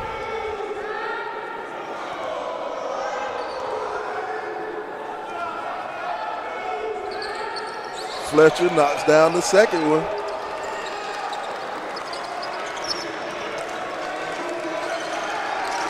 That full court pressure. They got them trapped in the corners, exactly what they want. Oh, and they broke the press. Oh, what a great way to break it. Oh, couldn't finish the layup and the scramble for the ball, and Fayetteville to get it. Great job by Fayetteville Honestly, State. if you're gonna get that result, That might as well be that's as good as a turnover. That's as good as a turnover, exactly. Now it's a 4-point game, and Fayetteville State's off their feet. Where was this the whole game? I have no idea. You ever watch an NFL game and you see them they're getting a 2-minute offense, and all of a sudden they moving the ball, and you sitting there wondering yourself, where was this the whole game? Where was this when I needed you? Right. All right, 3 minutes, 11 seconds to go. Coach Jackson's got to get his boys focused. They cannot let this fall apart with 3:11 to go in the game.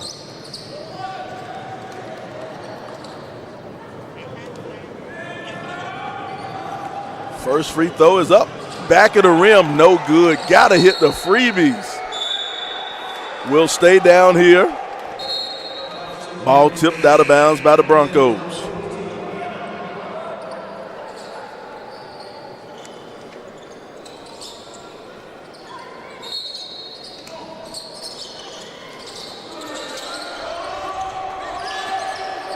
Now they'll work it around.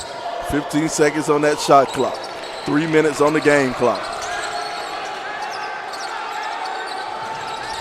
All right, that's Talladega basketball right there. Step back, no good. You know what? I strike that. That was the last time they ran that play, and they hit the step back, they missed it.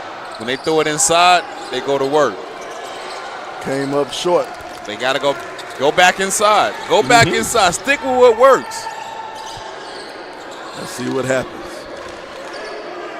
Where my big dog at? Where number 6 at? DeAndre Boyd.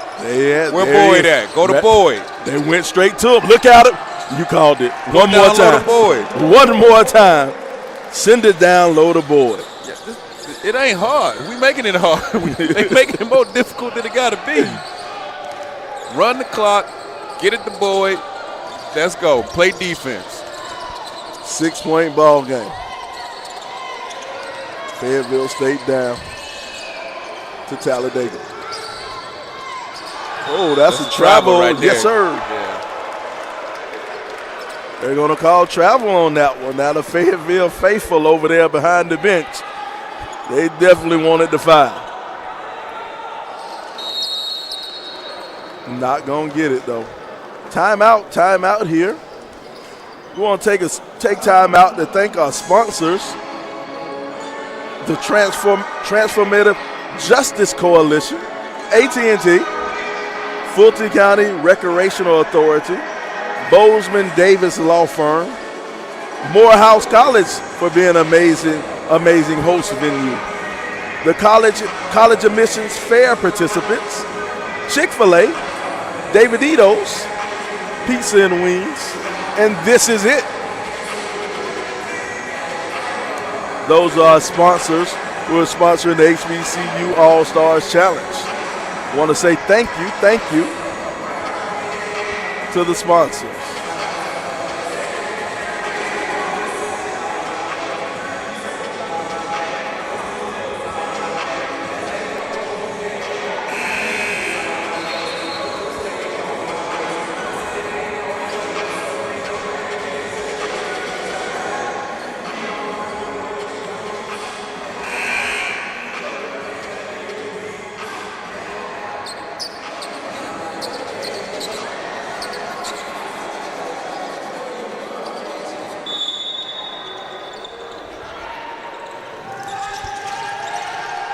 They'll bring it in. They're still running that trap, trying to get some confusion, cause a turnover. It's only 6 points right now. This is where you practice situational basketball. Down by 6 with 2 minutes to go. Oh, and he got bailed out on that one. Yeah, Got the foul. I thought he lost the ball. The referees was on his side.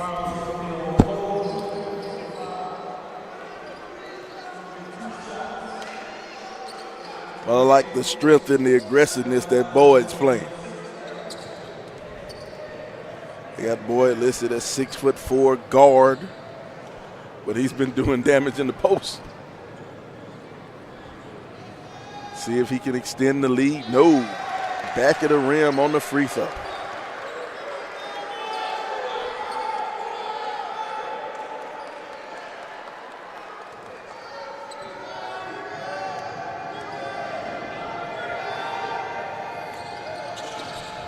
Second free throw, no good.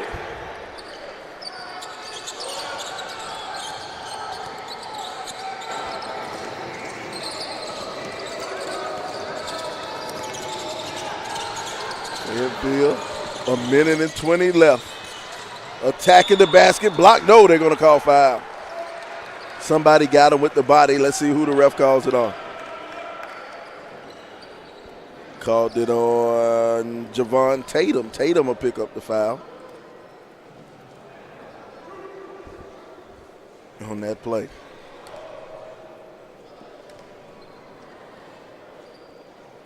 The left-hand free throw is good from Terrell Fletcher.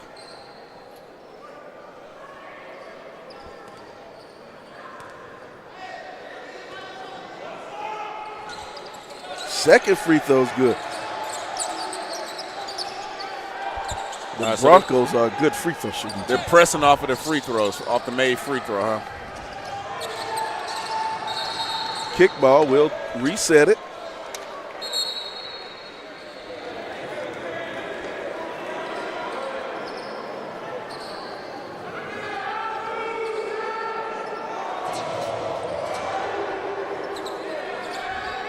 Shot clock at 23 seconds. Game clock at a minute and 10. 4-point ball game. They'll get it in and get it back to Campbell. Now a Nunn tries to get it down low to Boyd, doesn't get it. They'll bring it back out to Tatum. Now Tatum working off of the screen. Tatum had the mismatch, and the jumper knocks it down. That was a jumper in rhythm off the dribble, though. You see the difference? Javon Tatum gets the lead back to 6. They're going to call a foul on the floor. Doesn't matter. We're in the double bonus, so you're shooting 2.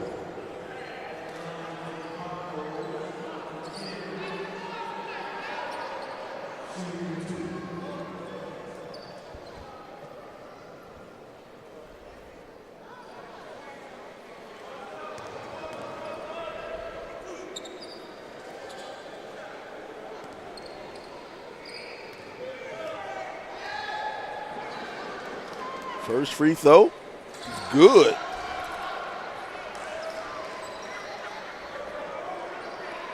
Khalil Ridges, senior out of Stanford, North Carolina.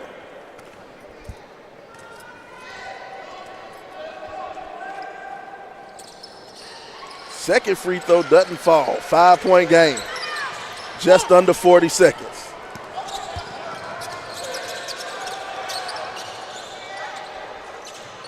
They'll break that press.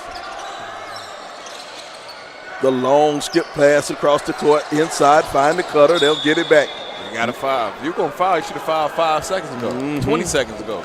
Nice, patient offense from Talladega.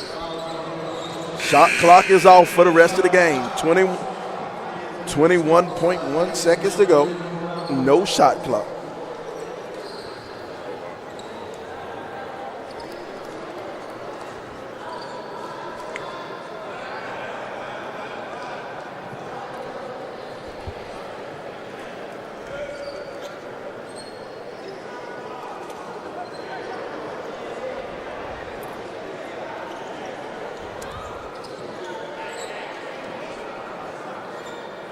Johnny Bickham on the line.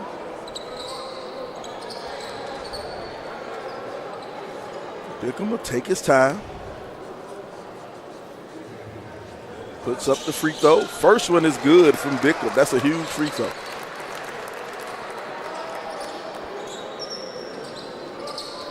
Bickham has a chance to make it a 3-possession game. Yeah, in these late game situations, you got to be able to knock down free throws to close out games. And Bickham gets that living right roll. You get that roll when you've been living right. Now, you call it the living right roll? It's the living right roll. Oh, they're going to call charge. Yeah, he leaned into him. He was looking for the contact to try to create to get a 3-point play. And here's the thing, you didn't really need a 3. Now, 3 would have been great to have, but you're down by 7. You know, you still need 3 possessions no matter what. Everything holds to form. It's going to be Talladega with the W, and we're going to see if we're going to get Coach Jackson over here, and Sly's going to interview him. Coach Jackson. We would like to interview the winning coach of the game. Like I said, if everything holds true to form going into this game, as we get ready for our 3rd game of our triple header on the Black College Sports Network, as we display the HBCU All-Star broadcast stream on all your devices, the HBCU All-Star Challenge between the CIAA and the SIAC, where the SIAC is moving to 4-1? Well, 4-1? Not really, because Talladega is a part of the G. SIAC got 4 wins, though, right? Nah, just the 3. They won the first. Talladega's in the SIAC. They're in the GCAC. They in the GCAC? Yeah. This is what y'all been trying to tell me all day? Yeah, they're in the Gulf Coast. But the SIAC still 3-0 then. Yeah. 3-1. We still 3-1. We still 3-1. But we're going to give some love to the GCAC, the Gulf Coast Athletic Conference, and the Talladega. He's supposed to boom that. Yeah, he's supposed to boom that to end it right there. And there you that will do it. That will do it. The score, 54-47, 54-47. Talladega takes out Fayetteville State. And technically, this is the upset. This is a NAIA school taking out a Division II school. NAIA school put in work this afternoon. They did a great job. All right, we're going to take a quick commercial break, and when we come back, we'll interview and talk to Coach Jackson after this big win for Talladega. Nope. Nope. Come on, him. Ooh, I like him.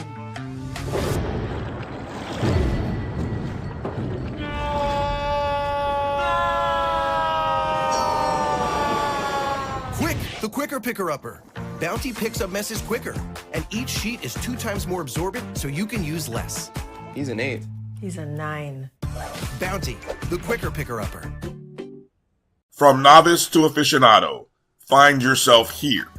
High quality cigars plus personal customer service. Slow Burn is Waco's only mobile cigar lounge, featuring a meticulous, curated collection of premium cigars. Visit our website, www.slowburnwaco.com. That's www.slowburnwaco.com. Itchy, squirmy, scratchy,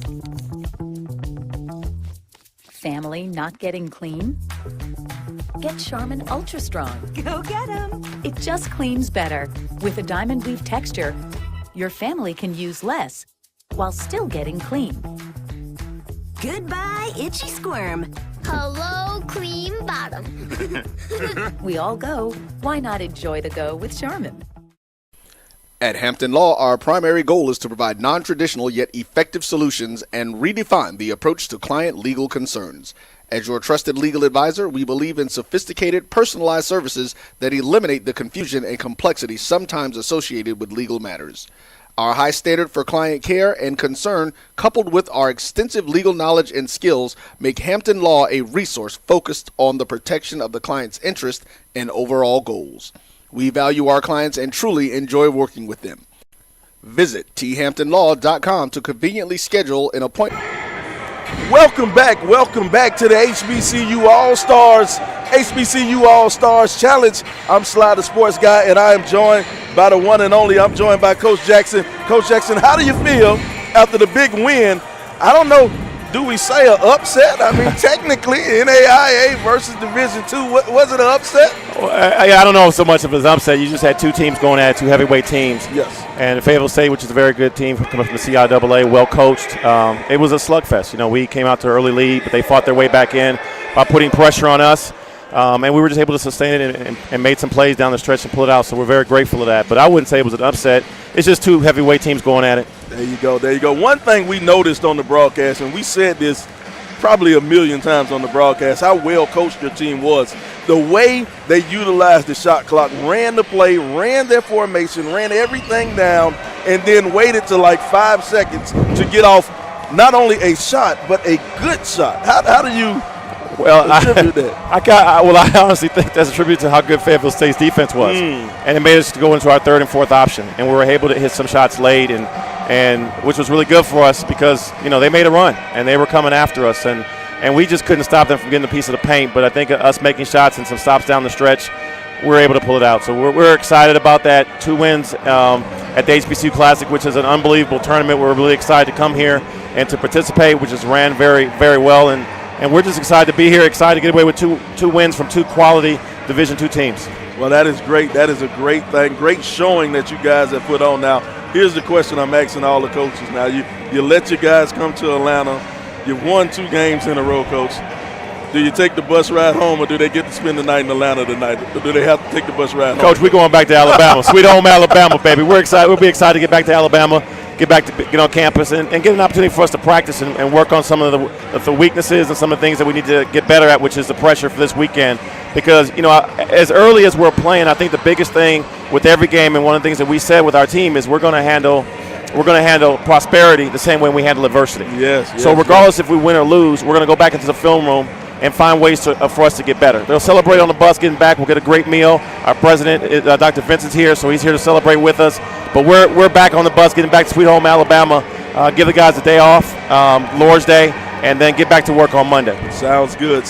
Well, Coach, congratulations on your 2 victories this weekend, and thank you for showing up and coming out here, showing up and showing out. Yeah. Doing a great job and doing everything you do. We appreciate you coming here on the HBCU All-Stars Challenge. Safe ride back home, and best of luck to you on your upcoming season. Thank you. I appreciate you. All right. Thank you. We're going to go to a quick commercial break, and we'll see you back here at the HBCU All-Stars Challenge.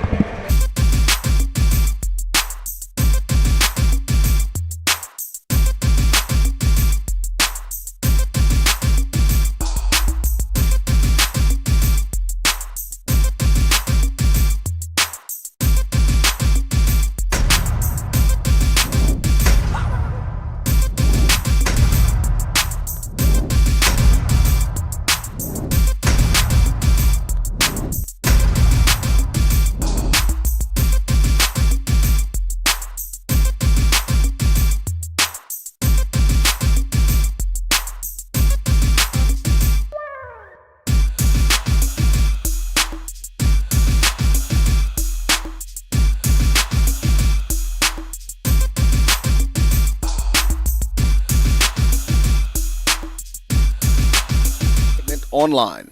Tamika Hampton Esquire, 1631 Rock Springs Road, Suite 336, Apopka, Florida, 407-494-1471.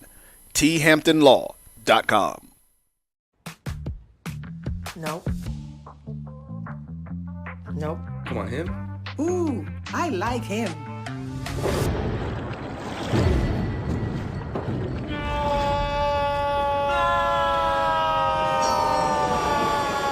Quick, the quicker picker-upper. Bounty picks up messes quicker, and each sheet is 2 times more absorbent, so you can use less. He's an 8. He's a 9. Bounty, the quicker picker-upper. From novice to aficionado, find yourself here. High quality cigars plus personal customer service. Slow Burn is Waco's only mobile cigar lounge, featuring a meticulous, curated collection of premium cigars. Visit our website, www.slowburnwaco.com. That's www.slowburnwaco.com. When it comes to professional learning, teachers deserve better.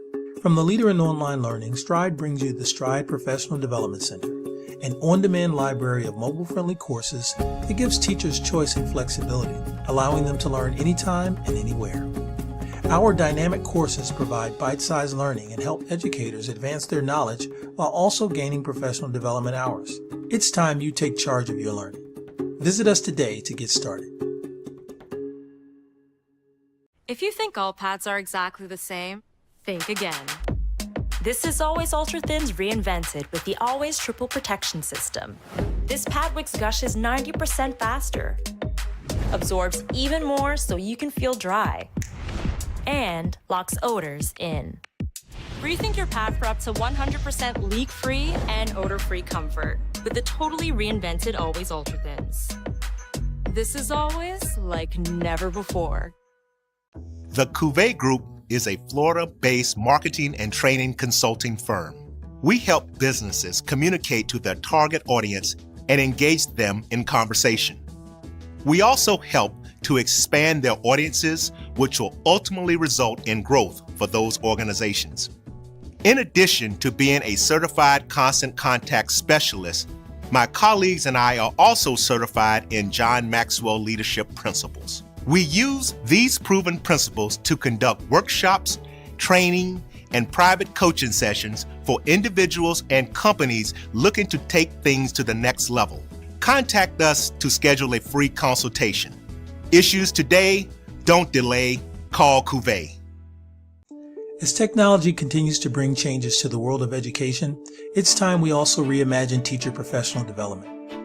Gone are the days of one-size-fits-all learning that can only be accessed at a specific time and place. The Stride PD Center is an on-demand library of mobile-friendly courses that allow educators to learn anytime and anywhere. Our dynamic courses provide bite-sized learning and help educators advance their knowledge while also gaining professional development hours. The best professional development plans are those that include a level of flexibility and choice for educators. Whether you're a teacher, school, or district, visit us today to take charge of your learning. It's never too early to plant the seed, to share the tradition, and instill a sense of pride in your HBCU with your little ones. HBCU Pride and Joy Children's Boutique helps you share your school spirit with a wide selection of adorable kids apparel and accessories officially licensed from your favorite HBCU.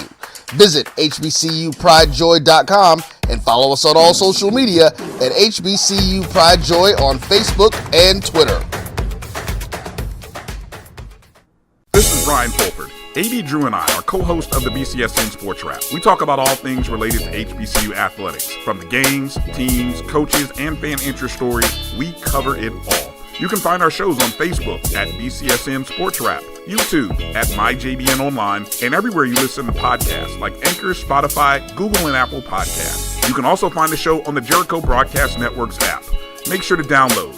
We look forward to you joining the conversation and being a part of the show. I'm returning to Clinton Paris, and Tampa's my community. I grew up here, went to school here, and my wife and I make our home here. What makes Tampa special are its people. So when I represent someone injured in my community, it's personal. Call my office and speak to a real lawyer and not some referral service. I will fight the insurance companies to get the settlement that you deserve. At the law office of Clinton Paris, we take the pain out of being hurt. Since 2002, Empowerment Resources, Inc., a nonprofit organization, has empowered more than 1,500 youth and adults in Duval and surrounding counties through its programs Journey into Womanhood, Girls Mentoring, Life Skills for Teens, and Parenting Education Coaching. To get involved with programs, volunteer, or donate, visit www.empowermentresourcesinc.org. Follow us on social media, facebook.com/empowerment.resources and Instagram.com/empowermentJAX. Since 2002, Empowerment Resources, Inc., a nonprofit organization, has empowered more than 1,500 youth and adults in Duval and surrounding counties through its programs Journey into Womanhood, Girls Mentoring, Life Skills for Teens, and Parenting Education Coaching.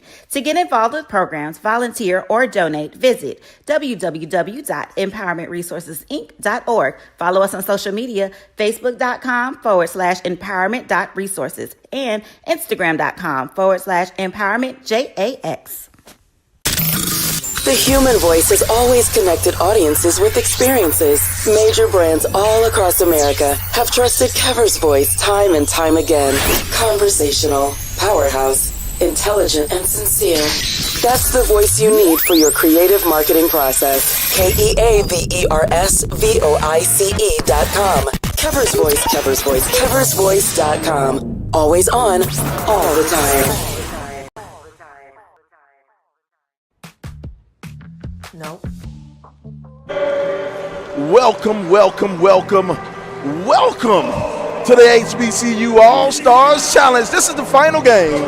This is the one that the home team has come to see, but hey, they aren't the home team.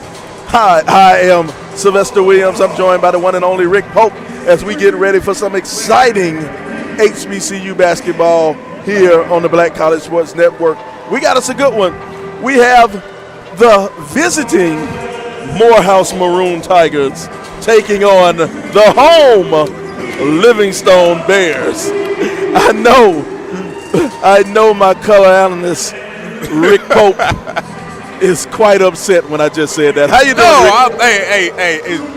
Sly, I'm not upset at all. I'm at home. It's Morehouse College. We got Morehouse Maroon Tiger basketball.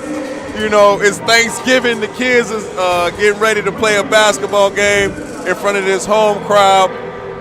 Get ready to go on vacation. They got school this week, so it's a good time to be on campus. I can't be more excited. This is my first broadcast of the season on the Black College Sports Network. I'm happy to be back and kicking it off at Forbes Arena. This is it right here, and not only kicking it off at Forbes Arena, but kicking it off with the HBCU All-Stars Challenge. All the great things that Travis Williams and the HBCU All-Star staff have been doing. It's been a great day. You know, it's been a great weekend. We had 4 games yesterday, including Grambling State versus Delaware State. We had 4 games today. We have 4 games today with Mays and Thurl kicking it off this morning. So I'm excited. All right. Well, we got us a good one. Starting lineups for the visiting team. Damian Mitchell, Omar Rowe, Jaden Gray, Keyshawn Hughes, and Chuwakba Wayfor, the visiting Maroon Tigers. The home team, the home Livingstone Bears. Just call them Booker. Huh? Booker. Just go with Booker. Booker with 4. Gotcha. LeVar Allen, Pharaoh Lassiter, Paul Taco, Silla Taco, Detanine Leach.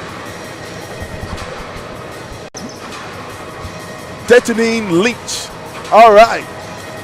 Livingstone, the home team, and I'm going to keep saying that just to rub it in to Rick. They in blue and we in black, baby. Let's go. Just to rub it in. Roll the ball out. Let's play. Livingstone will have on the blue uniforms. That's a navy blue stripe and the navy blue numbers, while Morehouse, they'll have on the visiting black uniforms with the maroon numbers and the white outline. As we get ready, here we have the tip-off. Those are what we call our evil Empire Darth Vader unis. Let's roll. There you go. Here we go. Here's the tip, and we'll get things started. Our referees for the day are going to be Corey Taylor, Mike Wood, and Bakari Best. That's who you take all your complaints to. Attacking the basket, getting things going, Omar Rowe. All right, I'm going to be straight up with you right now. I'm not trying to hide my bias. I'm a Maroon Tiger. I'm an alum. I'm here for these Maroon Tigers. Coach Willard, Coach Clay, and his staff. Yeah, let's do it. Well, I'll keep it right down the middle for our viewing. You can keep it in the middle of the road. Audience. 3 ball from long range. No, doesn't go. Rebound brought down by Wafor. Now they're off going, running the other way. Jaden tries to get it down low to Wafor. I like how active Livingstone is on defense. I'm liking the hands and the feet movement and how they're crowding up the space. So I expect this to be a good game. This is a SIAC CIAA matchup right here, where the SIAC was 3-0 yesterday in this challenge. Tried to get that baby hook to go, didn't fall. Now we'll go back the other way.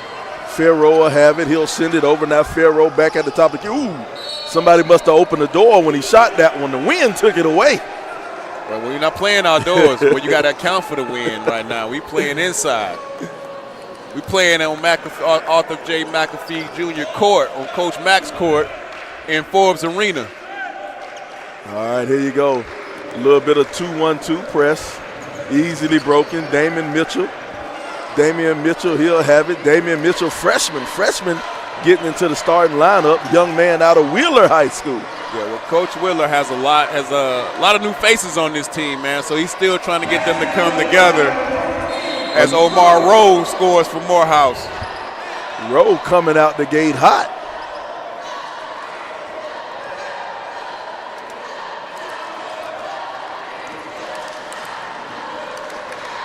Just looking at this team, they look a little more athletic than they were last year. Trying to get it at the top of the key now. They'll send it back out. Farrow, he'll move it over to Allen. Inside the tackle. Oh, got him in the air. Good pump fake right there. Nice up and under, couldn't finish it. The follow, the rebound, it'll go in. Farrow Lassiter. Turn around. Here comes the press. A little bit of 2-1-2 press, easily broken by Morehouse. Jaden Gray. Jaden turns it over. Nope. It'll stay down here, out of bounds on the Bears. Stay with Morehouse, but great defensive effort by Livingstone right there. The visiting team will keep the ball. It'll never get old. It'll never get old. It's not going to get old. Oh. All right. They'll get it in to Keyshawn. Keyshawn, turns it over now in the open court going the other way. Farrow will have it. Bounce. Oh, good defense. Good defense. Way to chase down that. Good, what they call it, a chase down block. Chase down block by the young freshman, Mr. Mitchell. Way to stay in it, not create a foul, send him to the line. That's a good defensive play right there. Young guy, young freshman, comes from a pedigree of winning over there at Wheeler High School. I think he might have won 3. I'm not sure if he played his freshman year, but I know they won 3 out of 4. Well, here comes more. We didn't get it. Kick it to the outside 3. No, we lost it. Not sure if that was a pass or a shot or what. That's a turnover. That was a pass right there that ended up being a turnover. If you got it outside, you got to shoot it, young man. Paul Taco. And he has the quick hook. Is that Nathan Montague coming in? Yep. Coach Stinson didn't waste any time with that hook. Pull him straight out the game after the first turnover.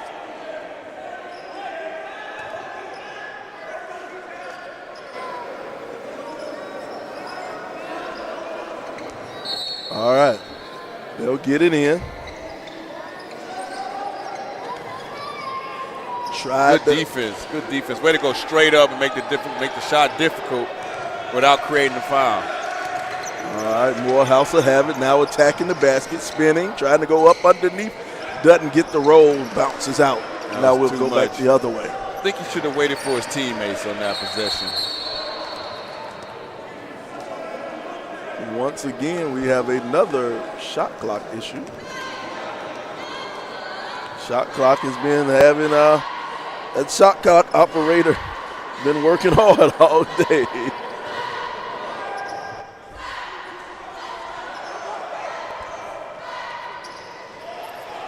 Turnover now. Morehouse in the open court. There's the long pass. The layup. No travel. Took too many steps. You have to bounce the ball at some time. I've seen videos of LeBron James take 5. He ain't LeBron James. I'm just saying. He ain't LeBron James. That looked like it was 2.5. Hey. No, I'm just kidding. That wasn't a traveling call. Let's be professionally objective out here this afternoon. But it was 2.5 after the first 2. All right, here we go. Livingstone will have it, feeling the pressure from the Morehouse defense. All right, let's move our feet and stay in front of them. Now attacking, going up the floater, got it. That was a tough shot right there, but it was a good one. He got that to go down. Only 4 points apiece after 4 minutes, man. It's points are coming at a premium right now. Both teams are still trying to figure it out. They'll reset that shot clock. Sometimes the shot clock operator today, he's had too quick of a trigger finger, and other times it's been too slow on the trigger. All right, here we go. He'll get this one started on time. Now Mitchell will have it.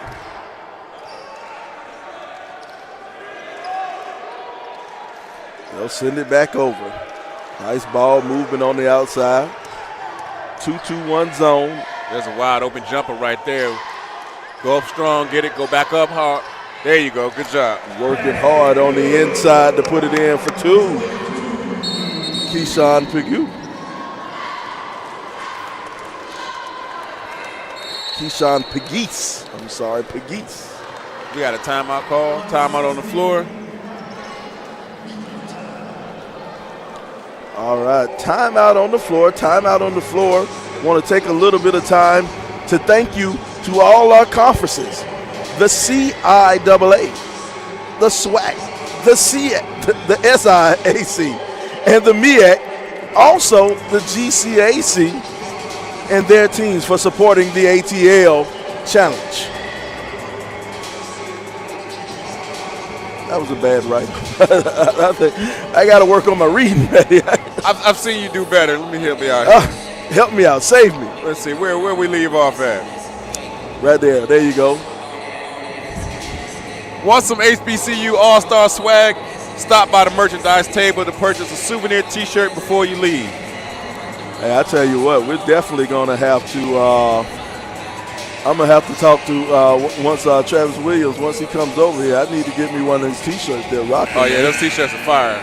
T-shirts are fire. I need one of those, man. I'm pretty sure you can check the website. You can go to the website, and I'm pretty sure they have them for sale. You can go and check them out. Speaking of HBCU All-Stars, I want to thank hold on. On behalf of the HBCU All-Stars Challenge, we would like to thank Morehouse College Athletics, President Dr. David A. Thompson, and Athletic Director Harold Ellis. A special thank you to all our sponsors that allowed us to make this event happen, and the HBCU All-Stars Challenge staff. Man, his staff has done a phenomenal job these last couple of days, and I'm sure everything leading up to these last couple of days. We just seen the everything that they did come to fruition these last couple of days. I'm talking about 300 to 400 high school students on campus in this building between yesterday and today, talking to recruiters, personnel in financial aid, personnel in admissions from 20 different HBCUs to give those kids exposure to these schools, to give those kids access to these schools, and give those kids opportunities and resources to attend those schools. Nice block on the side. Morehouse playing strong defense. Ball, though, gets on the floor. Now they'll pull up, jumper, knock it down. Nathan Montague from Sunrise, Florida. This is what we like to call token pressure right here. There ain't really no real pressure, just a little something to get them to slow down a little bit. Slow them down, get some time off of that shot clock. 3 ball on the outside, doesn't stay down. Go strong, Booker. There you go. Let's shoot 2 free throws. He's got to be able to hit his free throws all season because he's going to get a lot of free throw opportunities on putbacks from rebounds. So his free throw shooting is going to be important. I was going to go with paramount, but it's going to be extremely important to the success of this team down the stretch if he's going to be on the floor. He knocks down the first one. Morehouse defending SIAC regular season champs. We got to see some good games here last year. We did. I'm looking forward to more good games in this building. Man. I'm telling you, I think I got a memory of a game winner in the corner. Like, oh, I think that was a championship game, or was it? It was the final game of the season. Yeah. Final home game of the season for Morehouse. Here we go. Now Morehouse off and running. 1-on-3 break. He'll keep it himself. The ref let him play right there. Didn't call anything. So he couldn't call that. You were too selfish. Here we go. Livingstone will have it. They'll spin. There's your 3 ball on the wing. Count it. Knock it down, Nathan Montague. All right, this looks like it's going to be a trap.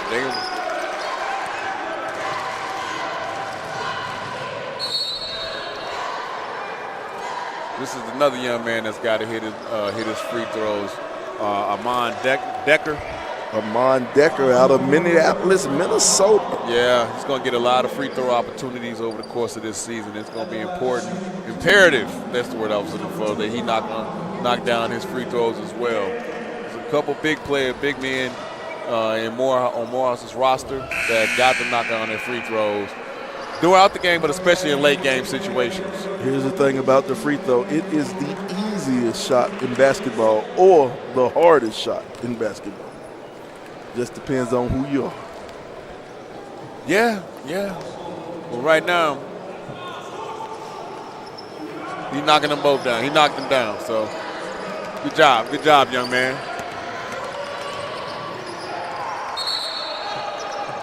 Turnover, it'll go the other. Oh, wait a minute.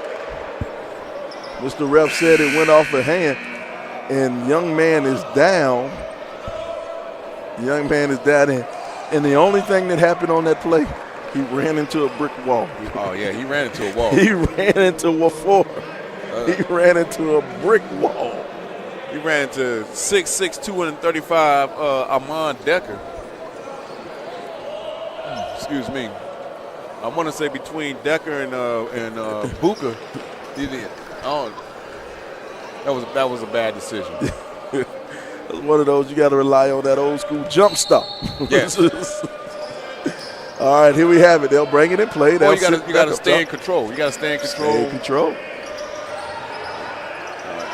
Now working. Didn't use the screen. Defense. Knocked away in the open court. Oh, great hustle to come back down. That's going to be blue ball.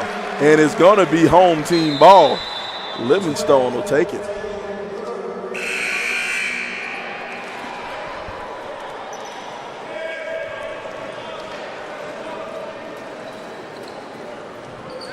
So earlier we were talking about the HBCU All-Stars and the opportunities that were afforded to the youth, to Atlanta youth. Let's highlight some of the schools that were present at the recruiting fair. Don't swipe at the ball. Let's stay focused on defense. Play defense with your feet. No charge. I thought for sure that was a baseline charge. All right, so Sly. 5 Strong Scholarship Foundation. They were in the building helping students get scholarships to go to these HBCUs. Miles College was here. Morgan State University. Albany State University. Benedict College. Grambling State University. Tuskegee. Stillman. Southern. Texas Southern. I mean, I'm talking about Cochlear University. A who's who of HBCUs were on campus today talking to students. And here's the thing. You know, it's nice to have representatives from the school talking, saying, hey, my school's good, come to my school. But also who they brought to the school, brought out here today, they brought out the admissions department. Yes. They brought out the financial aid department. They brought out people who can make a difference, who can make something happen. They brought in people who were signing off on applications and people who were cutting checks for books, for room and board and books. So you don't get no better than that. Those are 2 most important people. Hey, you know what? Speak of the devil, look at here. Coming to us might be the sharpest dressed man in the place. Coming to the stage. To the stage, man. We were just talking about you, Travis Williams. Well, we have Travis Williams. Travis Williams, the founder and CEO of HBCU All-Stars and the All-Star Challenge. What we are celebrating and what we're doing here today. Now, Rick was just telling me about all the other things that happen besides the basketball, Travis. You know, I'm an announcer. You know, I'm here for the basketball. But what I didn't know, how many other things you had going on, helping these youngsters and helping youngsters get into school. How did all this come about? It's a God-driven vision. I think after 17 successful years, God placed this vision in my spirit. And so HBCU All-Stars will launch to really celebrate black excellence at the highest level on and off the basketball court. And I say so. We are a small black-owned sports marketing events company located here. And our vision and our mission, we call it the ear and oar.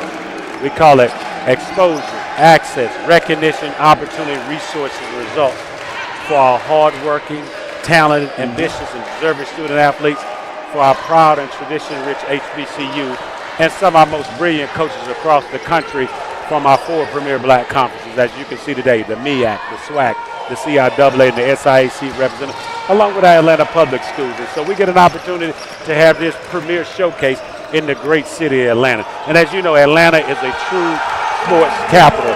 It is the HBCU hub of America. And to do something on the prestigious campus of Morehouse College inside Forbes Arena has a lot of history, tradition. I remember when this arena was built during the 1996 Olympics. And we look all these years later to bring an event of this magnitude. They get an opportunity that shines a national spotlight on our HBCU All-Stars that wouldn't otherwise.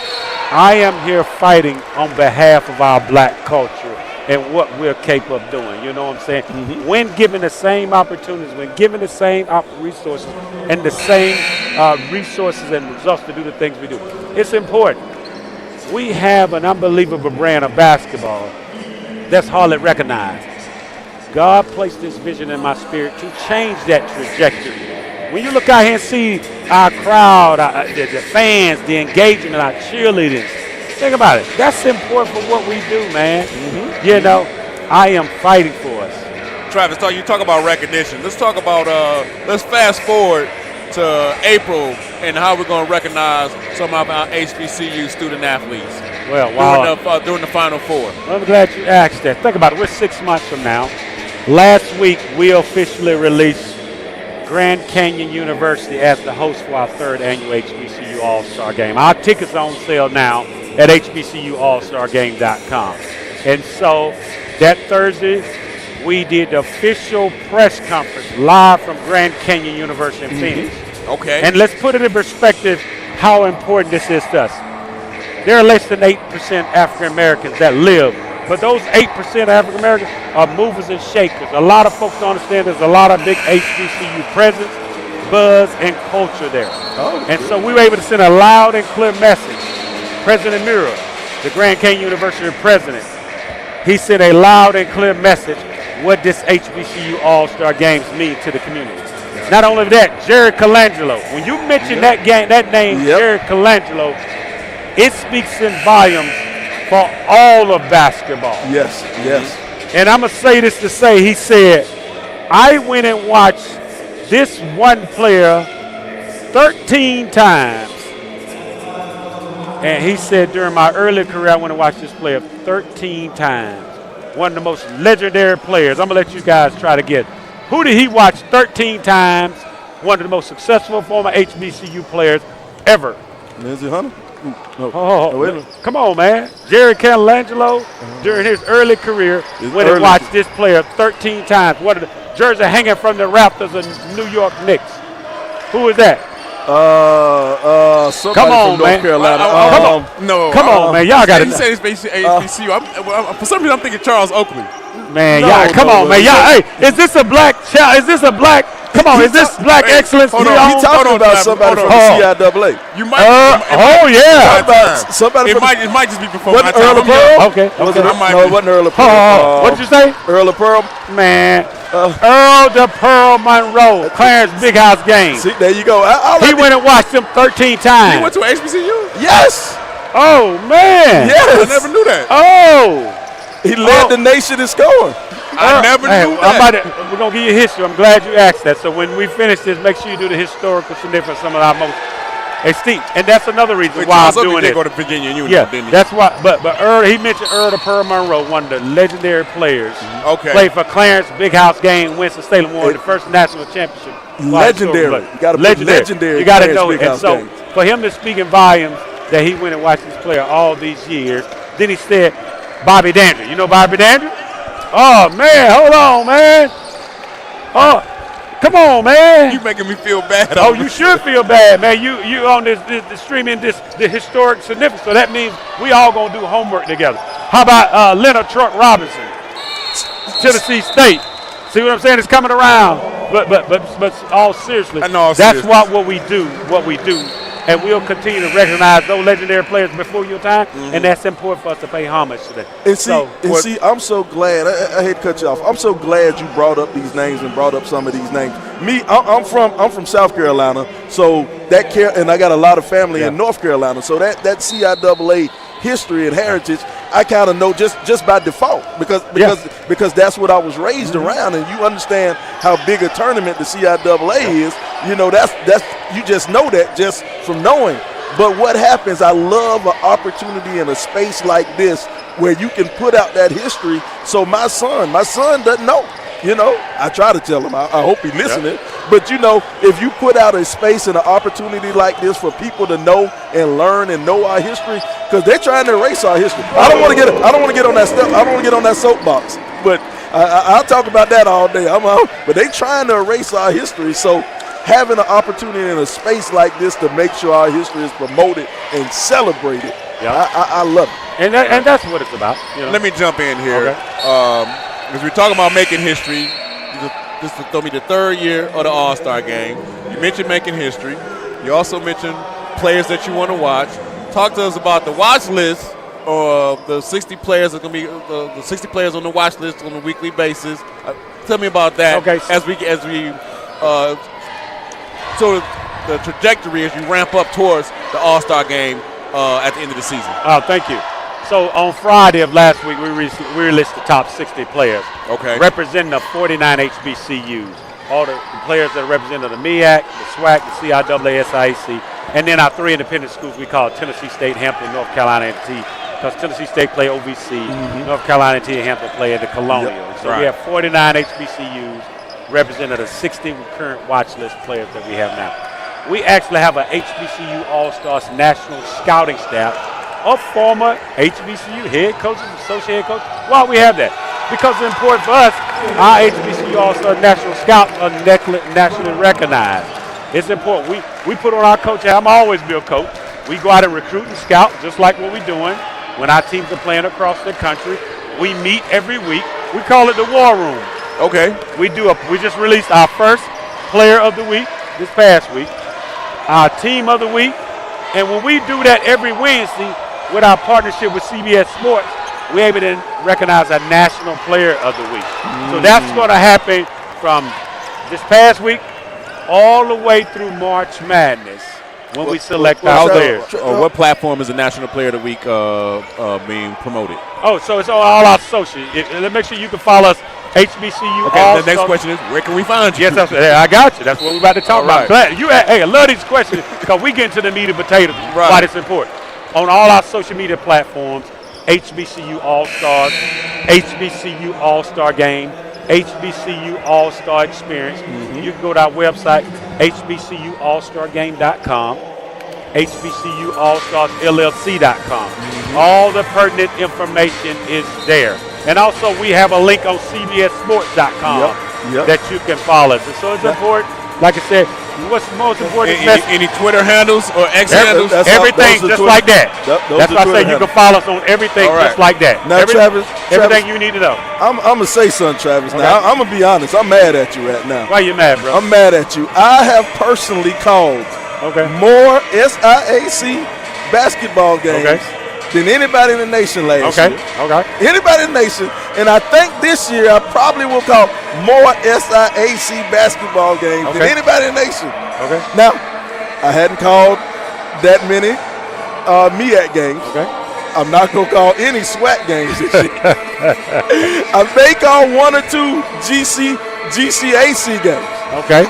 How come I'm not on this vote committee? How come you're not on the vote committee? How come I'm not on this vote committee? Hold on, Brother Williams, can I interject? I told him I might have a little juice with you, and I was going to try to get him on the committee. We'll talk about getting him on that committee. Well, you know the beautiful thing what plays out on this, man, we put it back into the hand of it plays itself out. You know what I'm saying? When you watch it as a national scout, like I said, we always put on our coaching hat on when we watch it, because we not only watch them live, we have access to ESPN, wherever we have access to this. And then we have access to Synergy, where we can go in there and recruit, scout, and evaluate like we do with scouting. And so And then the significance of the national scouts. And so, but we let our coaching colleagues throughout the 23-24 season, as a matter of fact, we let the coaches be honest and give us a truthful evaluation. Who should be on this HBCU All-Star You team? know why I do like I don't know who your evaluators are individually, but you know why I like your evaluators in the job they did. We talked about this earlier on one of the games. The actual game that you put on is a competitive game. It's a real game. Yeah. You have real ballers out there. This isn't no NBA All-Star where we just throwing alley hoops and letting everybody run.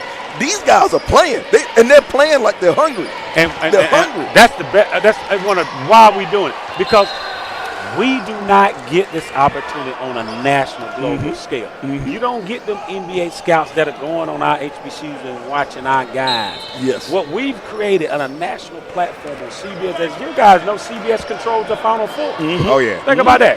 So to have, for folks that are watching this, to put it in perspective, the NCAA Final Four games on Saturday, our All-Star game on Sunday, and that men's national championship game. So guess what? All eyes going to be on our HBCU. And our guys are not lost in the moment because they know how important this is to give them that national branding and exposure. And a lot of folks don't realize we do a pro day combine prior to the All-Star game where we invite all the NBA, G League, and international teams. We actually hired the same company, BAM Testing, that do all the testing for the NBA. We hired that company to come in that weekend and do all our testing on court. So not only there's the All-Star game, but there's a combine as well. Combine, because we want, when the scouts come to our combine, here's all the paperwork. Here's everything you need to know about these players. And they watch them that Friday before the combine. Because we want them to understand our guys are just as talented as those other guys. We're just not getting those same opportunities. And I think, I think, and I truly believe some of the guys who participated in these games, they've actually got a chance the next year to make money. And this is the thing, not necessarily NBA money the next year, but you go overseas, make plenty of money, and get that foundation set so you can go in. You can eventually enter the NBA. A couple of those guys from that team are playing overseas now.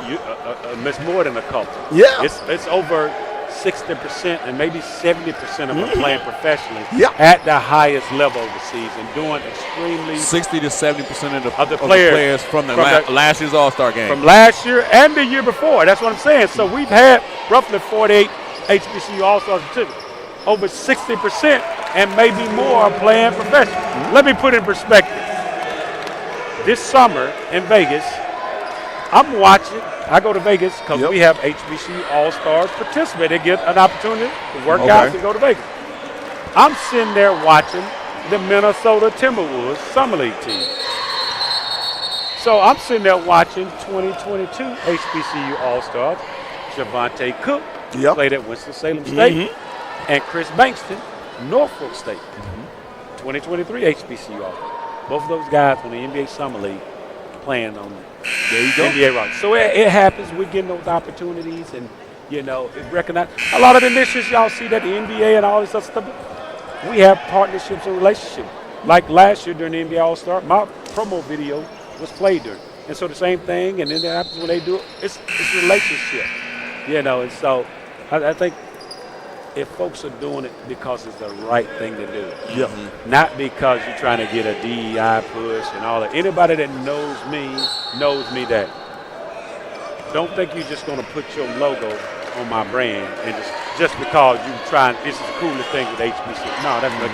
It has to be genuine, sincere, and authentic because for me and my team, we protect the brand at all costs. There you go. We know how important it is. Yeah, so everybody's. It seems like over the last couple years, there's been a lot of corporations making a huge push to get some of that HBCU dollars. I mean, we got Morehouse and Spelman gear at Belk, Clark Atlanta coolers and tailgate gear at Sam's Club.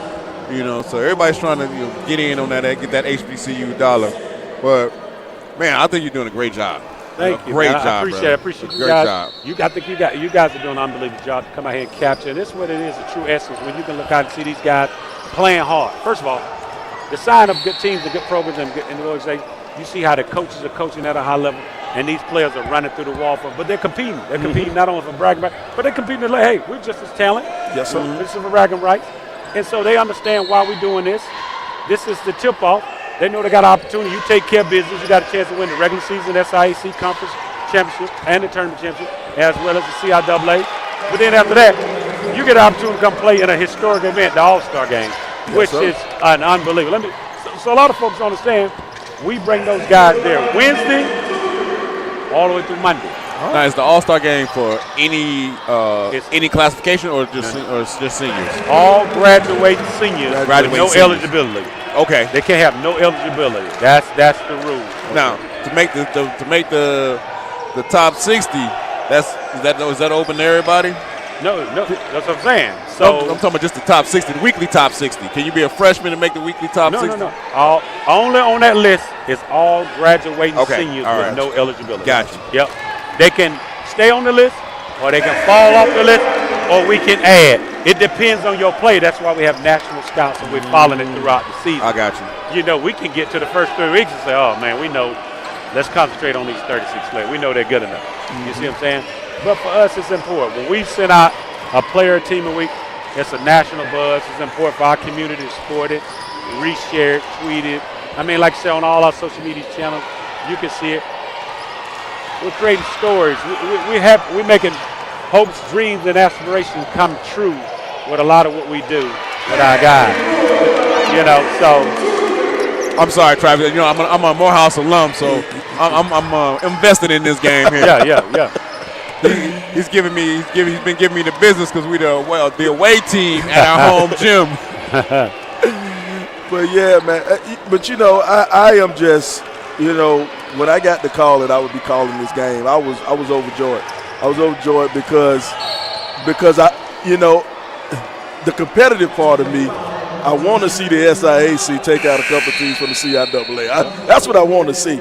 But everything that I've learned so far this weekend, what you did, bringing in 300, 400 high school kids, bringing them in to speak to them, and then having all the other colleges here. And here's the thing, and me and Rick was talking about this on the broadcast. It's cool for you to bring in a representative of the college and say, yeah, this person represents Miles College.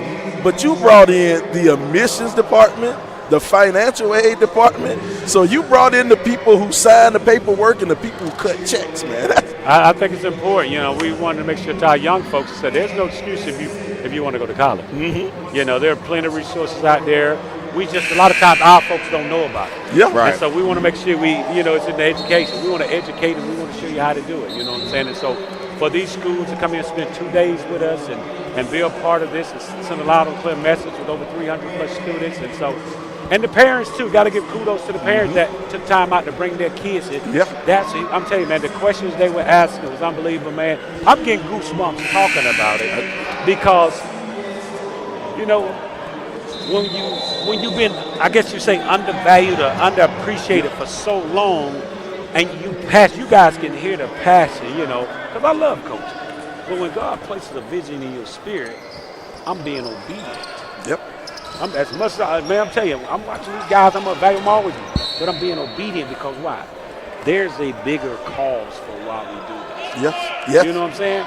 Think about it. We did a panel, social justice panel discussion, the power of HBCU sports at the Russell Center. We had Harold Ellis, Dr. Drew Clark, Atlanta. We had Dina Freeman Patton from Morgan State University. We had Cy Alexander, who's sitting down at a legendary Cy. South Carolina State? Yeah, Cy Alexander. I did not know. Yeah, that's Coach Cy. That's who y'all need to have on here talking. You know, he's doing a documentary, so I advise you guys, after I finish up, this is the gentleman you need to call and interview. Yes. Because he is the legendary godfather of why this exists. Cy was my national scouting director when we made history and hosted the first ever HBCU All-Star game. Okay. So I can assure you, you bring that guy on here, you talking about you want to learn something, So I can vision. Folks say, "What are you visioning the next 10 years?" In 10 years, I can name Coach Team Cy Alexander playing an HBCU All-Star. I went to his camp when I was a kid. Well, I'm from Columbia, South Carolina. There you go. Born and raised. I went Exactly. To his camp when I And was a there's kid. the legend over there. And so Cy is one of the most respected coaches of all of basketball. Yes. I mean, he's that dude. And so another reason, and when the first call I made, you asked me why to support, the first call I made was to him and shared the vision with him. And I said, I want to bring you on as my national scouting director. What does that do? You bring a legend in, credible, who's seen every Instant aspect. credibility. He's seen every aspect on it. Right. And we made history together. But I encourage you, make sure you bring him in over here and let him talk a few minutes. But man, all this is God-driven vision. And I tell folks all, it's not a quick money grab. That don't satisfy me. I'm a man of faith, a life of service, and how do I impact lives? My whole family, you saw them Black Man Lab kids we brought in here. Yep. You know what I'm saying? All these young folk. We made this event free for all elementary and middle school students, things of that nature. It's our give back. You know, think about it. We brought in Grambling State, Delaware State. Yep. Those teams can go anywhere in the country and can play for six figures. Easy.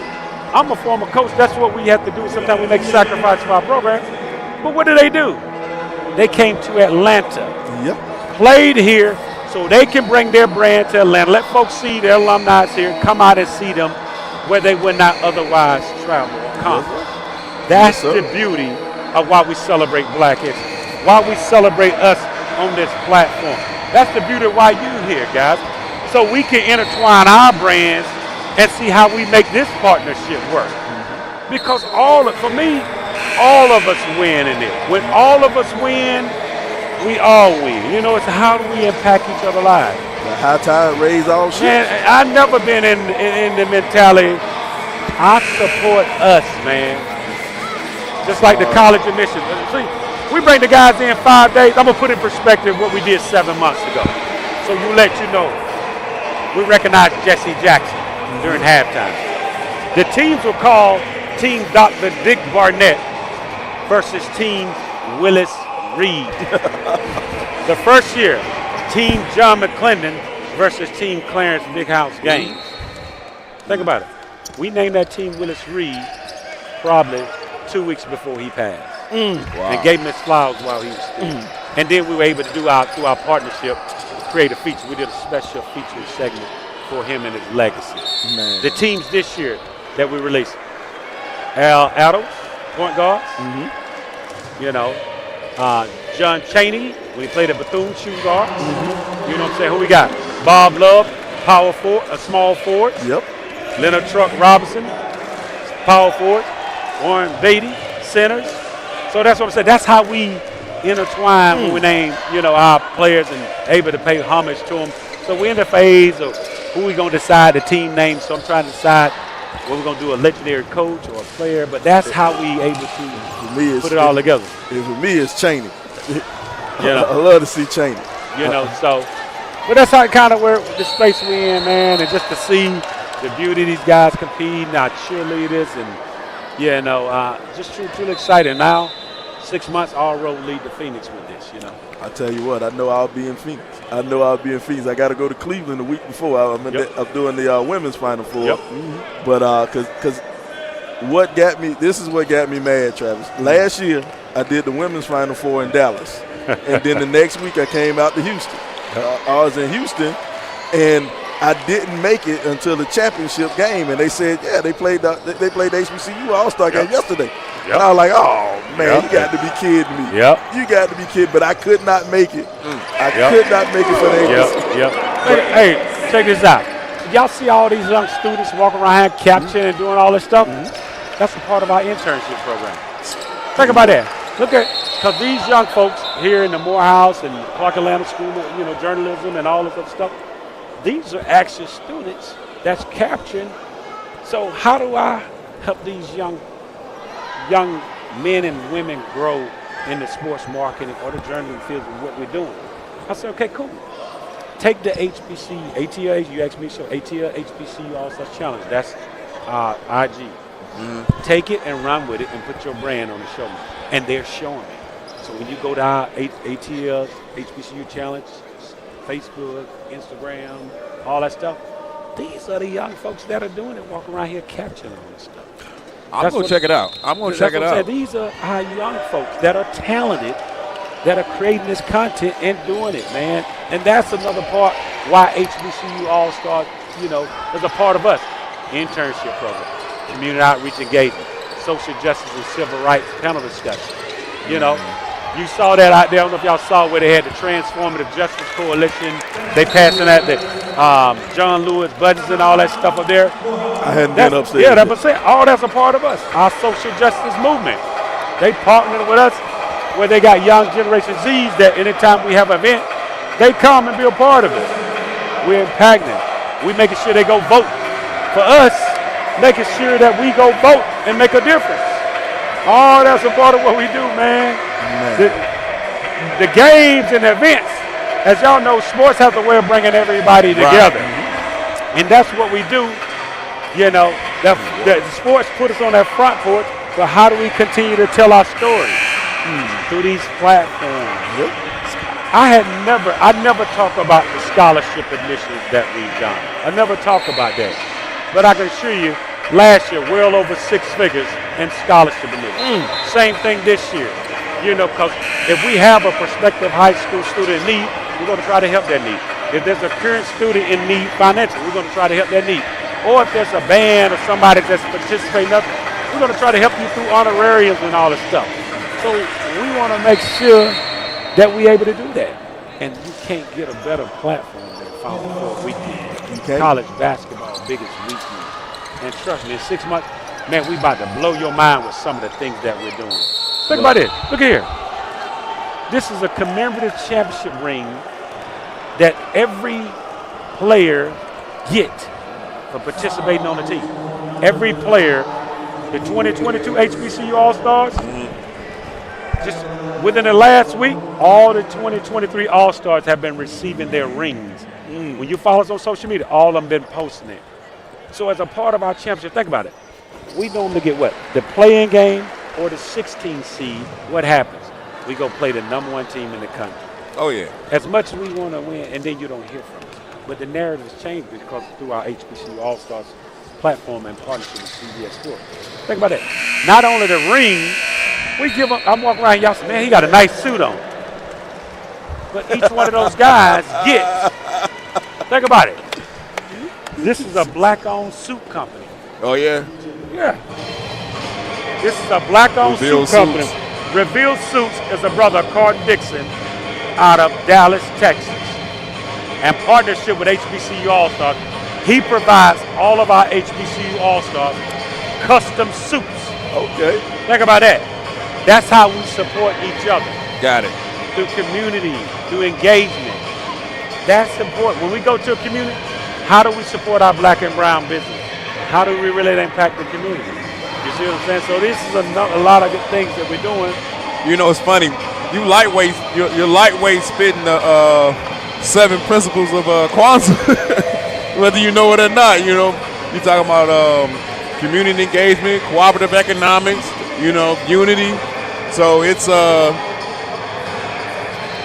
I see all the elements in your program and everything that you're doing.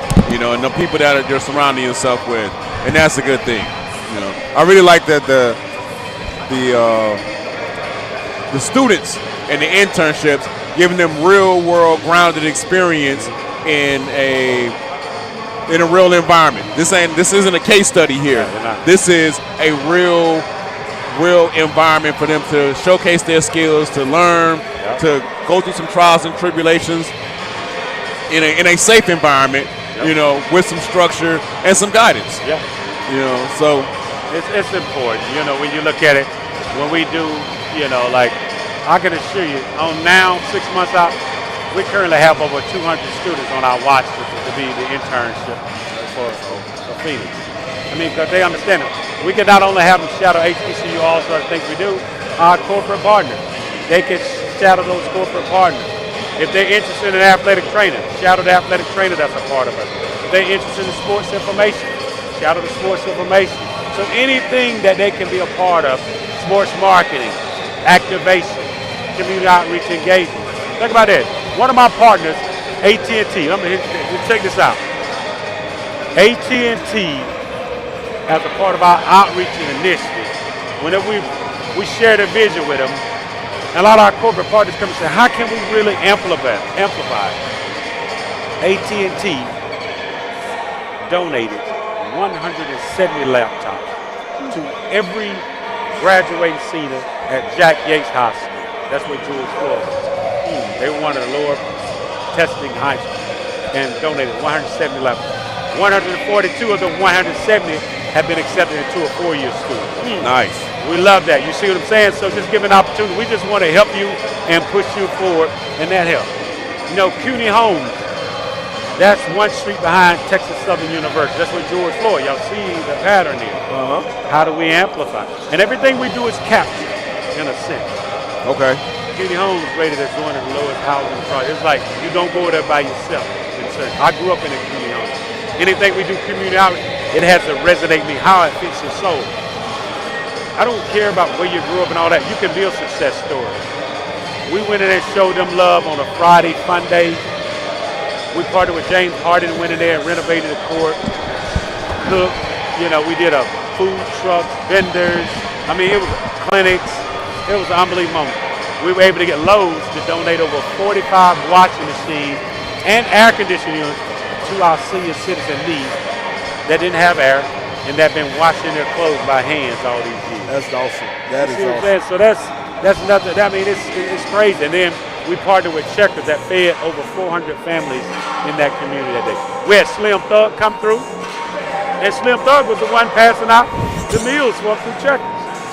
We had Stephen A. Jackson, as you know, him and George Floyd, best friends. They're friends. Came through there, show you love. So I make sure I send y'all the sizzle reel to kind of highlight some of the things that we do. We do a welcome reception that we invite the people out in Phoenix. We do a welcome reception. We do a award ceremony to recognize these top 24. That's a big deal. You know, so that's kind of summarize it. So, but I appreciate you guys taking time. But I want y'all to talk to Coach Cy Alexander, man. I'm about to go and talk to him right now. But thank you. Thank you for coming on, talking with us, just telling us about the message. Tell us about the message. And also, we want to look clean like you, man. Okay. We need one of these t-shirts. We need some of these t-shirts over here. Okay. We need you to show some love with some of these t-shirts so I can go and rock. Did you just make your t-shirts pitch? I'm making a request. He made a big t-shirt. I'm making the pitch. Holler at me after we finish up. So we'll see what we can do. We will. Hey, I want to thank you again for your time and inviting us and everything you're doing. And for bringing this to Morehouse College.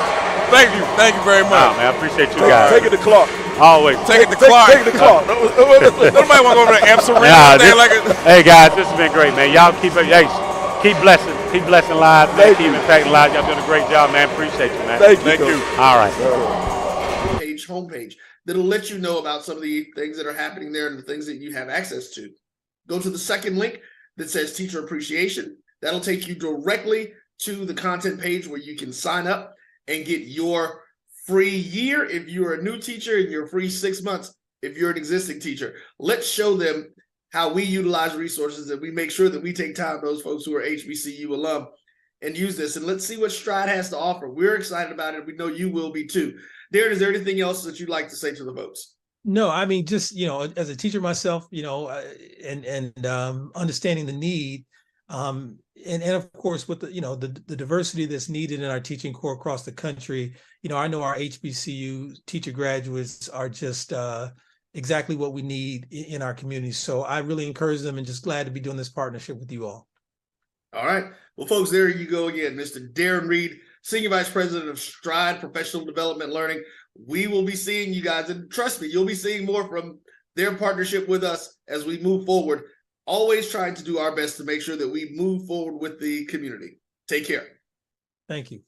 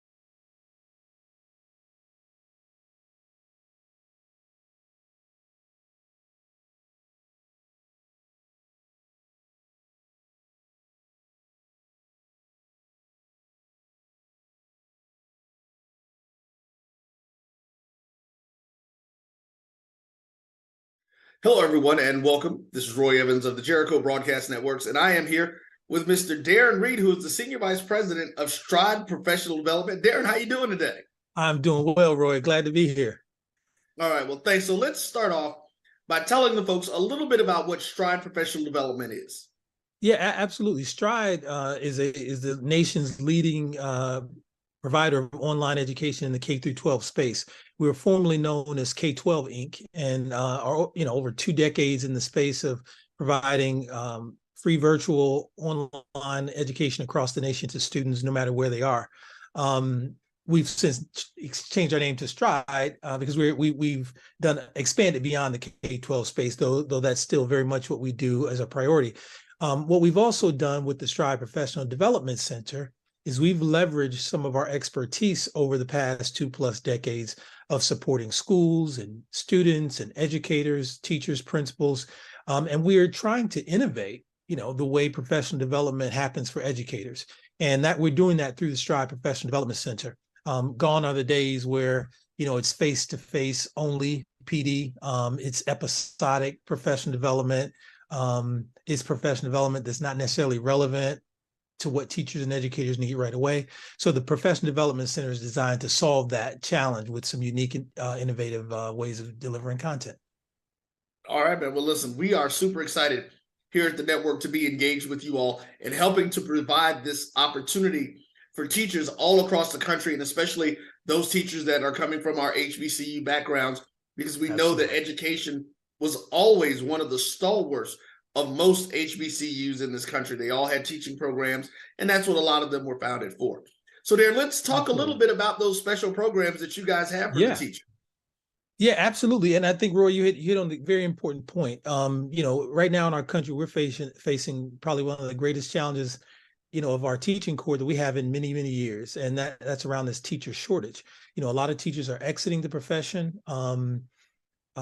Just based on tenure, they're retiring and moving on, and then you have, our existing teachers who are being taxed and stressed, particularly post-COVID, with increasing demands, challenges that they're facing in the classroom, and a host of other issues that they struggle with. And we need good teachers, and we need to support the teachers that we have. So the two things that we're doing is that we know first-year teachers, among all teachers, are among the first to leave the profession within the first 5 years. I think they do at a 44% rate, which is just scary to think that folks are, graduated, want to go in the classroom and make a difference, but, feel like they need to leave within the first 5 years because it's so challenging. So we want to support them. Obviously, as a new teacher, your school that you work, where you work your first year, the district where you work, there will be some professional development support to assist you. But we want to go a step further. We want to help every teacher in the country get off to a strong start to their first year and have some stick-to-itiveness, to help them get through that first year. So we're offering a year free access to the Stride Professional Development Center. It's a ever-growing online database of courses that will help them in a variety of different ways. Classroom management, targeted instruction, and a host of other things. And the content will continuously grow. Again, it's just another resource that allows them to sharpen their practice, to feel like they're supported, because the research says that teachers are leaving in large part because they don't feel like they get enough professionals. Welcome back to the HBCU All-Stars Challenge here at the Forbes Arena at Morehouse College. I'm Rick Polk, along with Sly Williams. Morehouse is the guest at Forbes Arena, as Sly wants to remind me. But they're up 32-24 as we start this second half. All right, exciting first half, 8-point game, but now we start off shooting, getting things going.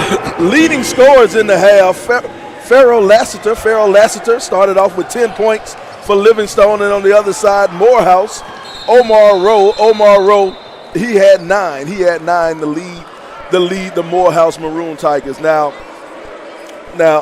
Rick, I know you're used to being in the presence of greatness because you've called a few games with me.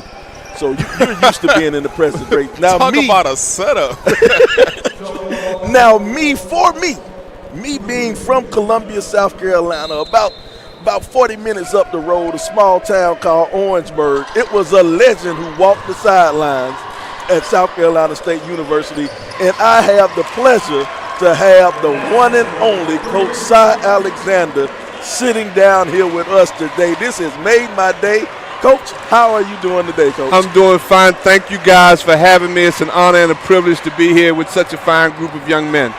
Well, Coach, why are you here, Coach? Why are you here checking out this basketball action, Coach? Well, first of all, I'm a big supporter of Travis L. Williams, the creator of this HBCU challenge. I had the opportunity 2 years ago to work with Travis as his national director of scouting for the HBCU All-Star game, the very first game that was held at the Final Four in New Orleans, Louisiana. So, I do some consulting work for Travis, and I just wanted to come down and support this particular project.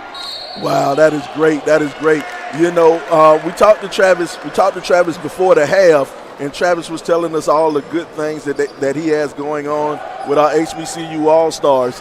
But also he was talking about the consortium, I guess you could say, of coaches that came together, and to vote on some of these players for the All-Star games.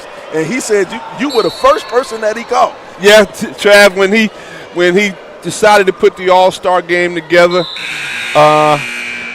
I was the first person. At least that's what he says. So we have to believe him. I'm not going to change words. Coach, can I ask you a quick question? Let me jump in here. If you could take me behind the curtain, when you're evaluating a player for the All-Star game, what are a couple things you're looking for? Well, first of all, you're looking to see if there's a certain level of talent. Okay. That's the first thing. The second thing I look for is I want to make sure that the person is coachable, okay, and is working hard out on the court and seems to be a good teammate. Because I give you an example. The HBCU All-Star game is televised nationally on CBS. Gotcha. Not on CBS now, not the sports network, not on CBS, and it's on that Sunday between the semifinals and the national championship game on Monday. So you want to make sure that you are putting not only a good product on the floor, but you want to put positive representation for historically black colleges and universities, because folks all over the country and all over the world are going to be watching that game, and you want to, your mom and daddy used to tell you when you go to church, you got to act right, put your best foot forward. So that's what we're looking for, guys that are going to, present themselves the right way, show respect to each other, play hard, and most of all, have a certain level of talent. So we're not just picking the top 24 scorers in the SIAC, CIAA, MEAC, and SWAC. No, we're not just picking the top scorers. We're picking the top 24 best basketball players, and there is a big difference. You win with chemistry, and you win with a certain group of people that come together with a common goal. And the first thing we tell these young men when they get to the particular, when I was working with them, it was in New Orleans, last year was Houston, we tell them they're there for 4 or 5 days, and cameras are on them in everything that they do. So you want to make sure that you're presenting yourself in the right way. All right. Now, you've been out here this weekend. You watched a couple of games this weekend.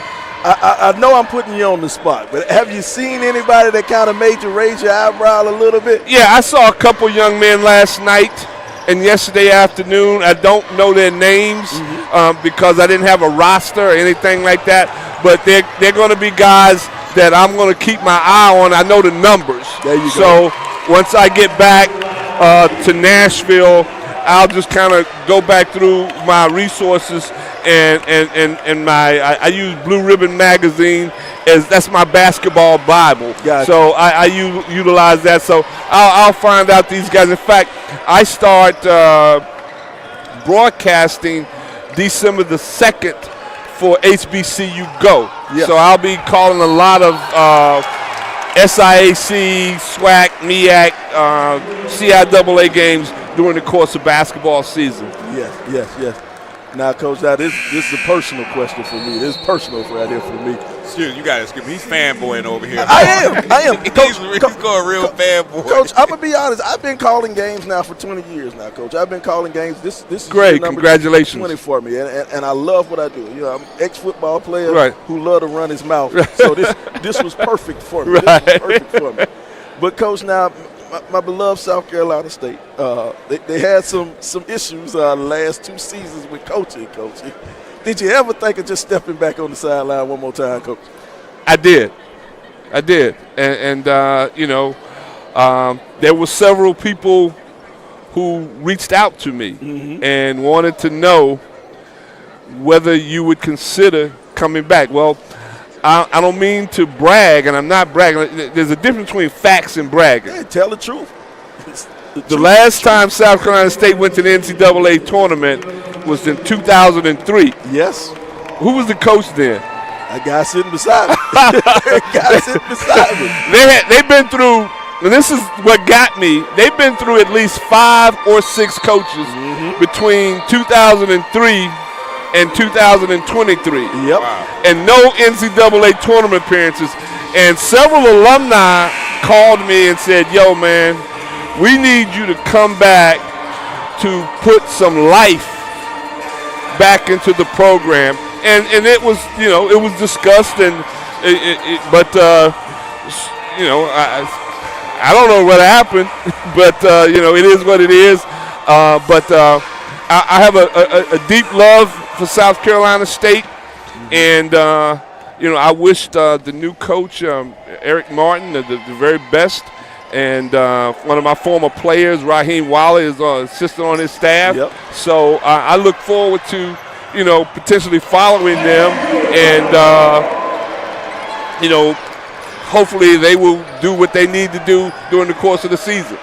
I hope so. I hope so for my Bulldogs, because the Bulldogs they're going through some changes. Coach Pugh gonna step down this year, so it's a little bit of changes going on at South Carolina State. But enough about State. I was about to say, this is the South Carolina State podcast. We at Forbes Arena at Morehouse College, baby. I'm having a good day. I don't want to be frustrated. And I don't know if you know this, Coach, but I'm a Morehouse alum, class of '96. Okay. So we're gonna shift this talk back to Maroon Tiger basketball. If that's all right with y'all. And I got to share one other thing before y'all let me go, and I'll share that after we finish talking about the Maroon Tigers. Oh, I just want to know what you think about our squad so far.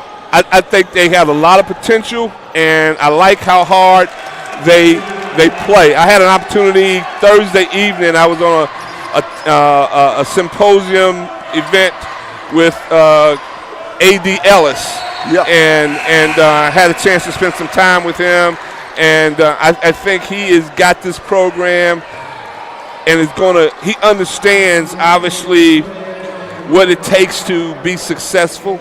Yes. And having been in the NBA, I was surprised to hear him say something during the event was that, he played in the NBA, worked in the front office in the NBA, and he said that this was the greatest job that he's ever had, being the athletics director here at Morehouse College. Why would you think that's? I mean, let's be real. You're talking about, I'm not dissing, but you're talking about the NBA and being in the front office of an NBA. Most people would aspire to do that. And again, I understand what you said, but see, the way I look at it, I can see him saying that. And that's what his name is on the. Oh yeah, he's coming home. It all made sense to me, but I was just not saying. I don't know if surprise is the right word, but I had to say, whoa, when he said that. Only somebody who went to Morehouse. I got it first time he said it. Right. To be able to come back to your and he's going to do big things for you guys. Right. Because of his experiences He understands, what it's going to take, and he understands that it is a business, and I'm sure that he'll take this thing to the next level.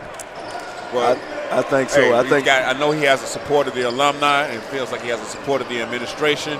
The students gonna follow. They're gonna fall in line. So we all on board. Right. Not to borrow anybody else's slogans, but we believe. Right. We're gonna rock with them. So I'm excited for where the program is going. Right. Particularly the basketball program. Right. But and to see where I'm also a football alum as well. Okay. And so interested to see what direction the football team is going to go. Right. We let go our first year head coach, Coach Wilcher, who was a Morehouse alum as well. So we'll see where direction that goes in. We're gonna get behind the Football Alumni Association. Is gonna get behind the direction that the program is going to go in. We're going to support the program because we love the program. Right. But this is a great event that Travis is putting on, and it's going to do nothing but get bigger and better. Yes. I can see that. It's going to do nothing but get bigger and better, and the opportunity to be a part of what Travis is doing, and I'm just honored and humble to be a part of it. Well, Coach, man, I tell you what, he talked about me being a fanboy. Yes, today I was a fan. I broke all my professional training. Oh, we got a little scuffle going on. Hold on, sorry. Well, here it is. You say scuffle, but we're going to say the Livingstone team is from out of town. Even though they're the home team, they're from out of town. So I'm pretty sure they were just asking the Morehouse team what's the best place to eat after the game. They were having discussions trying to figure out where would they want to go and pick up some snacks and some food after the game. Just discussing. If that was the case, they told them to try that in a small town. Don't try that over here. Healthy conversation, that's all. Just a little bit of healthy conversation going on underneath the basket. Cheerleaders were around. That's all. That's all it was. Where we gonna eat tonight? What's the best place in Atlanta? The best place to eat tonight. Wherever Keith Lee tell you to eat. Keith Lee, he might not be welcome in Atlanta no more. It's rough for that young man. But like I was saying, Coach, I've been doing this for 20 years, calling games, and I did have a fan moment, Coach. A proud guy from South Carolina. I've enjoyed everything you've done for South Carolina State and for basketball in South Carolina. I appreciate you and appreciate everything you've done and what you're doing with Travis Williams for HBCU All-Stars. We definitely appreciate everything you have going on. Well, let me share one other thing that is in the works right now. I don't know how many of you are familiar with the name Monty Ross. Not the basketball coach at North Carolina A&T, but Monty Ross is a world-renowned filmmaker, co-founded 40 Acres and a Mule with Spike Lee 40 years ago. Okay. A student at Clark, Atlanta. Okay. Every movie that Spike Lee ever made, if you go back and look, Monty was the co-producer, co-director, but he's a graduate of Clark, Atlanta. Well, long story short, I wrote a book 4 years ago, and this is 6 years ago in 2017, once I got out of coaching. It was entitled Beyond the Backboard, My Unique HBCU Experience in the Shadows of Big-Time College Basketball. Okay. And the book was a memoir of my life and my career. Monty had the opportunity to read the book from my attorney, and one thing led to another, and we're in the process right now. We signed a contract in August of this past August. We're in the process right now of producing the Cy Alexander story. Wow. A movie? Wow. Yes. That's awesome. Yes, thank you. Thank you. Awesome. And you go back and Google Monty Ross when you get a chance. Monty Ross. And in fact, we just started filming in High Point last Saturday. One more time. What was the name of your book? Beyond the Backboard, My Unique HBCU experience in the shadows of big-time college basketball. Well, Coach, and we're it's the movie will be one of the things that we're going to feature is the 1988-89 South Carolina State Championship team. That was the first team that went to the NCAA tournament, and that was we're going to talk about all 6 of the teams, but the number one. The first team is going to be featured throughout the document and other things that I've done. Won a championship also at North Carolina A&T State University. Got Tennessee State to the championship game in Ohio Valley.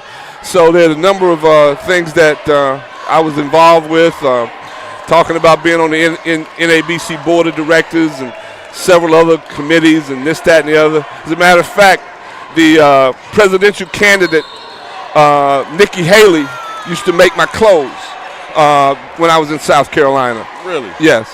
Yeah. So there are a number of, you got a whole litany of different kind of things that I've been through. I can't wait to see this documentary. Yeah, this movie. Yeah, it's going to be a documentary film. Okay. Yeah. Okay. And I was getting ready to pull up just a second here.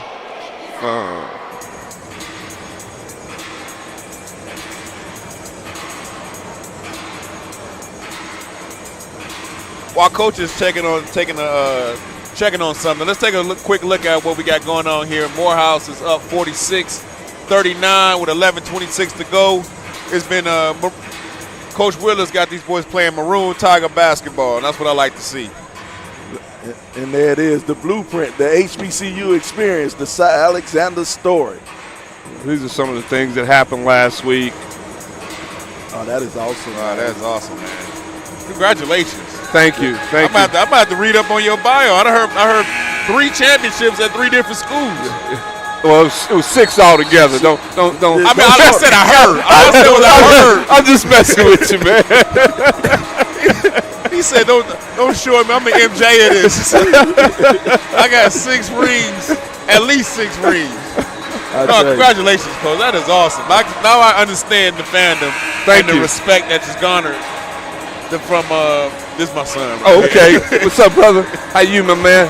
Because he's like my shadow. I hear you. Good stuff, man. Yeah. No, I understand the respect and the adulation, and it all comes from not just the accolades, but from what I gather, the person that you are. Thank you. You know how you treated other people that. Thank you. And been a mentor, uncle, father. That's what this story is going to be about. Yeah. That's what this whole deal is going to be about. Not going to be about basketball and the wins and loss. Well, it's going to be some about that, but it's going to be about the stuff that you just mentioned. Yeah, some people call you coach, some people might call you Unc, and I feel it.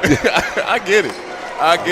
So, oh man, well, congratulations on everything, especially this new chapter in your life and everything that you're doing with the just to bring it home, HBCU All Stars, and continue to leave your blueprint or your fingerprint on this and everything else that you do and all the people that's lives that you touch, especially my guy over here. I tell you, I'm glad he chose football. Yeah. I had to. I told the story when I was a youngster. I went to Coach Alexander's camp when I was a youngster, and one of the counselors said, "Hey, son, I like you, but you might want to stick to football. You might want to stick to football." Hey, football got me to college. Good stuff. That's the one. Congratulations. Thank you, Coach. Congratulations. You so much. Oh, thank you, Coach. God bless you guys, man. You guys are doing an awesome job. Appreciate y'all having me over. Thank you for taking your time, for giving us your time and coming over. Okay, I really appreciate it. I learned a lot. I know he thoroughly enjoyed himself, but I've truly learned a lot about you, about more about the history of HBCU basketball. And I'm actually sitting with a living legend right now. There you go. Thank you. Thank you. God bless you, man. I don't know how often I can get to say that. Appreciate you. Thank you. All right. God bless y'all.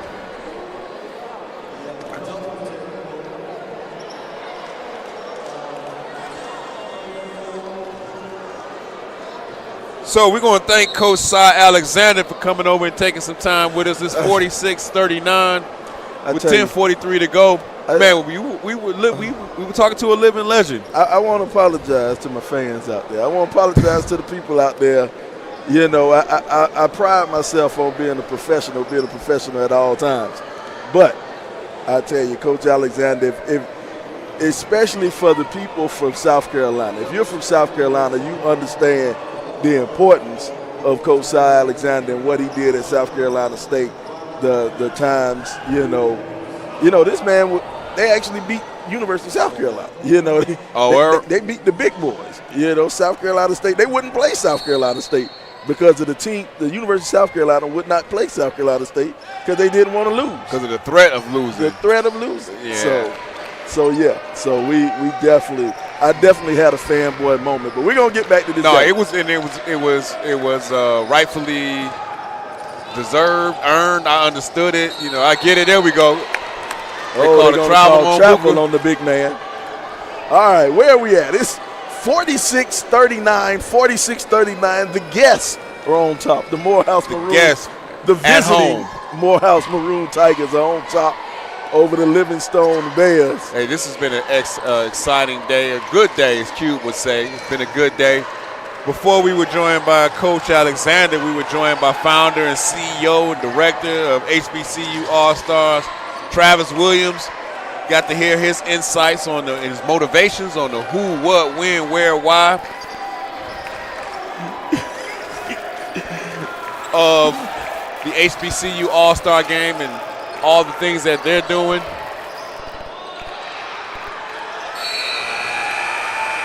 And we got the big fellas down here scrapping it out. I'm telling you, man, scrapping it up, trying to get things going down here. Here we have it, just under 10 minutes to go. Still a 7-point ball game for Morehouse. Morehouse trying to reel it in for the SIAC to make sure the SIAC stays on top of this challenge this weekend. Right now, at the free throw line is Jameez Hurd Jr. Going to the free throw line, the sophomore trying to get it in. Let's see, we are sitting here at the free throw line. We got time for a sponsor. Thank you. Go ahead. All right, let's give us a shout out to our sponsors. A thank you to our sponsors. Transformative Justice Coalition, AT&T, Fulton County Recreational Authority, Davis Bozeman Law Firm, our amazing host venue, Morehouse College, college admissions fair participants, Chick-fil-A, DeVito's Pizza and Wings, and this is it. And if you missed it earlier, we listed a number of the college admissions fair participants. They include Miles, Morgan State, Albany State, Benedict College, Grambling State, Tuskegee, Stillman, Southern, Texas Southern, Coker University, and 5 Strong Scholarship Foundation, just to name a few. We want to thank everybody, all our sponsors, for being part of the HBCU All-Stars Challenge. Thank you for stepping up and buying and getting sponsorship into this great event. We appreciate it all. Now back to live action right here. Okiki will have it, and he'll send it over to Caleb. Demetrius Caleb II, working on the outside. They'll send it back over to Okiki. Still man-to-man defense. 3 ball on the outside from Okiki. OKK from. I think it's OKK. OKK, I'm sorry.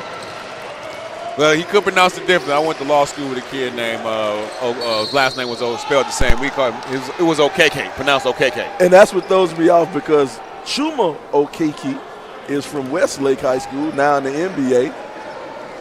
His is pronounced Okiki, but here you go. You are right. I'm looking at the pronunciation guide that Tatiana Sands, the SID for Morehouse, put out, and it says Shamiez Okeke. You got to get you some friends from other countries. Huh? You got to get you some friends from other countries. You got to get life. There's more than life outside of Columbia, South Carolina. I have friends from the country. All your I said another country. All your friends are country. My friends are from the country. deep in the country. And now the pronunciations are much different. There you go. Deep in the South Carolina country. Here we go. All right, way to box out. Let's go. Maroon Tigers control the ball. And here comes OKK. Decker brought down that rebound. Decker with the big body.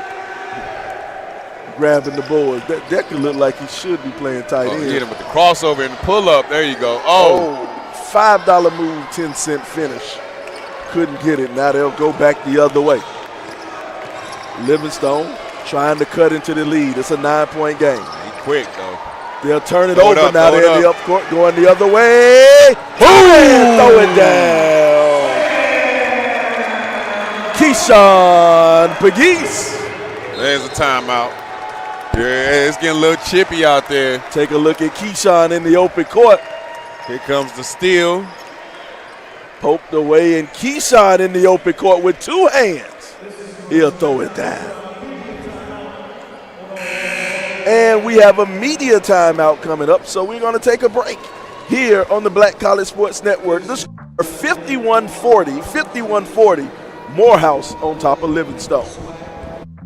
Nope. Come on, him. Ooh, I like him.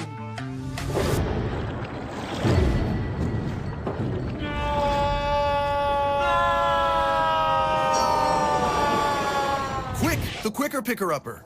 Bounty picks up messes quicker, and each sheet is 2 times more absorbent, so you can use less. He's an 8. He's a 9. Bounty, the quicker picker-upper.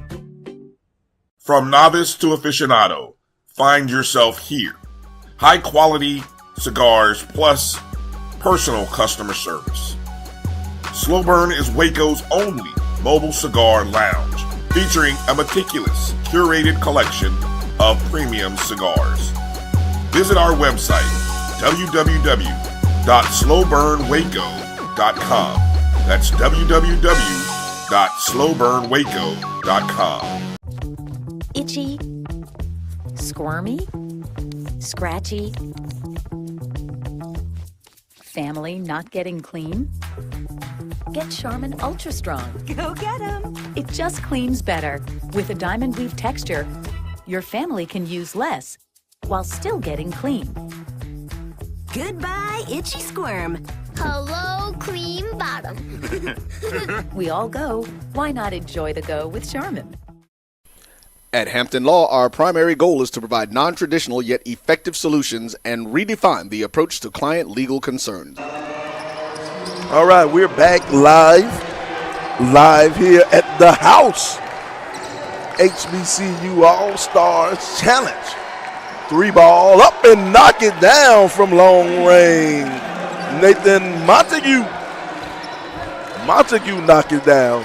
Livingstone applying some pressure. Morehouse, they'll break it easily. Now, OKK, he'll calm down the Morehouse team, and they'll throw up a corner 3, no good. Mad scramble for the ball. Somebody got hit in the face. It'll be a foul on Morehouse, and we'll go back the other way. It'll be Livingstone ball.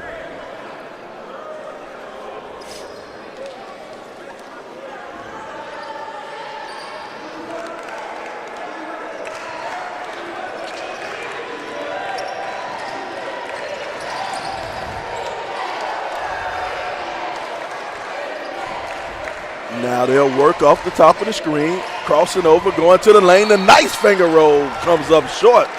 He'll go to the free throw line and shoot 2. Said it came up short because he got fouled. Got that hack across the head. He'll go to the free throw line and shoot 2. It was a nice move in the lane. I liked it.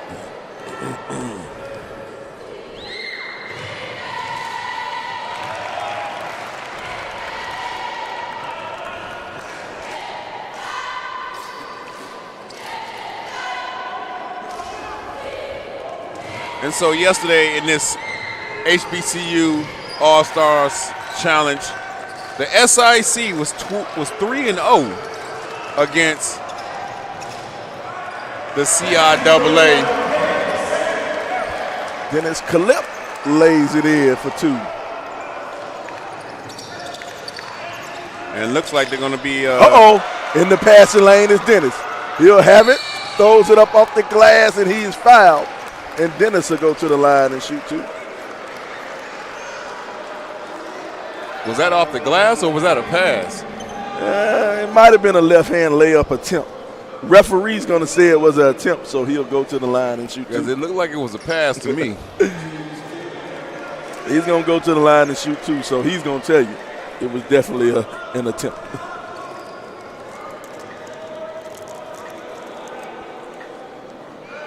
The lefty free throw is good.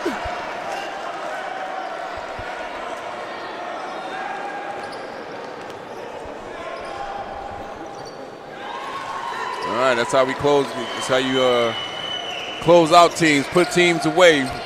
It's a 10-point lead right now. Let's put the clamps on them. 6 minutes. 6 minutes, 35 seconds to go. They're working inside the post. Judging by my producer's reaction, Caleb in the open court. Caleb! The Bluebirds are coming out for that one. That's a solid 2 right there. We're not getting nobody out the seats for a layup. For those checking in on the HBCU Sports, FAMU is in up 24-7, I believe, in the Orange Blossom Classic. Is that what it's called? Florida Classic, where they play Bethune-Cookman, right? All right, FAMU's beating up on little brother Bethune-Cookman, and I think that's the narrative of that rivalry. Does Bethune even have a football field? I mean, come on, man. Does Bethune? Oh, nice move. Well, I understand Bethune-Cookman beat FAMU 9 years in a row, but FAM is up top right now. Good defense. Livingston, great defense. Ball there it is. Picked off in the open court. The big man will have it. That was a hard foul. And one. Yeah. Now here's the interesting thing about this. You look at this replay. It was the hard foul. It was the hard foul on Decker. But the fouler took all the damage. He took all the Decker didn't even fall. Decker didn't even feel it. Hey, man, that's a big boy, man. He's 6'5". What is he, 6'5", 250? 6'6", 235. Oh, wait a minute. I think they're going to call a tech.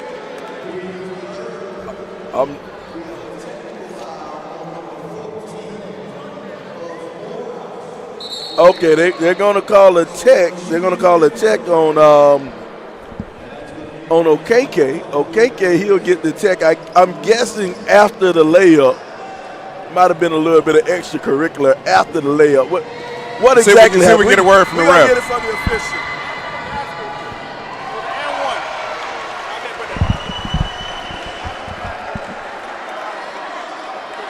After the foul, it was an and one foul, but it was a technical foul after the basket. After the basket. So that's why we're shooting the technical free throws right now. And now we'll go back to the other end and shoot the and one.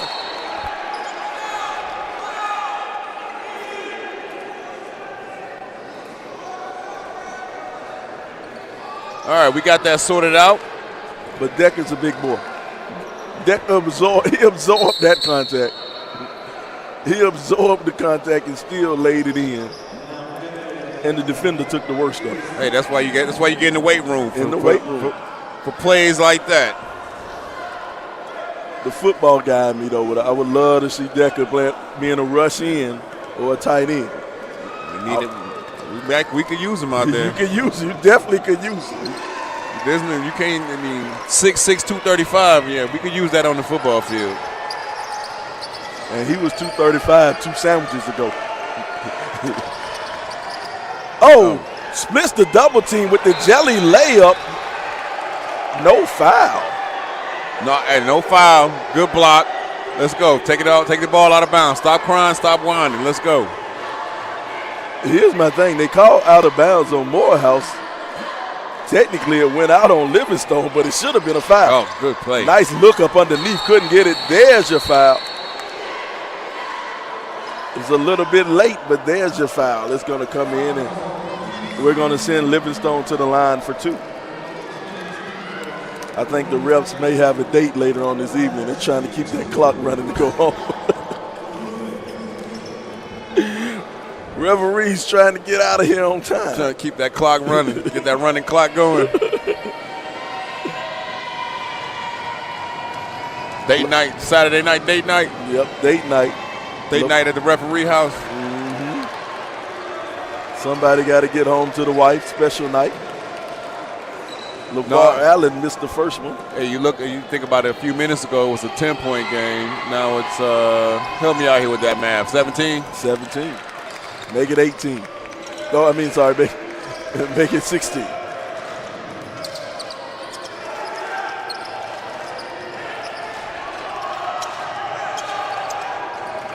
Now they'll move it around. Decker thought about it. Let's eat some clock.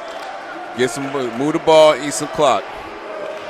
That is not the pass you want to throw. There's your long outlet, just a little bit too long of an outlet. That pass was way too difficult. All we got to do is swing it around and get a good entry pass.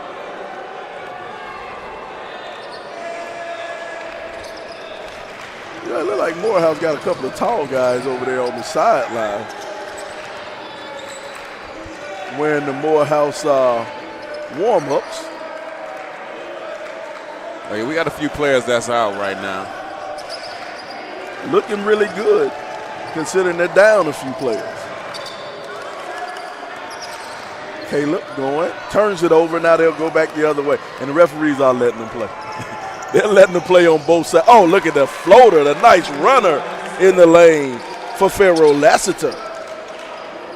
And here's my thing about referees. I'm hard on the refs, Rick. I'm hard on the refs. But if they're going to let them play both ways. If they're letting them play both ways, you can't say anything to them. I'm with you on that. You just say, yeah, they bad, but they bad both ways. Coach Whitler's making a change right now.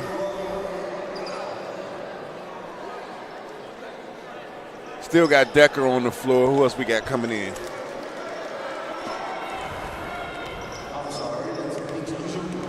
Mitchell came in. Pegues, Jaden Gray, and Cedric Taylor III. Cedric Taylor, the freshman out of Drew Charter.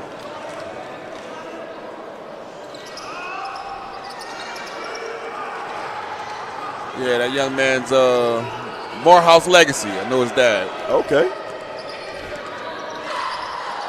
Pretty good basketball player over there at Drew Charter. Now they'll work, attack. Took a couple of steps. Referee's going to call travel all the time, every time. All day, every day, and twice on Sunday. They're going to call that. Media timeout. It's a media timeout. 3 minutes, 47 seconds to go. The score, 63-48. 63-48. We'll see you back here on the Black College Sports Network. It's the HBCU All-Stars Challenge. As your trusted legal advisor, we believe in sophisticated, personalized services that eliminate the confusion and complexity sometimes associated with legal matters. Our high standard for client care and concern, coupled with our extensive legal knowledge and skills, make Hampton Law a resource focused on the protection of the client's interest and overall goals. We value our clients and truly enjoy working with them. Visit thamptonlaw.com to conveniently schedule an appointment online. Tamika Hampton Esquire, 1631 Rock Springs Road, Suite 336, Apopka, Florida, 407-494-1471. thamptonlaw.com. Nope. Nope. Come on, him? Ooh, I like him.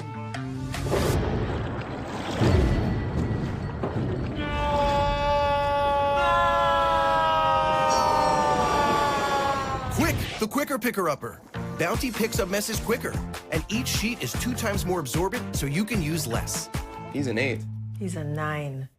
Bounty, the quicker picker-upper. From novice to aficionado, find yourself here. High quality cigars plus personal customer service. Slow Burn is Waco's only mobile cigar lounge, featuring a meticulous, curated collection of premium cigars. Visit our website, www.slowburnwaco.com. That's www.slowburnwaco.com. Welcome back. We're live here at Forbes Arena. Score 63-48. Morehouse on top of Livingstone here at the HBCU All-Stars Challenge. Once again, we want to thank you to all our conferences, the CIAA, the SWAC, the SIAC, and the MEAC, and their teams for supporting the ATL, the HBCU All-Stars Challenge. And a special thank you to the college admissions representatives that participated in the college fair this afternoon. Equally as important as what's going on this court was what went on this morning, yesterday, in those halls upstairs with those admissions personnel from those schools that participated. It's 20 different schools were here. I was so happy to see them out representing each one of their institutions and being available to the high school students to come and talk to them about enrolling at their respective colleges. Yes, sir. Yes, sir. So important. So important. All right, back to game action right here. Livingstone will take it out. The guest/home Maroon Tigers are up by 15. It is no home. They're guests.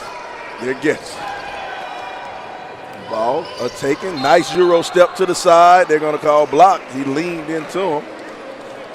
Now, all the stuff that they didn't call, they called that one. I ain't even see him move. Can we get a replay on that? I need to go to the film on that one. I thought for sure that would have been one they let play. What's my guy that be doing them Instagram videos, Mr. 30, with the hat on? Coach 32 or whatever. I'm going to need him to watch that and tell me what Peters was doing on that play. Man. Oh, yeah. I patiently wait for football season just so I can see his clips. You might find this funny. There's a guy, we'll talk about it offline. We'll talk about it off here. I'll tell you about this guy that does these SEC clips. That's hilarious. But right now we're going to stay with the SIAC. We're going to stay on topic. As the SIAC is looking to get a score. Another W against the CIAA.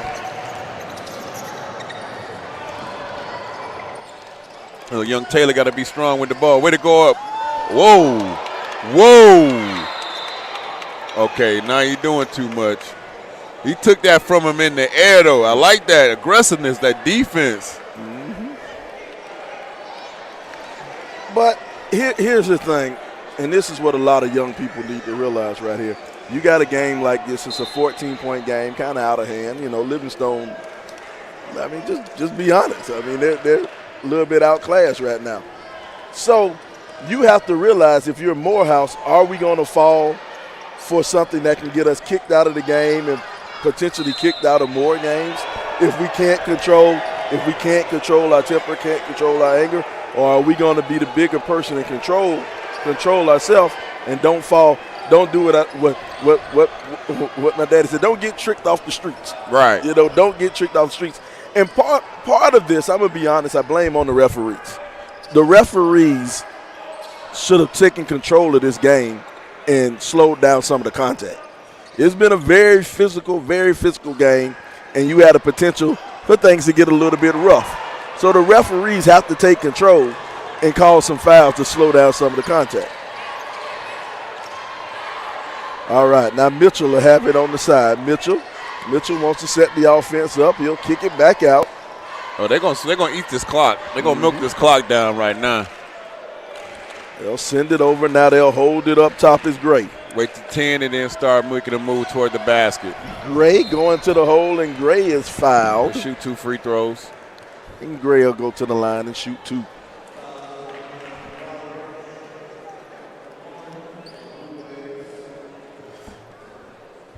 Now Morehouse, you know, they're the defending regular season SIAC champs. What do you see in the future? What are their chances are coming back and repeating? A lot of new faces. What do I see in the future? Oh, man, I forgot who I was talking to. What do I see? I forgot who I was see talking another to. chip, baby.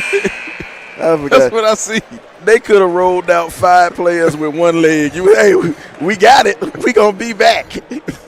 We got a leg to stand on. We good. No, I expect Coach to have these boys, these young men, playing hard, playing aggressive defense, cutting down on the turnovers, getting out in transition, playing tough Morehouse basketball. The game don't change, just the name and the faces. And so that's what I expect. And we do those things, then is an expectation that there is a championship opportunity at the end of the season. And we just got to seize that opportunity, take advantage of it, So that's what I'm expecting. The game, the goal hasn't changed. The standard is the standard, as they say, and the goal is the goal. And we got everything. The goals are in front of us. Just go out, play hard, and go get it. There you go. All right, here we have it. Morehouse 2-2-1, little box and one press. Yeah, make them feel uncomfortable. We ain't really trying to trap them, just to slow them down so they don't get into their set too real quick. Off the glass, nice lay-in for LeVar Allen. I said slow them down. That's what I meant. LeVar went straight to the basket. Oh, got to reset that that shot clock.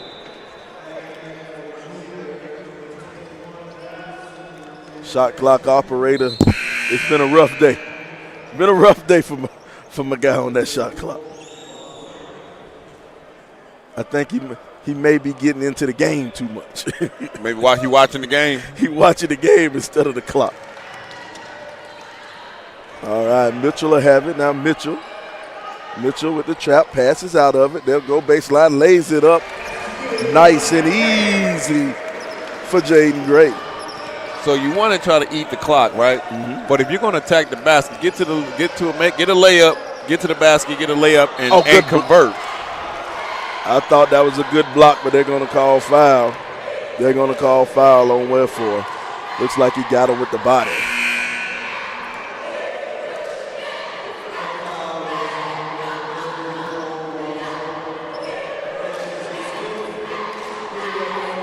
That's going to be 5 fouls on Wafer. Wafer, he'll have to take a seat. Good game for the big man on the inside, but going forward, if Morehouse wants to advance and defend that title, they're going to have to find a way to keep the big man out of foul trouble. He wasn't needed much in this game. That's 5.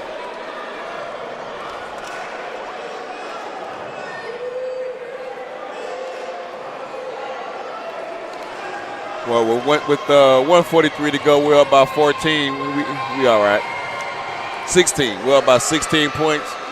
Booker gave us a lot today. We did a good job. Jump ball. Possession arrow says we'll stay down here.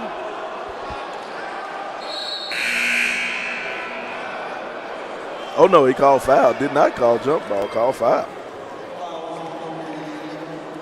Going to call that foul on Avery Wilson, sophomore out of Miami, Florida.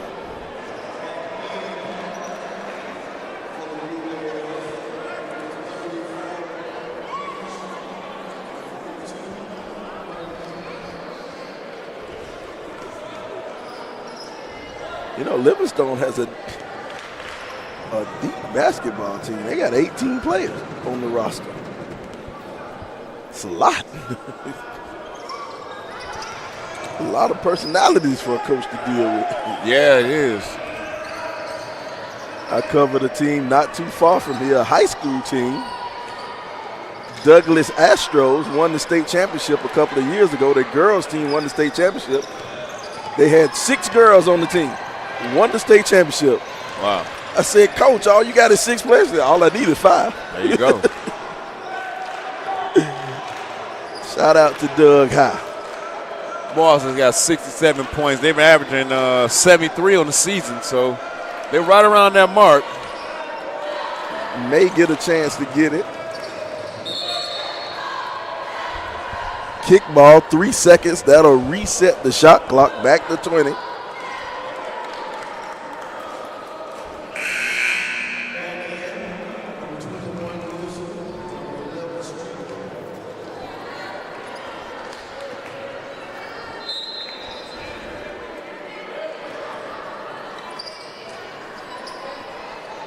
We'll send it back out to Mitchell. Now Mitchell spreading out the floor.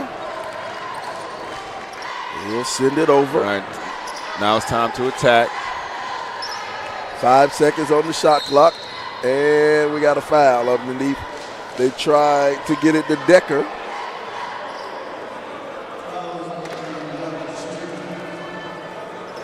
And Decker will go to the line and shoot 2. We're in the double bonus. Both teams in the double bonus, so we'll be shooting 2 for the rest of the night.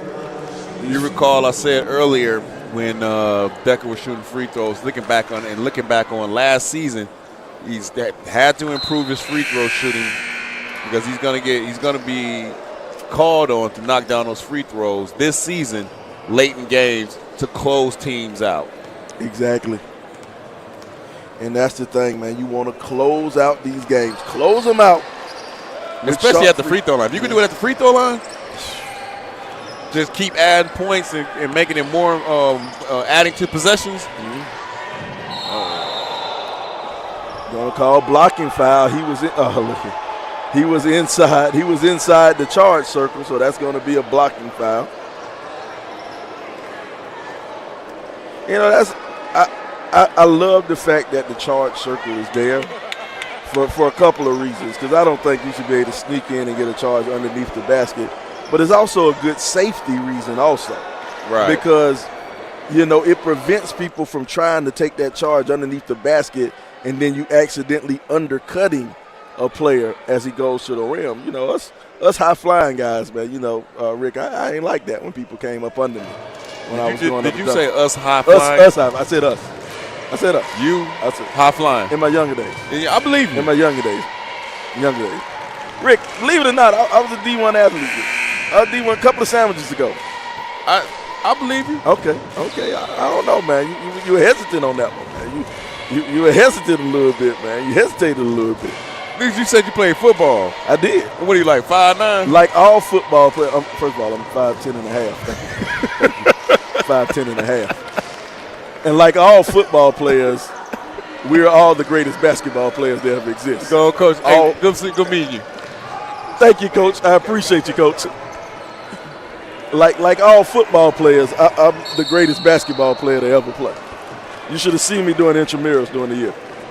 Playground legend. Playground legend. Speaking of legends, just walking by was Coach Cy Alexander, living legend, coaching legend of South Carolina. We want to thank him again for his time and coming to sit with us right after halftime. Made my day. Made your day.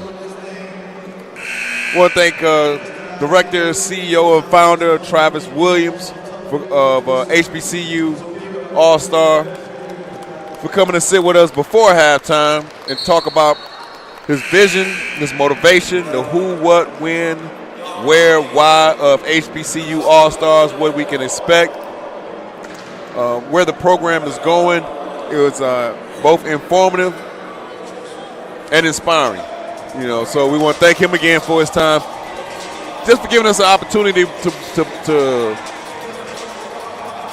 bond with them, but to also to partner with them with the Black College Sports Network to bring you these games over the last couple of days, to stream these games on our platform today. We've been here since 1 o'clock. This is our fourth game of the day, third game we've been broadcasting.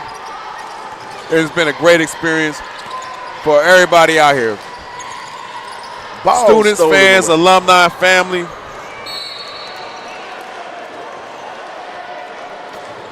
Here it is, 8 seconds to go. All Morehouse has to do is inbound it, and the game will be over. They don't even have to dribble. Before we get out of here, I want everyone to know that HBCU All-Stars next step is Phoenix for the third annual HBCU All-Star Game on April 7th, 2024 at Grand Canyon University. The HBCU All-Star Game showcases the country's most dynamic HBCU basketball players. This year's game will air live on CBS Television Network and will stream on Paramount+. Visit www.hbcuallstargame.com to get tickets. All right, we're going to take a quick commercial break, and when we come back, we'll talk to head coach Douglas Whitler from Morehouse Maroon Tigers. When it comes to professional learning, teachers deserve better. From the leader in online learning, Stride brings you the Stride Professional Development Center, an on-demand library of mobile-friendly courses that gives teachers choice and flexibility, allowing them to learn anytime and anywhere. Our dynamic courses provide bite-sized learning and help educators advance their knowledge while also gaining professional development hours. It's time you take charge of your learning. Visit us today to get started. If you think all pads are exactly the same, think again. This is Always Ultra Thins reinvented with the Always Triple Protection System. This pad wicks gushes 90% faster, absorbs even more so you can feel dry, and locks odors in. Rethink your pad for up to 100% leak-free and odor-free comfort with the totally reinvented Always Ultra Thins. This is always like never before.